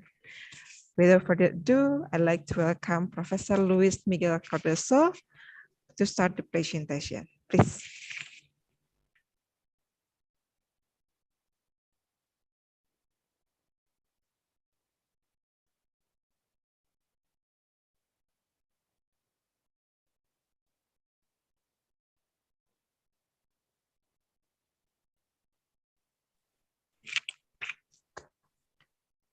Professor Luis, are you ready?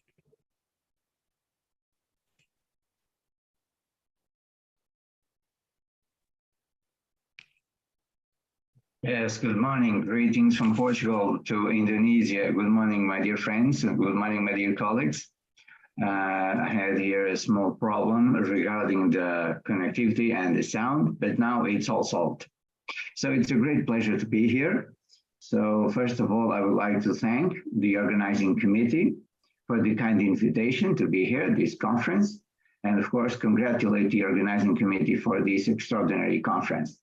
So thanks for having me here. And of course, I would like to say hello to our moderator, to our esteemed colleagues, to our esteemed friends, and to all the participants of this session. I would like to share my screen in order to share a presentation regarding the topic that I chose for today's session.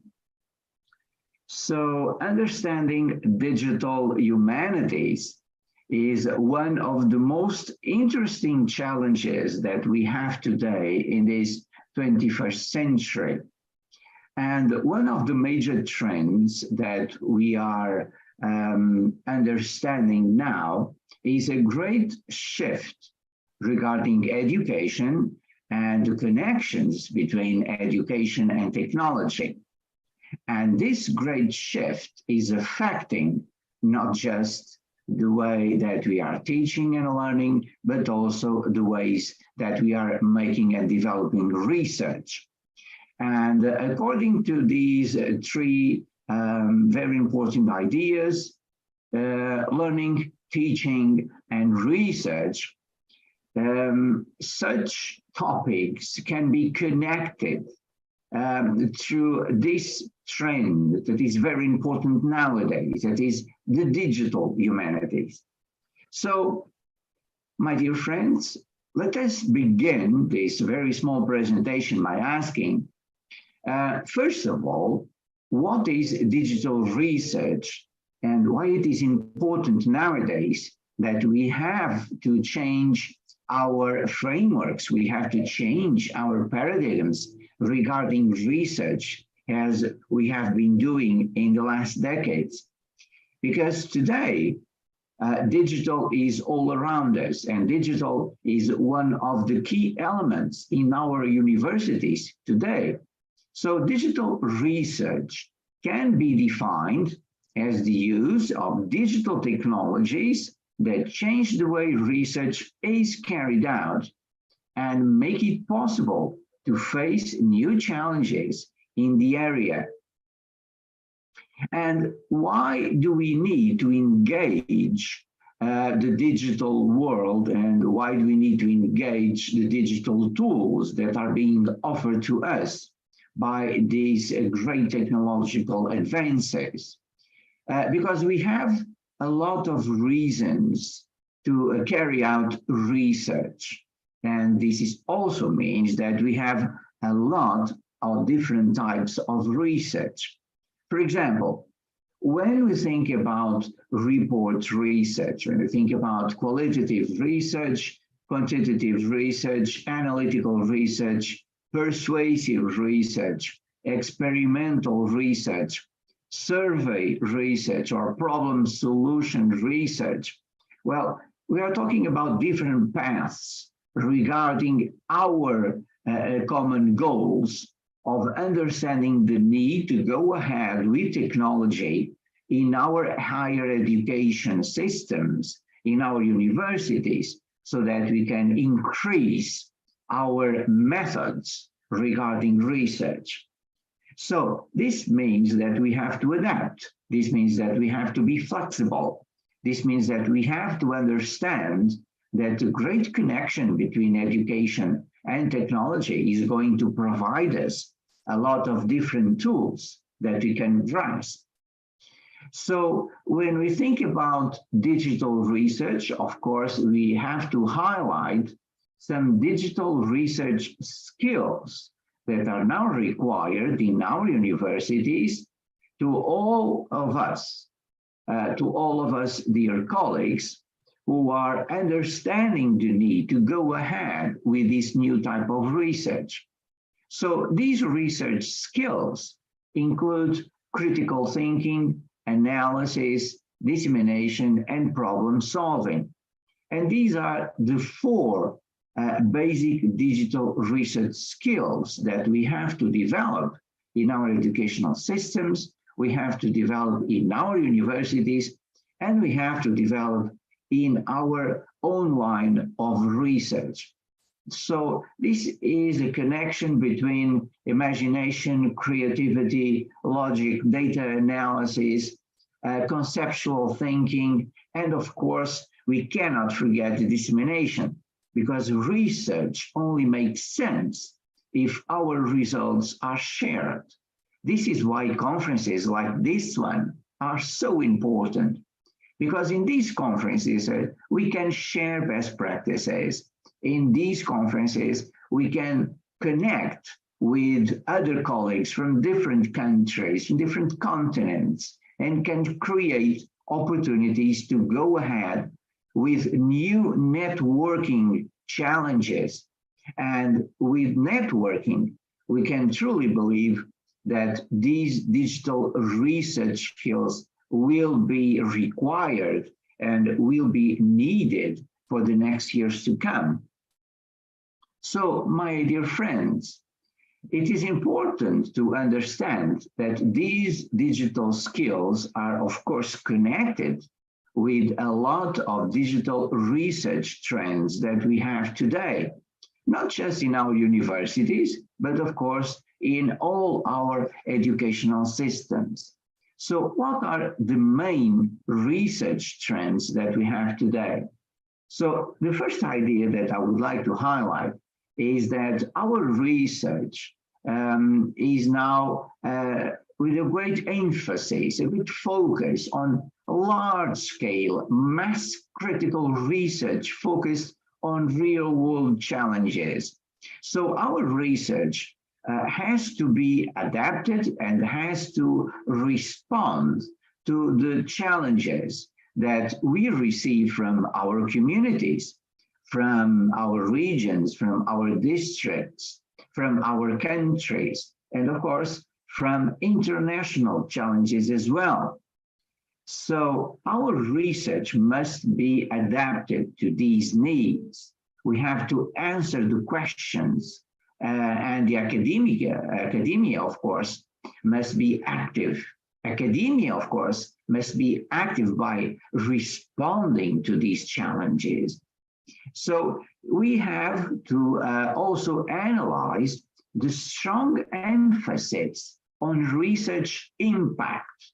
So research impact, it's all about connecting our research objectives to the goals of our research projects about a problem or a challenge that is given to us by our community, by our country, by an international community, set of countries, or even different continents as well. Because, for example, we recently had the COVID-19 pandemic, and we were all connected to fight this crisis with important insights from different countries.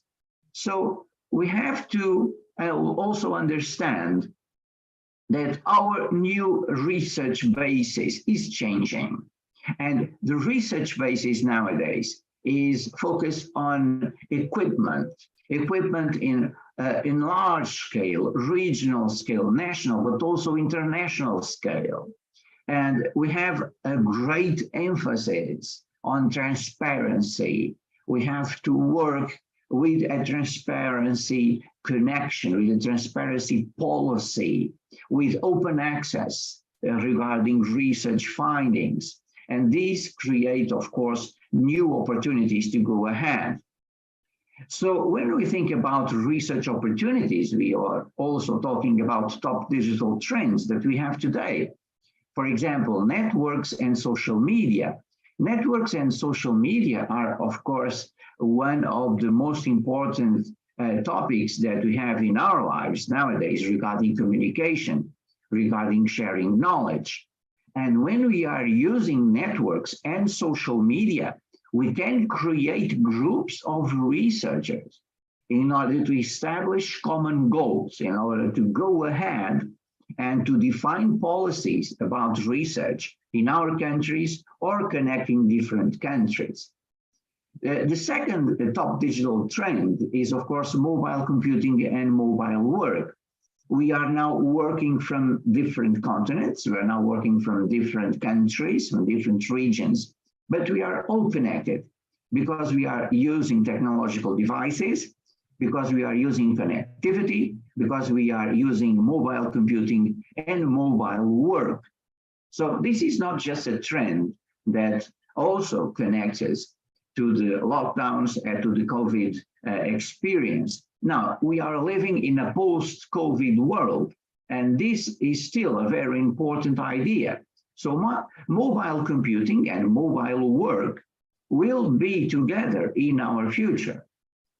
Also with analytics and big data, we are talking about data capture and data mining and machine learning and large-scale cloud computing that they are changing and are becoming a revolutionary trend regarding research.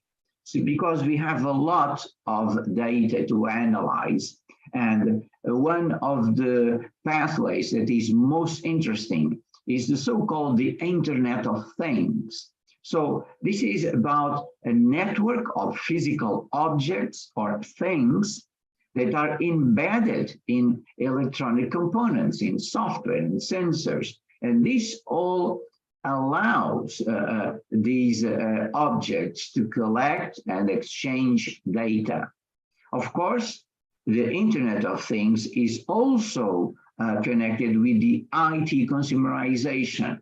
And as technology and IT products improve and become cheaper and available to everyone, so knowledge and sharing this knowledge is no longer something that belongs to a few. We are giving away more and more open source and open resources to everybody so that we can stay connected, we can work together in order to achieve these common goals, for example, for Horizon 2030. And when we take a look of the mass information that we receive every day, we have to also use the opportunities of data mining and data sharing. This is why cloud computing is so important, my dear friends.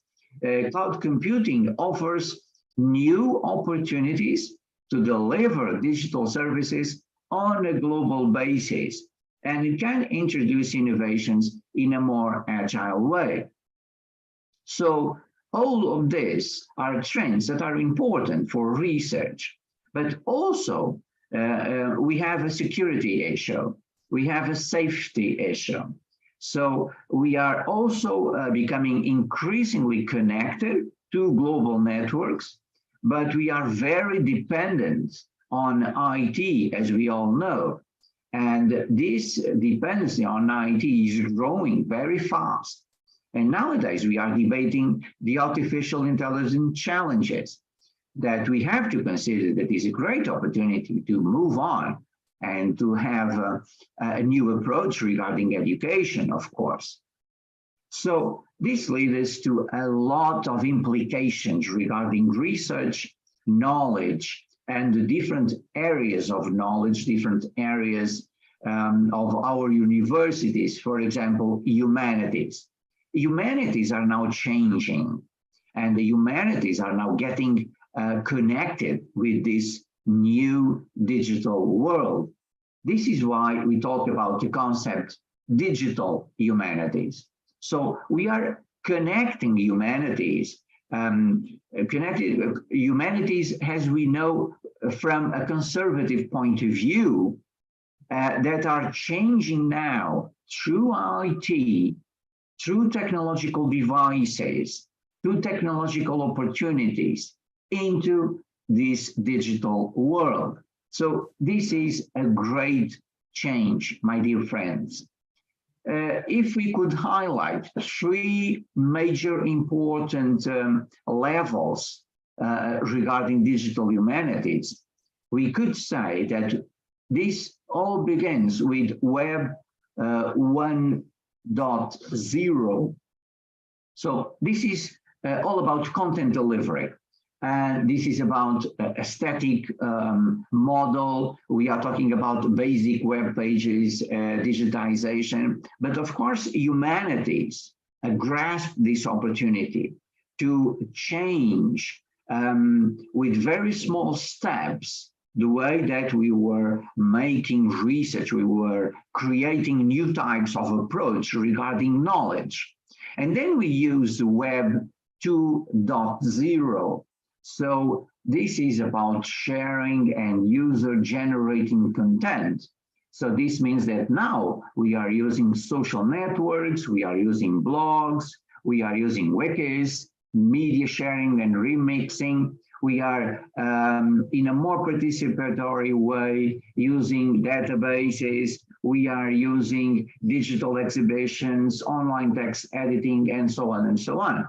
And then we reach the Web 3.0. This is all about the metaverse. So we are talking about physical and virtual worlds that are converging.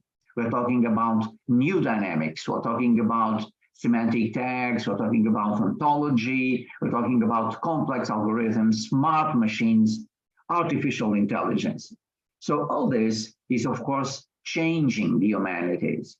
So what are the digital humanities? So according to Katina Michael, it therefore stands that digital humanities is intersection between the computational and the humanities to allow for more powerful comparisons, pattern matching, and trends analysis, usually utilizing a vast source of electronic data that represent letters, images, audio, and video. As you can see, I'm sharing now a simple portrait of some of the major important trends and the major changes that we're now facing in humanities. So this is all about understanding how interface systems, shared structures, code data, institutions, and encoding and education are connected. So when we link all this to critical culture critique by using different tools, different apps, we are now engaging publications in different way. We are creating projects in a different way by using technologies. So we are using, of course, new platforms. We are using new platforms in humanities. And this is the great change of everything regarding the digital humanities, of course. We are using libraries in a digital way. We are using new types of applications regarding programming interfaces. We are using linked data. We are using digital methods, digital archives. We are using metadata. This is so important, my dear friends. So our research infrastructures have to adapt. Our research infrastructures regarding humanities must understand that our centers, our research centers, are now focused on all these major trends that are changing the way we perceive information and dissemination. So centers, labs, clouds, spaces, streams, all this is, of course, changing as well. Why? Because we are using computational thinking, and of course, we are now using knowledge representation in a new way.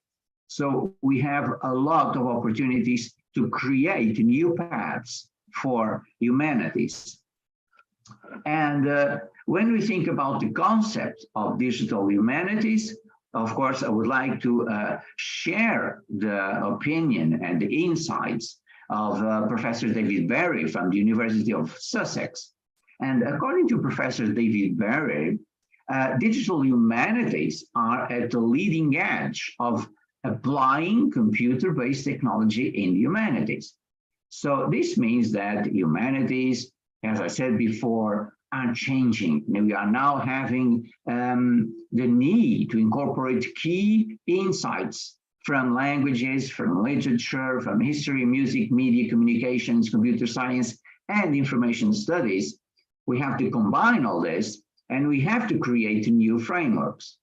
Of course, digital humanists, as we can call researchers from humanities nowadays, must develop new methods, such as computer-based statistical analysis, search and retrieval, topic modeling, and so on. So these methods enable, of course, ambitious projects to be created. And digital humanists are transforming the idea of what a humanities research project can be. All of this is, of course, about digital technologies in our lives. And companies, for example, just like Facebook and Apple and Amazon and Netflix and Google, use our data sometimes in some intrusive ways, making collection of information, of data. So we have to understand that we also have challenges regarding data mining, regarding data collection. So all this leads us to the next level of digital humanities, and digital humanities are part, of course, of a long tradition of research, of knowledge, of sharing these knowledges about humanities. And now they are helping, with the use of technology, they are helping us to reflect on this question and expanding our understanding of human culture in a digital world. So, my dear friends and my dear colleagues, these are some of the major trends that we have today in the 21st century regarding digital humanities. So this is a great revolution about educational systems that are connected with ICT, that are connected with the major trends that we have nowadays with technology. So this means that our universities are really changing. This means that our educational systems are really changing, and we have to be prepared we as teachers, we as researchers.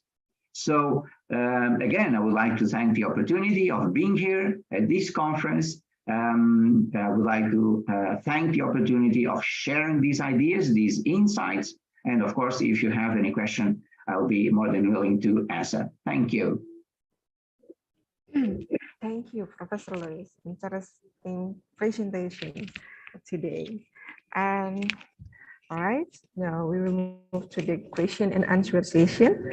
Maybe there are any questions from the audience?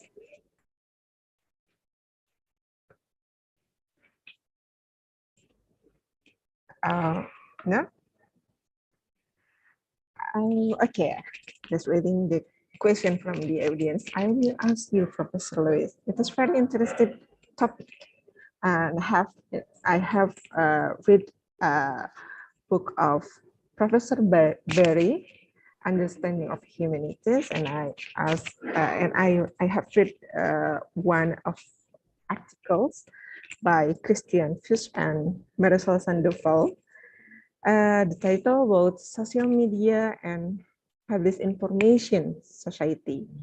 But they said that in the digitalization aspect knowledge, a global network may have sociological implication significantly.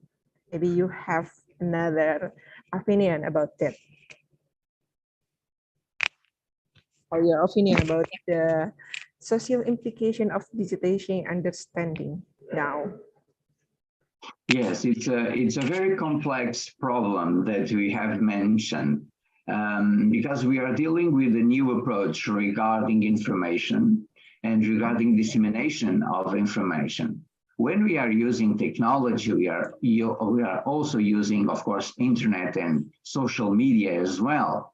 So this means that sometimes we have to understand that regulation and self-regulation must be implemented in a more thorough way so that we can have access to information. But we have the second level. We must be prepared to be teachers of the 21st century. So we need teacher training regarding literacies. We need teacher training regarding how to use social media, how to use these new digital tools. We need to share best practices among different universities. We have to create opportunities. For example, again, this is why conferences are so important, because we can connect from one country to another. We can exchange ideas. How can we solve this problem? And when we share opinions from different universities, we can create networking opportunities. So by creating networking opportunities, we can go ahead and try to, in a common group, understand what are the challenges, for example, in my country. What are the challenges, for example, in my continent? What are the challenges regarding World Wide Web nowadays? Because we have global challenges, we have challenges that are connected with our country, with our region. So we have, this is why I said it was a complex answer, because we have different layers that we have to work with.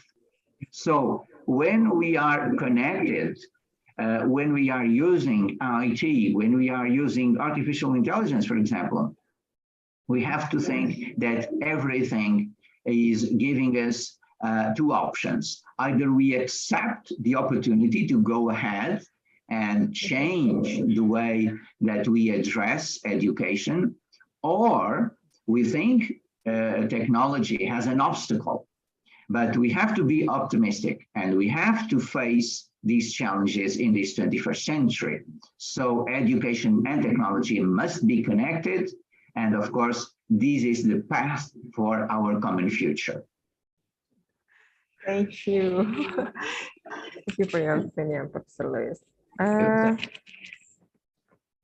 Maybe I think time is over, but maybe the next time we will discuss more about the topic. It's very interesting for me, actually.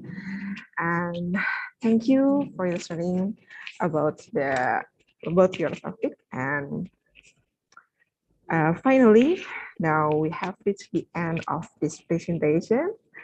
I will to say thank you to all the presenters, Professor Lewis and Dr. Muhammad Muhsin Wakas in this session for the great presentation today, and to the audience for the active participation. And thank you for your attention. See you in the next year in year 6.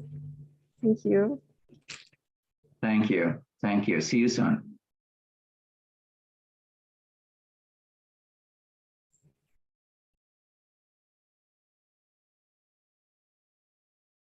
Thank you for the moderator. As an appreciation for the keynote speaker, we present the certificate here for the first for Dr. Muhammad Muhsin Wakas from University of Engineering and Information Technology Rahim Yarkhan from Pakistan.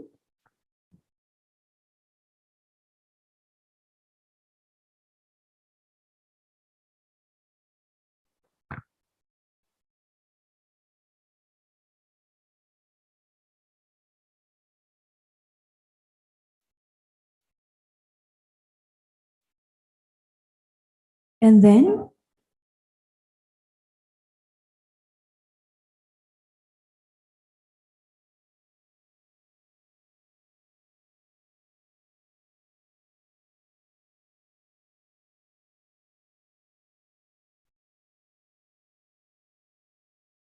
then for the next keynote speaker, we would like to present the certificate as appreciation for Professor Luis Miguel Cardoso from Polytechnic Institute of Porto Alegre, Portugal.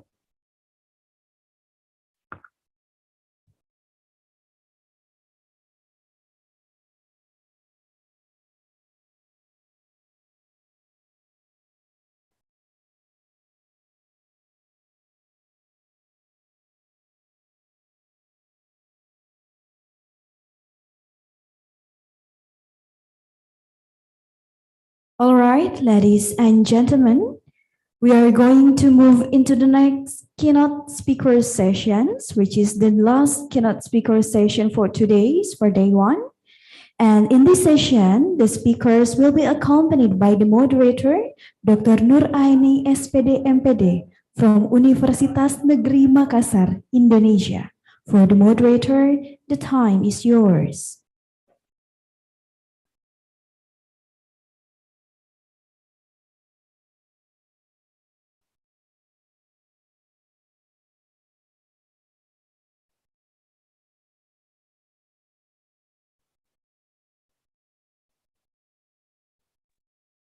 All right, finally. Okay.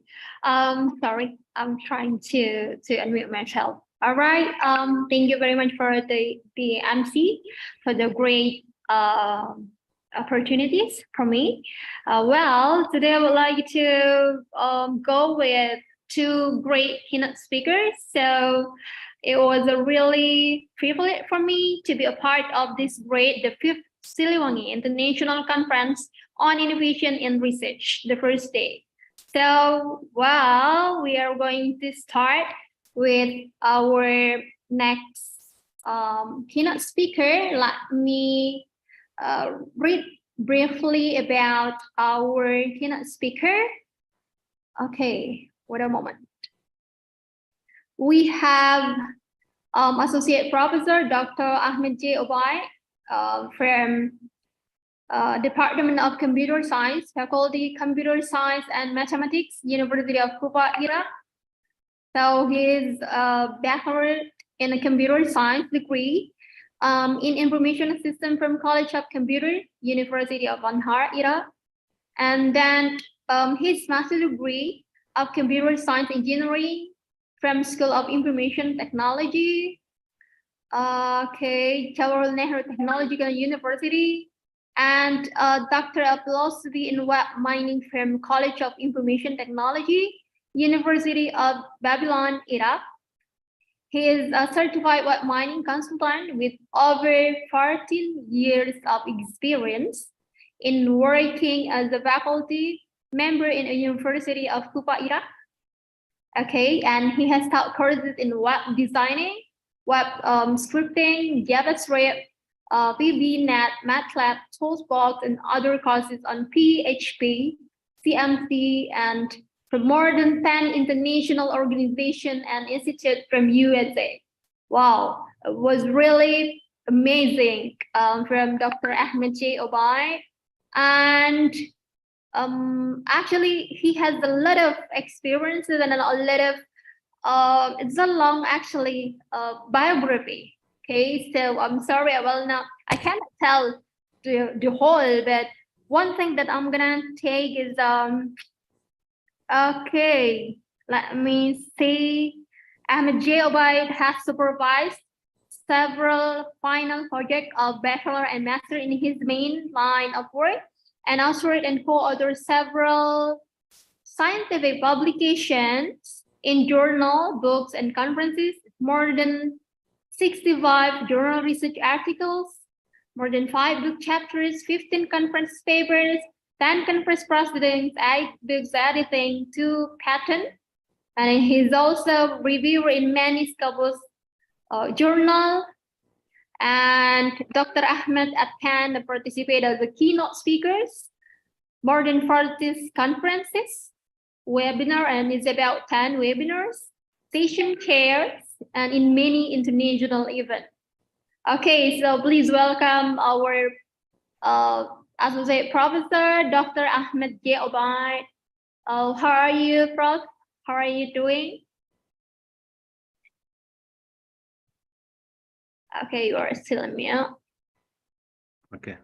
Thank you very much for this introduction. I really appreciate your kind invitations, and I am very happy to attend this events in Indonesia. This country is really amazing and very active in the research work and events. I will visit this country in 2023, inshallah, in the next event. Inshallah.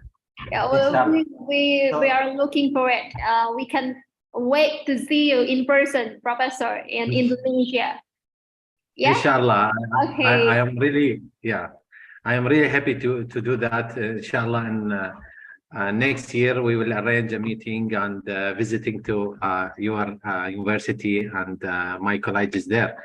So my presentation is visible, and I am audible to all of you. Yes, it's feasible. Yeah. Today I have a great news for the DFIC, because I am still working on this field since 2 years ago. So I will take some summarization, and then I will give my recent news, which already received 2 days ago about this field. I am really interesting to learn the peoples how to deal with this kinds of science, because the defect started in the end of 2017. It is not. We have to know the background of this subjects. Then we will move to the new trends about this subjects, which I would like to share with you after some slides. So at the beginning, let us go for defining the defect and from where that science it was started. Actually, defect is just a think how to fraud the things of other peoples.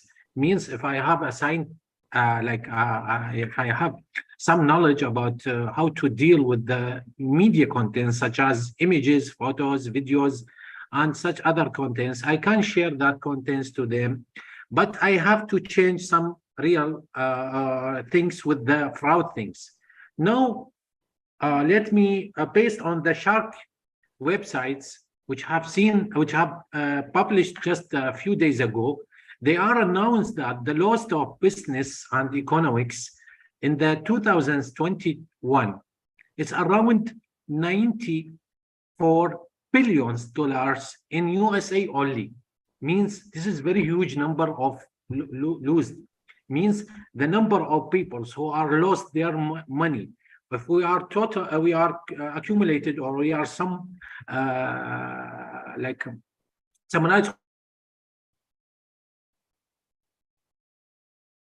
or billions dollars.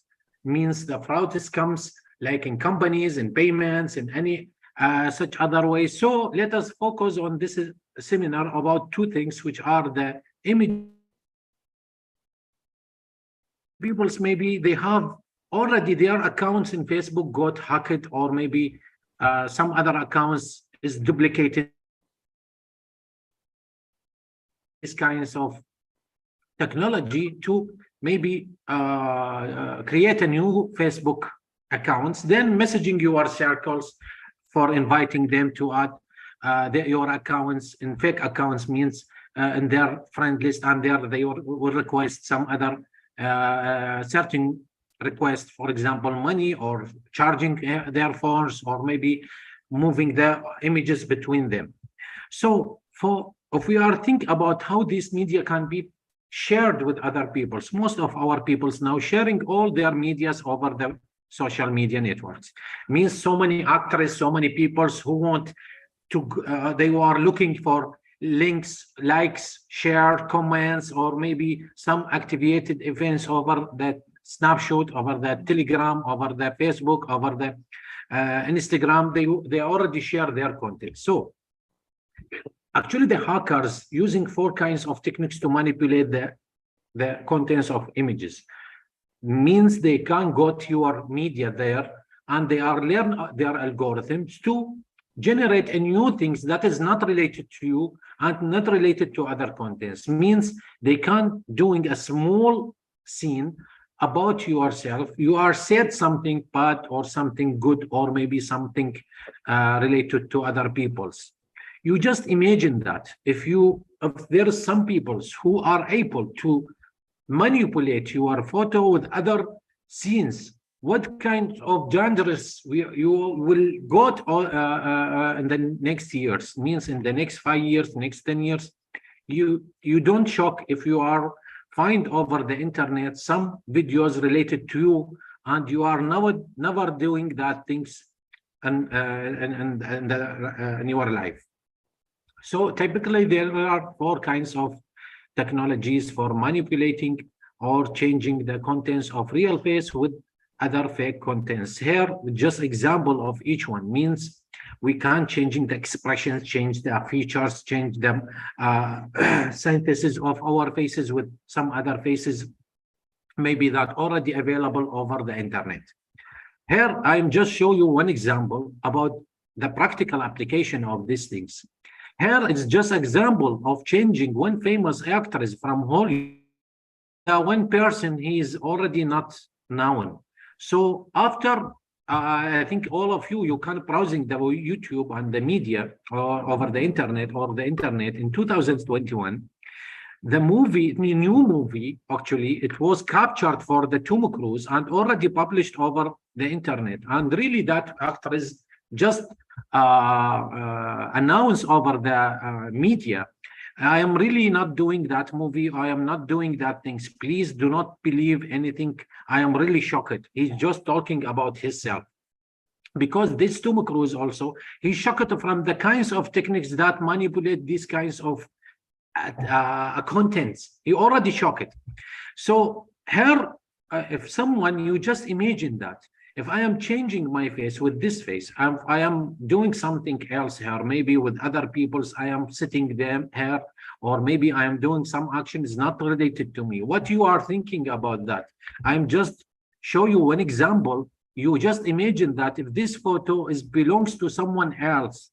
So, for example, if this is nightclub, or if this is something else, maybe if someone watch you there, he believed that you are already visited the nightclub or something bad place, or maybe if you are meeting some presidents, most of the people, they are think at the first time about that if they don't have a knowledge about the deepfake. So now you just imagine that this person is not known to you. You cannot recognize which one is fake and which one is real one. Really, you are confused, but after you go to the result of these images, you just imagine that what kinds of techniques that used to manipulate the faces here. If you are looking deeply to the faces, you cannot recognize anything maybe can give you indicator these images are fake images. So this is the arts of deepfake, which means we don't have the ability, we don't have the strength, we don't have the discriminative metric to recognize the real and the deepfake contents. This is the action of the deepfake. So let us go for this, the algorithm, what can do more. Also, if I put your images like this person, I can move your expressions and then merging your expressions with some sounds and let you talking something, maybe it's not on real time. Means I can capture your faces and then training my algorithm, and I tell to algorithm to pronounce something. Maybe you are shouting about someone, if you are announce something, or you are talking about some people, but in real time there is no real thing about that things. This is the next actions of the deepfake. Then face swap, I am just put this photo to just make you funny about this, because simply our mind can recognize this face is not belongs to that body, and this also. Actually, this is the blind swap actions, because most of the people, they can recognize this is a fake images. But if you are go ahead and you are watching these kinds of accuracy here, you cannot recognize which one is fake and which one is real in these photos.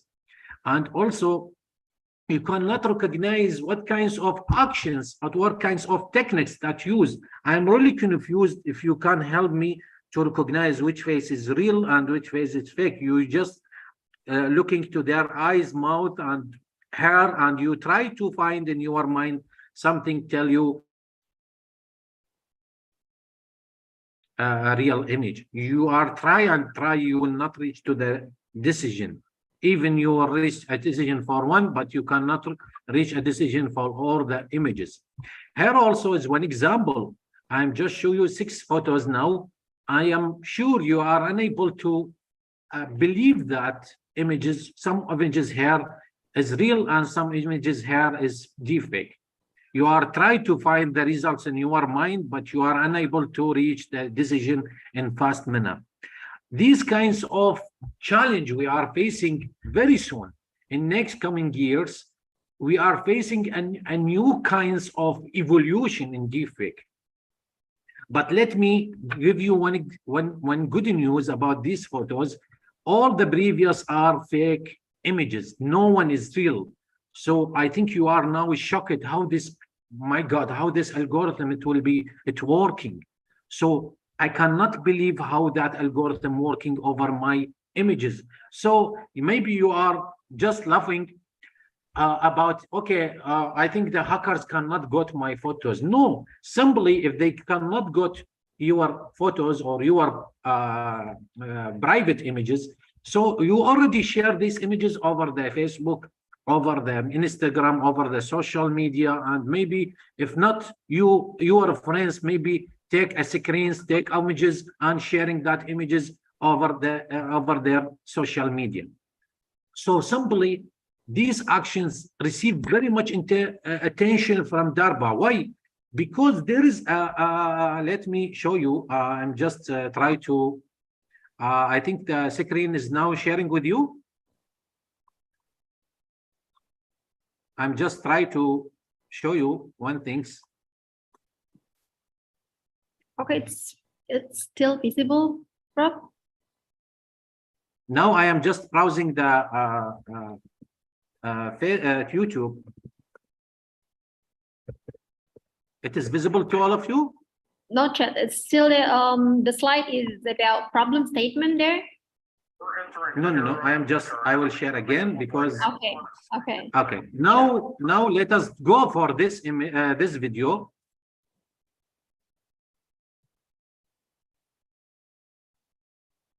I'm just trying to share the full screen of this one.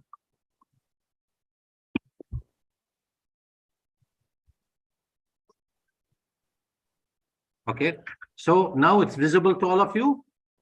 Yes, sir. it's visible. Yeah. So let us move to this video. Now you just watch the actions of the deepfake. Now there is no video about the Obama. You cannot recognize if that one is also talking these kinds. This is the deepfake and what kinds of techniques already it is used over the internet and over the YouTube. So let us go back to the our seminar, and here I'm just trying to show you one example in real time about the Obama. Because of these actions, DARPA is the highest agency in USA, just shocked about what kinds of accuracy that techniques will be provided or it will be doing in their life. So DARPA is, maybe you are not here about this agency, but it is the higher agency in USA, maybe focus on the security and privacy or things. So here I'm just avoid to talking about the how this algorithm working in computer science field, but I just try to highlight the actions of the deepfake, what kinds of actions and what kinds of accuracy can be provided to you. Here the DARPA also what are they doing in their repositories also. They are checking all the repositories and they are checking also the fake contents and try to announce to people there is some fake contents, please be carefully when you are watching something. And then they are holding some conferences and inviting the highest and the smartest peoples over the world to attend that conference to find a solution how to defect them from the defect hackers, let us say, or defect materials. So here is the structure of that algorithm, how that algorithm is working. And here maybe the scientists, they can watch that this algorithm start learning from our photos. If I give her much photos or much images, the algorithm after maybe several learning cycles, it's trying to reach to the accuracy of some photos and then merging these scenes after I'm just take a screenshot of the learning phases of that algorithm, but I have to learn it much and much and much till I am receiving to very good accuracy.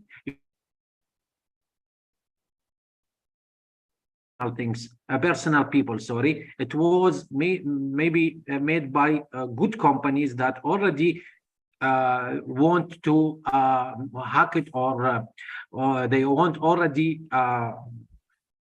make devious contents related to the people's, more maybe certain people's like presidents or some important or famous peoples. But you just imagine if this techniques maybe required good and knowledge about the computer science, but you just imagine that so many peoples they can learn it and maybe then generate a new and fake contents in next maybe years. You cannot believe what kinds of like fraud contents can be created over the internet. I have just example of the learning cycles of that algorithm. And here, let us go for how that algorithm working over the images to generate a new video. Actually, that technique, what they can do for it, they collect all your images, but you just know you are laughing how they can get all my scenes, all my faces, and maybe they can learn their algorithm. Actually, there is so many applications over the internet now. It's available in your smartphones, such as face swap, such as some application. They can maybe using your personal image to take a screens for your face and put your face in some other scenes, maybe, or change, manipulate your face with some actors in Bollywood, Hollywood, or anyone else. So this application, what they can do, they can collect all your images from these applications, or your images, or your people's also, your community, your country images, and put them in a database and they can working on this database. Because if you are looking to Chinese people, you can just imagine that most of their faces maybe already have a similar features, like the eyes, like the skin color, like there maybe it depends on the culture of that country.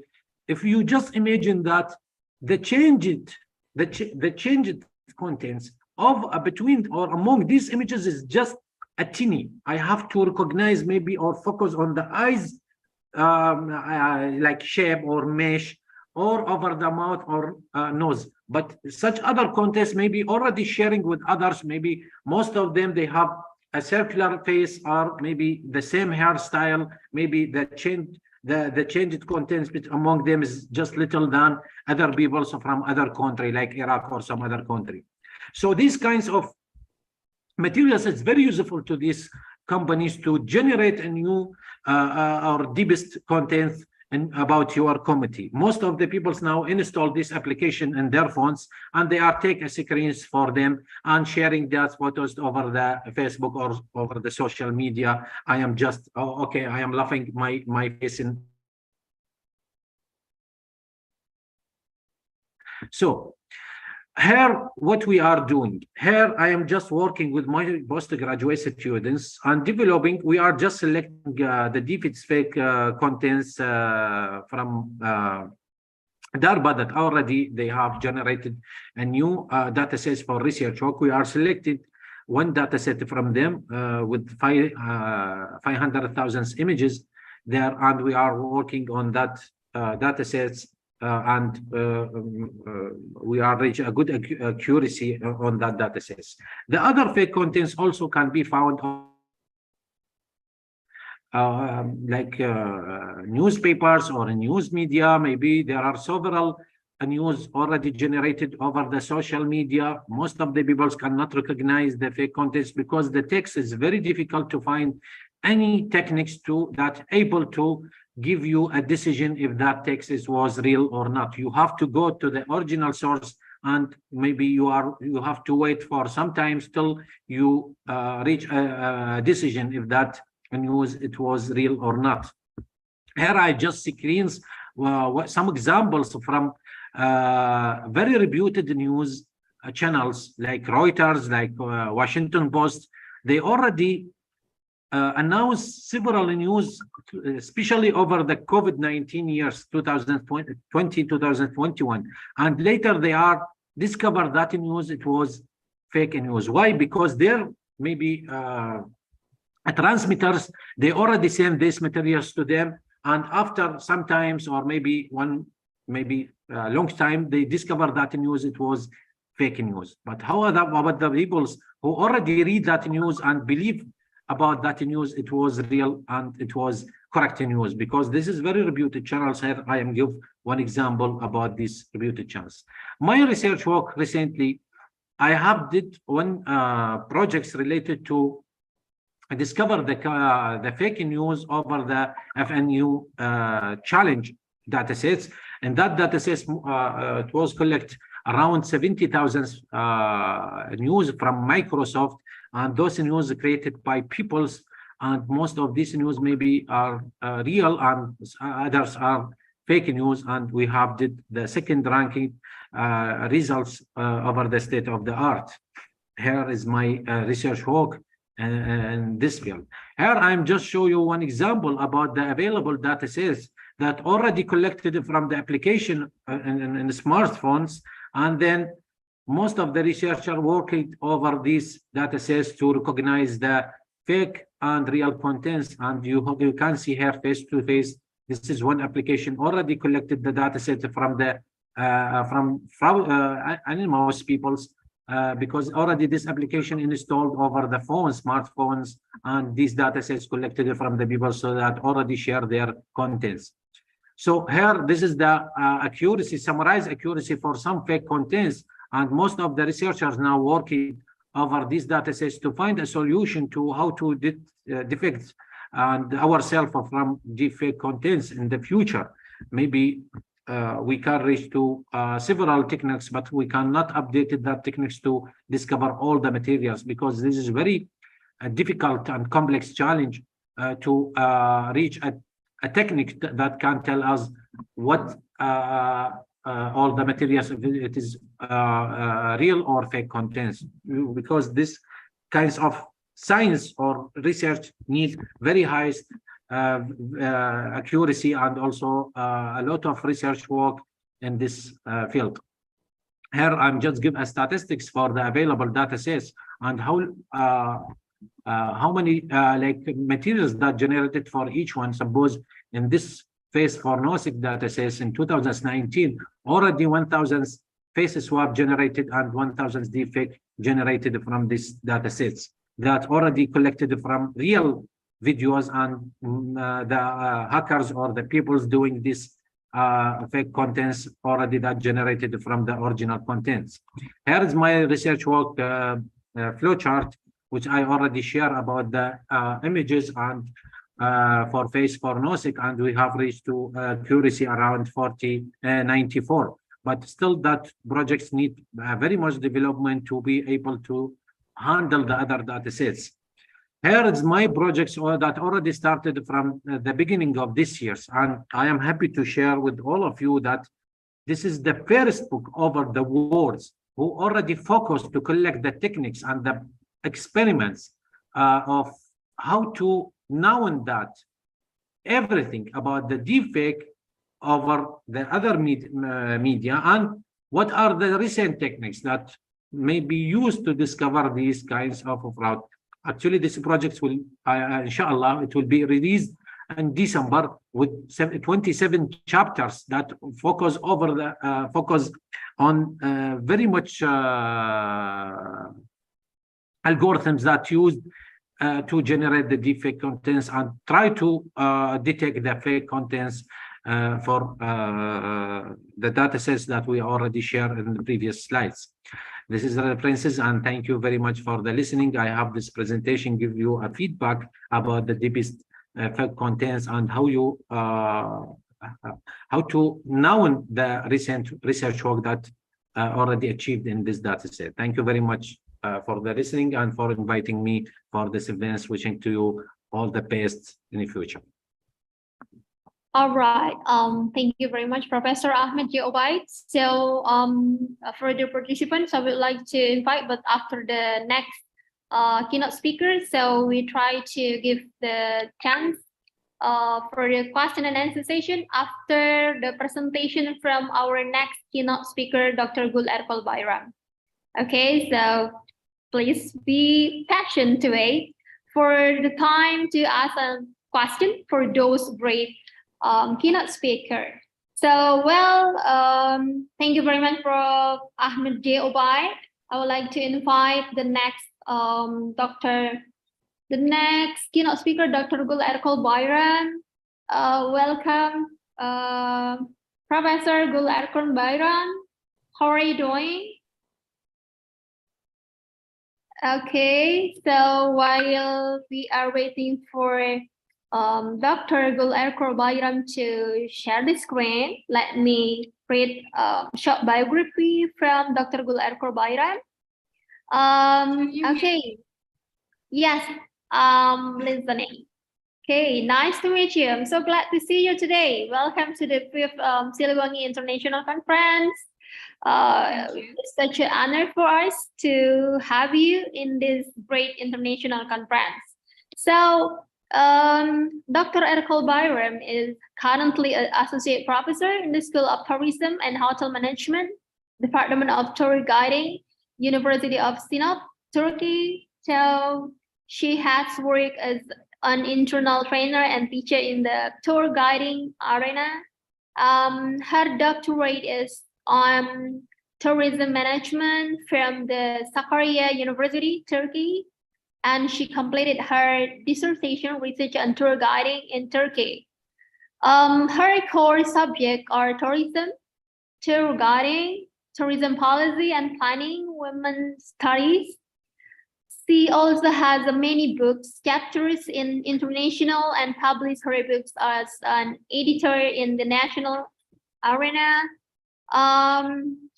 And then she also has many book chapters under Emerald, Iggy Global, and Associate Professor in the School of Tourism and Hotel. She also has many book chapters, and actually she has a lot of experience as well. Okay, let me try to find. Yes, the government of India has invited her to deliver a talk on tour guiding in the University of Kota about a career in tourism, Taylor's University on tour guiding, and she was invited as a special guest of honor to many conferences and organizations. So please welcome Dr. Gould Erkam Byron. The screen and the floor is yours. You have around 30 minutes for your presentation and also question and answer session. Please. Assalamu alaikum, dear brothers and sisters. Really appreciate for your kind words. And also it is really honor for me to meet with you in such an excellent conference today.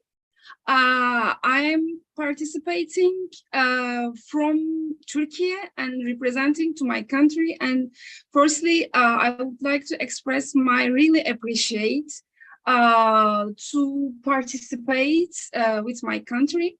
Today, I would like to share my ideas about virtual and natural tourism experiences. Yes, and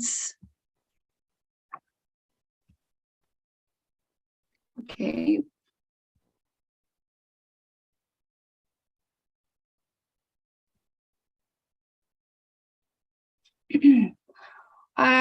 Can you see my presentation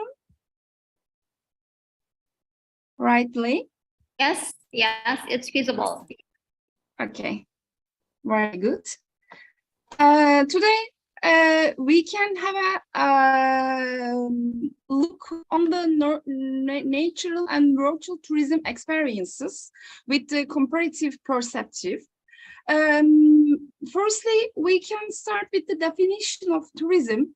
Natural tourism, it is the most basic components of the tourism because all areas that attract to people, tourists, composed of natural attractions. Natural attractions are geographical or biological features that have a specific appeal to the tourism market. Globally, there are countless varieties of natural attractions. No two natural attractions are the same because they have been shaped by the unique natural forces of the surrounding environment. Natural attractions include deserts, polar regions, rainforests, alpine areas, woodlands, grasslands, mountains, beach, caves, oceans, rivers, cliffs, as well as the unique life forms that inhabit those environments. And we can include also animals, birds, insects, and plants possible. Also, nature tourism responsible travel to natural areas, which conserves the environment and improves the welfare of local people. It is tourism based on the natural attractions of an area. For example, include bird watching, photography, stargazing, camping, hiking, hunting, fishing, and visiting parks. These all experimental activities are interested in a diversity of natural and cultural sources. They want what is real. They want to be immersed in a rich natural and also cultural and historical experience on the perspective of tourists. From the standpoint of conservation, natural-based tourism provides incentives for local communities and landowners to conserve wildlife habitats upon which the industry depends on its promotions, conservations by placing an increased value on remaining natural areas. As nature tourism becomes an important to the local economy, communities have additional incentive to conserve their remaining natural areas for wildlife and wildlife enthusiastic. The nature-based tourism efforts, for example, in Texas,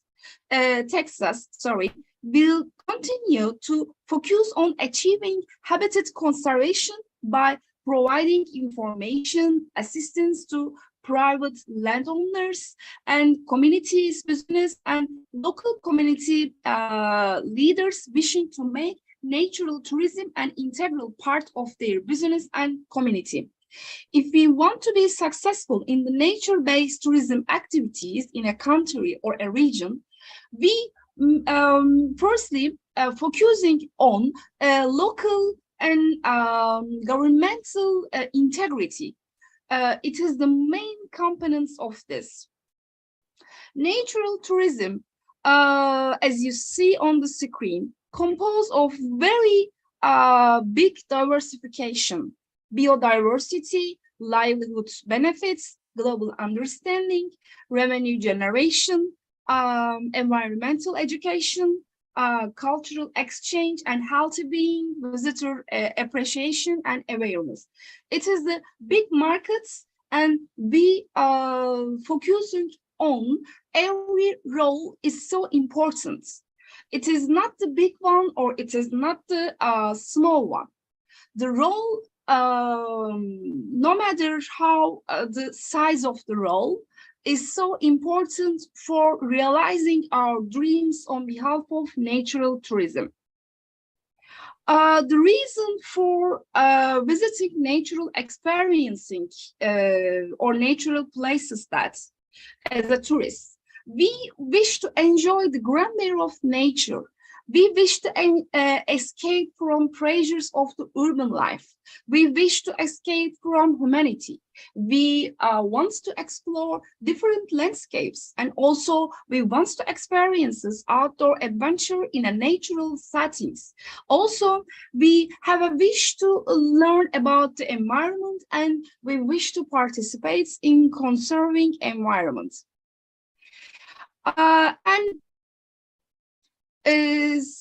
Different terms are used to describe tourism in natural environments, because we can, as a tourism academicians, we can identify different terms in tourism, and we know all the differences, but in the local communities, people doesn't know anything or doesn't know the differences between ecotourism or special interest tourism or nature-based tourism. Firstly, nature tourism, nature-based tourism, a broad term that covers all tourism experiences centered on wild or natural environments. And the second one, environmental tourism, that takes place in natural settings with an emphasis or understanding or conserving natural environments. And the third one, ecotourism, has a minimal impact on fragile natural environments and which focusing on providing nature-based experiences. And the fourth one, wildlife tourism, provides close contact with wildlife and nature in general. And the last one, adventure tourism, usually takes place in wilderness environments. Often the natural environment is a venue or backdrop for adventure activities, and that focusing on the activities rather than the environment. And sustainability and ecotourism, we know that tourism attract to natural sites by their image of what the environment might have offered to, while a site might not be quite enough what was image. It should be never disappoint, or it should always provide an experiences that is both intellectually pleasing. This means that Aside from the natural beauty of places, the site should be managed to meet at least minimum expectations, and which means that clean, healthy, flourishing environment. Otherwise, tourism at the site or in that region will fail. Therefore, protection or preservation of the environment in natural state or as close to the as possible is essential. As it is a development of sensitively designed facilities, including pathways, picnic areas, accommodation, and service areas. Tourism success at natural sites and increasingly at urban sites depends on the quality of environment. Good tourism development involves protecting the environment while allowing for safe and sensitive access to the attractions. Sometimes it is a simple matter of clearing a trail through a rainforest or careful planning and consulting to anticipate or prevent potential harm. And some environments also are inherently more fragile than others. The environment of a tropical islands, for instance, maybe we can explain to Indonesia, is easily damaged, or the impact of moderate tourism on a small islands can be much worse than on the mainland. And the main problem is the natural sites may be far away from accommodation or large travel facilities, such as mainland airports or bus depots or from islands airports. So Indonesia has so successful and has has a reputation for both quality on accommodation experiences and also has a rich natural attractions. If we compute both of them, we can have big markets on behalf of the natural tourists. The role of nature in the holiday experiences. We can say that trying to define the role that nature plays in an holiday experiences is difficult. The only clear conclusion to be drawn from our research is that nature plays a diverse role, and it can, like this, enhance the experiences. This means the natural environments forms a picturesque or relaxing backdrop to a particular activity. It adds to the emotional connection a visitor forms with a destination or experiences. And the second one is, we must be crucial to the experience. This means the holiday activity would not exist or would be severely compromised without nature. This type of holiday experiences is about being immersed in, surrounded by the nature also. And tourism imposed of many different stakeholders, animals in nature, the lure of the beach, a room with a view, the great doors, and food with a view. And also, this is the top 5 drivers for natural-based tourism, I think. And then the ideal nature holiday, I think, despite the varying of age, a place with abundant water, relatively unspoiled, not overdeveloped, a location with enough people for security, not overcrowded, quiet with fresh air, a location with some comfort, with easy reach, that is with well-equipped, comfortable accommodation, a location with a town nearby with provision, and a place with lots of things to do, I think. And then tourism, I think, what is the virtual tourism, I think, is a most applauding and most populating topics in the tourism arena.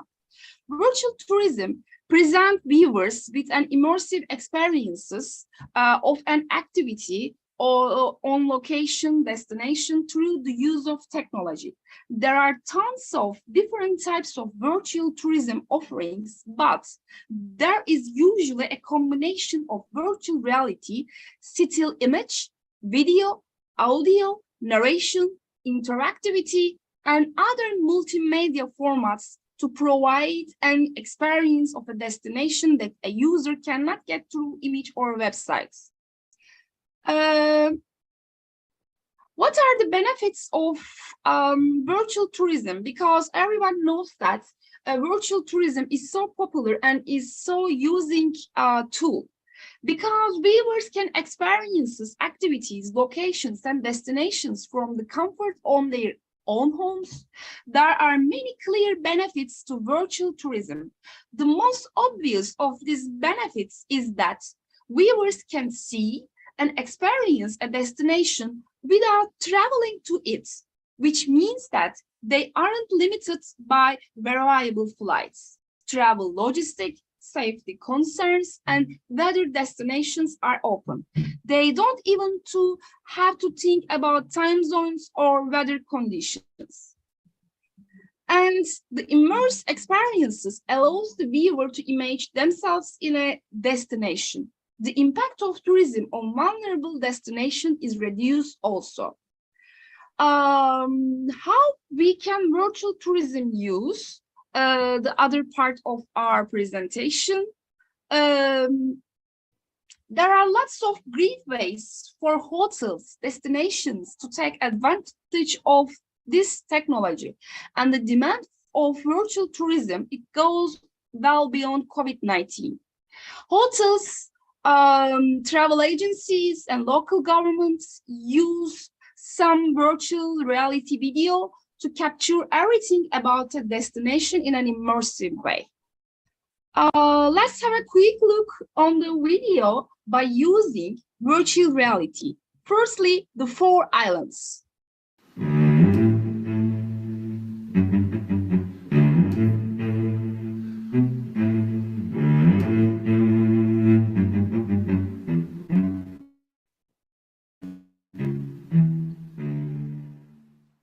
The 4 islands created a virtual tourism campaign once COVID-19 and began to give an alternative option traveling.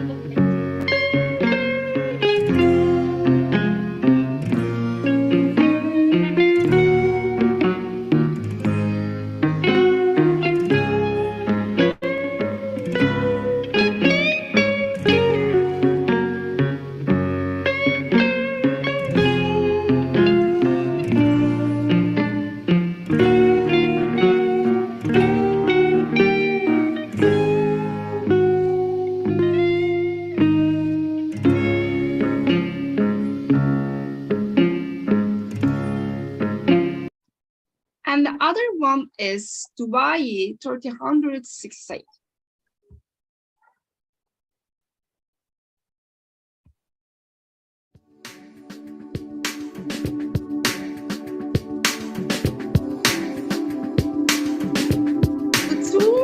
The inspiring architecture of Dubai with 3060 and immersive virtual tourism experiences that allows users to travel the city to a bird's eye view and learn all about the locations connected. All services help increase online presence, which is a crucial marketing anything in the present. And according to the manager of this program, it flies above your competition by presenting a professional, high quality look and improving customer service interaction. The service is equally useful for hotels, restaurants, malls, and real estate. And the other one is Great Barrier Reef. Yes, even the Great Barrier Reef has a virtual tourism offering. The interactive journey is headlined by legendary broadcaster and historian who takes viewers throughout the world's largest island. This is much more than a supply replacement for Great Barrier Reef. It is an experiences in and out itself. It showcases just how versatile virtual tourism can be.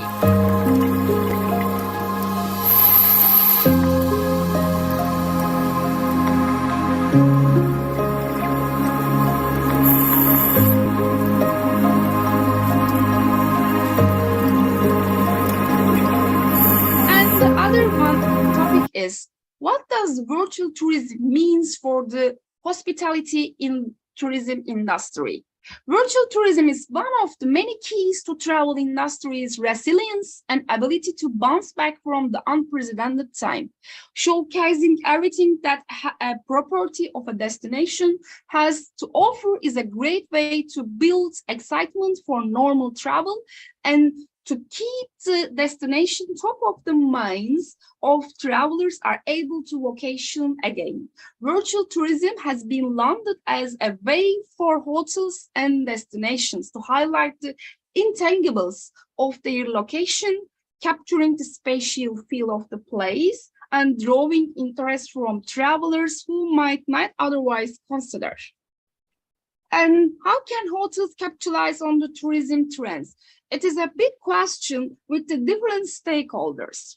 To strategize how best to use the virtual tourism, hotels should go back to basic of their hotel marketing plan. What audience are you trying to reach? What amenities, offerings, or features make our hotel and location unique and interesting? If we have a few experiences that guests return for time and time again, this is a great place to start with our virtual tourism experiences. Give viewers as a tour of our on-site vineyards, sandy beach, decor, and spectacular views also. And we have a virtual tourism evolution, as you see on the screen. One of them was to restrict people from traveling to certain countries, and this is because some countries are still struggling to deal with disease. As a result, many people remain isolated at home. With the proliferation of modern tech devices, there are many ways to we can explore the world virtually. Also, we can say that we will take a deep quick look on the virtual tourism experiences with some places also. And the last one is metaverse. Isn't it amazing that we can navigate the roads of a new place using satellite navigation on our smartphones? Today, we are even able to become part of our holiday experiences of our friends, family by watching stories on post Instagram. And in the near future, metaverse has the full potential of creating some of our most immersive experiences in tourism. While shopping, most people try to things before buying them.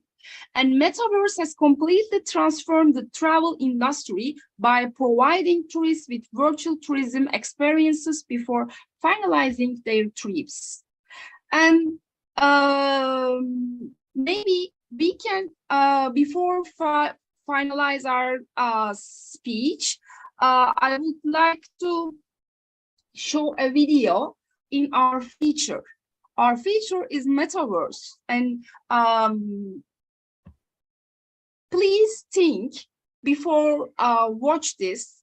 We have a world controlling on the virtual reality, and we can have visit all places on the internet. It is possible to see everywhere.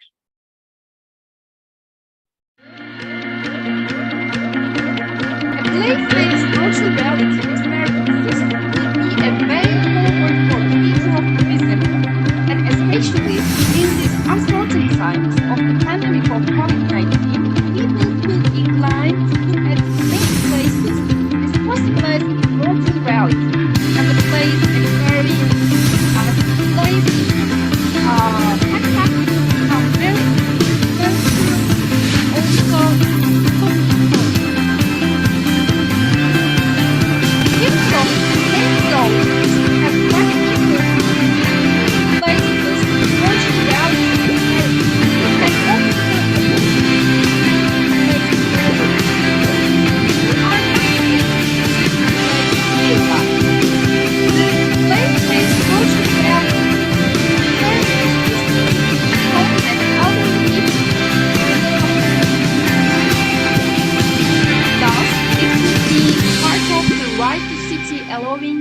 us to the place on being inclusive. The concept expressed as we can visit, we can show, we can experience, and we can love many things on the virtual reality. Thank you so much. Hope you are well. That's all. All right. Thank you very much for your sharing, Dr. Go. It was really amazing. I love your topic is talking about the tourism, and then you discuss about virtual tourism. So it's a time for the participants to address the question, whether to go to the Dr. or Professor Ahmed J. Obaid or to Dr. Gul Erkol Bayrak. Feel free to ask questions.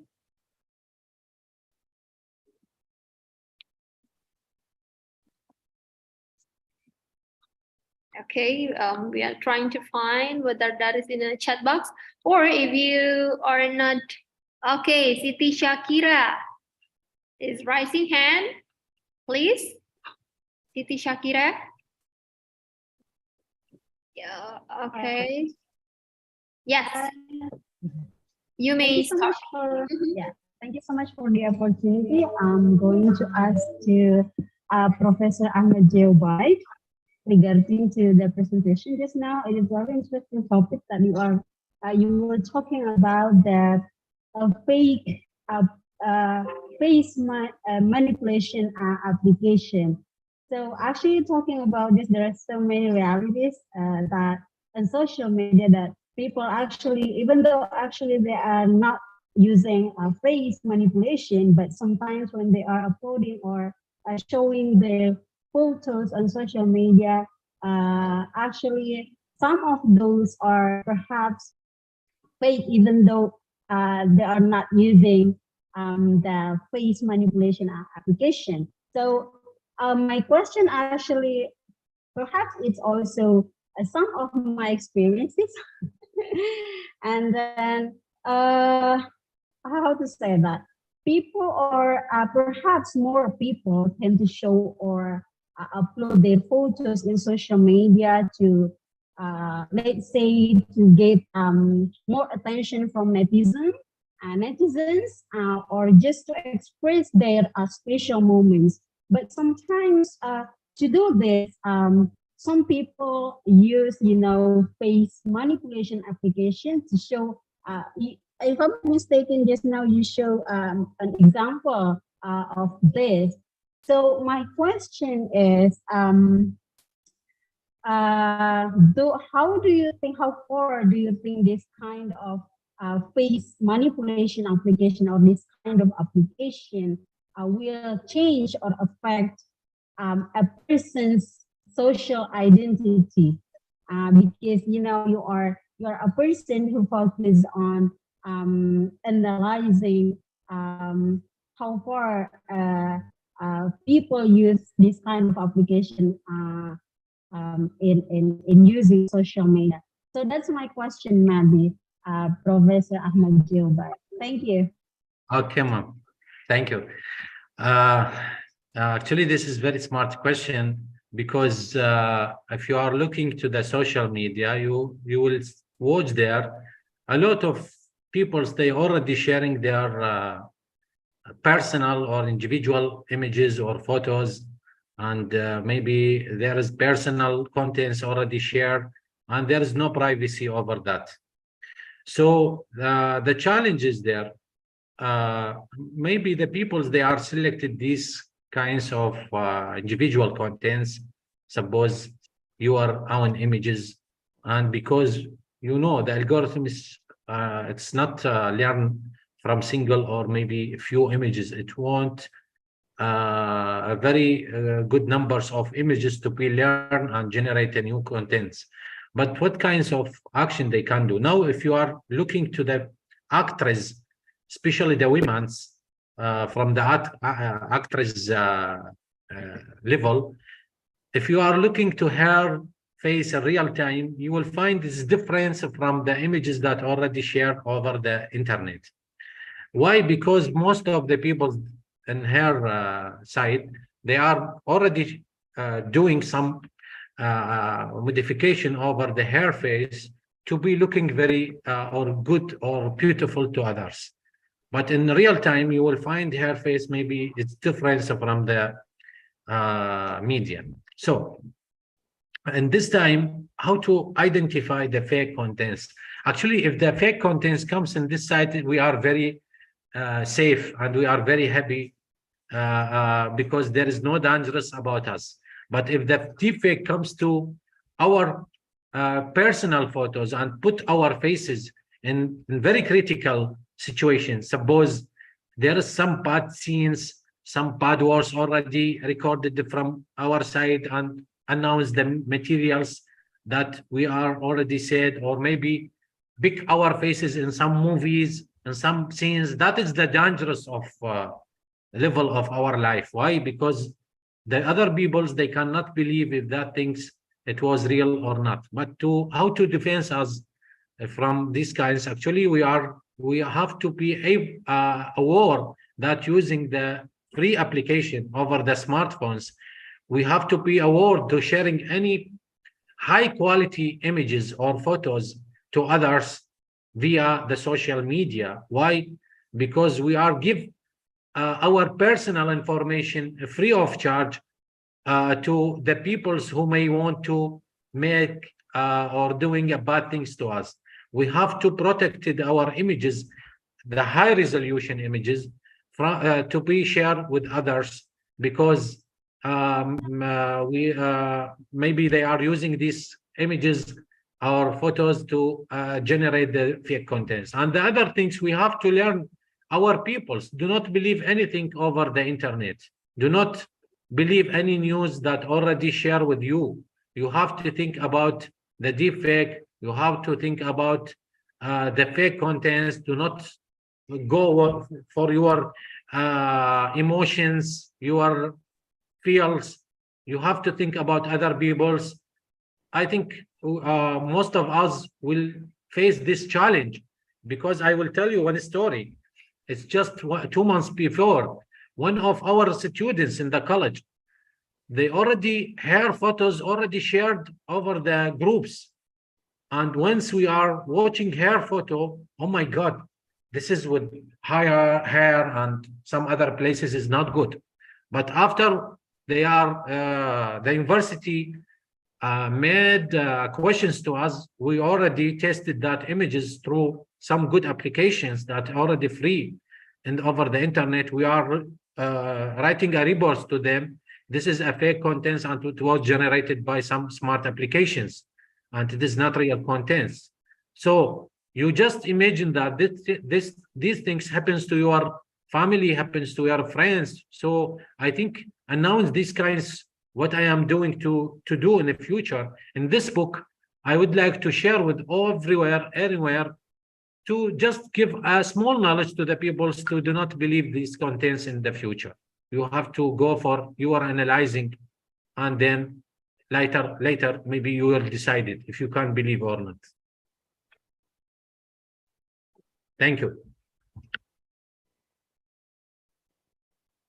Okay, thank you very much for your answer, Professor Ahmed Chiobai. Ibu Siti Shakira, how is the answer?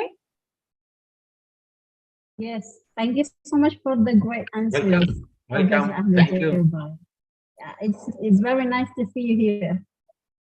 Thank you. Me too. I am very happy to meet you and meet my colleagues also from Turkey, because I already watch her events in the Facebook, but I am not. This is the first time I meet her in this event. It's really very good chance to meet my because my country is just beside her country, but we are not meet her in many events. So I think this is good chance to meet her in this event.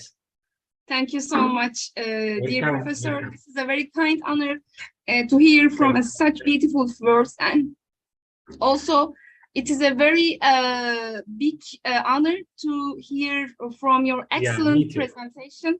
I am so honored for this. Thank you so much for excellent conference of all team members. Thank you. I hope we'll meet you in Indonesia, inshallah, next year. Yes, surely. Inshallah. Okay. Yeah.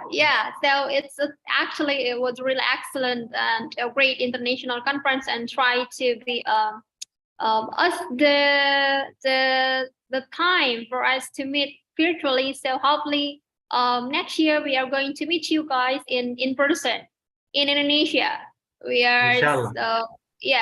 we are so happy and so glad, and can't wait to see you in Indonesia. Okay, so actually, thank you very much once again. I do appreciate for your great presentation today, Professor Ahmed G. Obaid and Dr. Gul Erkom Baira. I'm Nuraini. I'm so honored to be the moderator of your session. So it was really amazing. Thank you very much for your great ideas. And thank you very much for the participants for still attending this international conference. So we would like to say thank you very much. And I'm the moderator. Will say thank you and Assalamualaikum warahmatullahi wabarakatuh.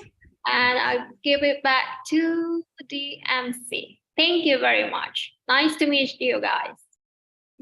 Thank you, the moderator. All right, ladies and gentlemen, as an appreciation for the keynote speaker, we present the certificate for keynote speaker for the first Assistant Professor Dr. Ahmed J. Obaid from University of Kufa, Iraq. Thank you, Assistant Professor Dr. Ahmed J. Obaid from University of Kufa, Iraq, for being the keynote speaker in this conference. Thank you. Thank you. All the best. All right. For the next appreciation for keynote speaker, Associate Professor Gul Erkol Bayram from University of Sinop, Turkey.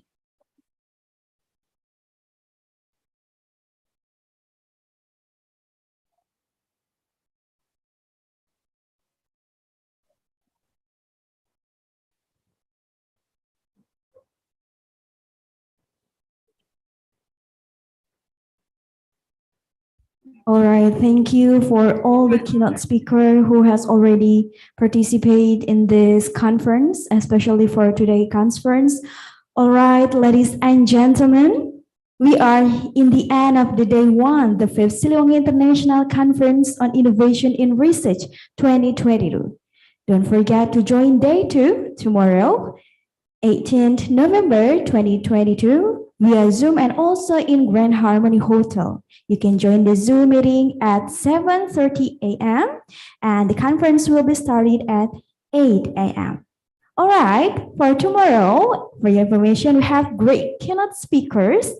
First, we have Professor Dr. Haji Rosihon Anwar MAG from Universitas Sunan Gunung Jati, Indonesia, and then Professor Insinyur Sigit Priyanto MSc PhD from Universitas Gajah Mada, Indonesia, and then Dr. Abdul Ghafur Marzuki SPD MPD CPS CPHNT dari Kota Palu, UIN Dato Karama Palu, Indonesia, and then we have another keynote speaker from Dr. Arab Naz from University of Malakand, Pakistan, and then Dr. Ahmed Youssef from University of Al-Azhar, Egypt, and the last keynote speaker, Dr. Generoso Nilo Mazo from Leyte Normal University, Philippines.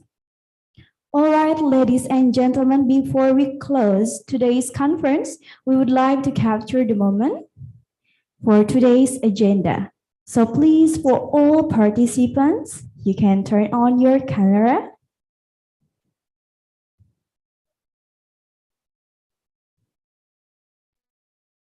For all participants that we have in Zoom meeting, you are pleased to turn on your camera. Okay, I will count from 3, 2, 1.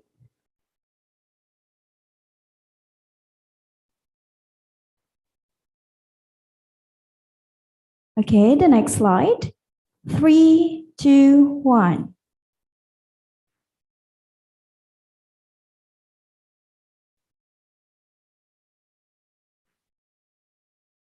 Okay, next slide. 3, 2, 1, give your best smile.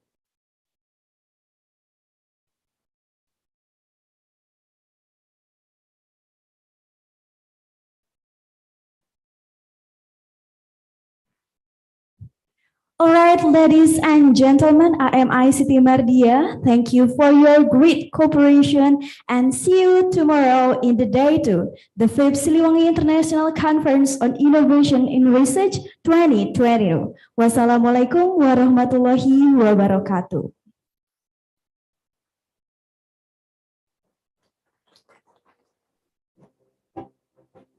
Thank you.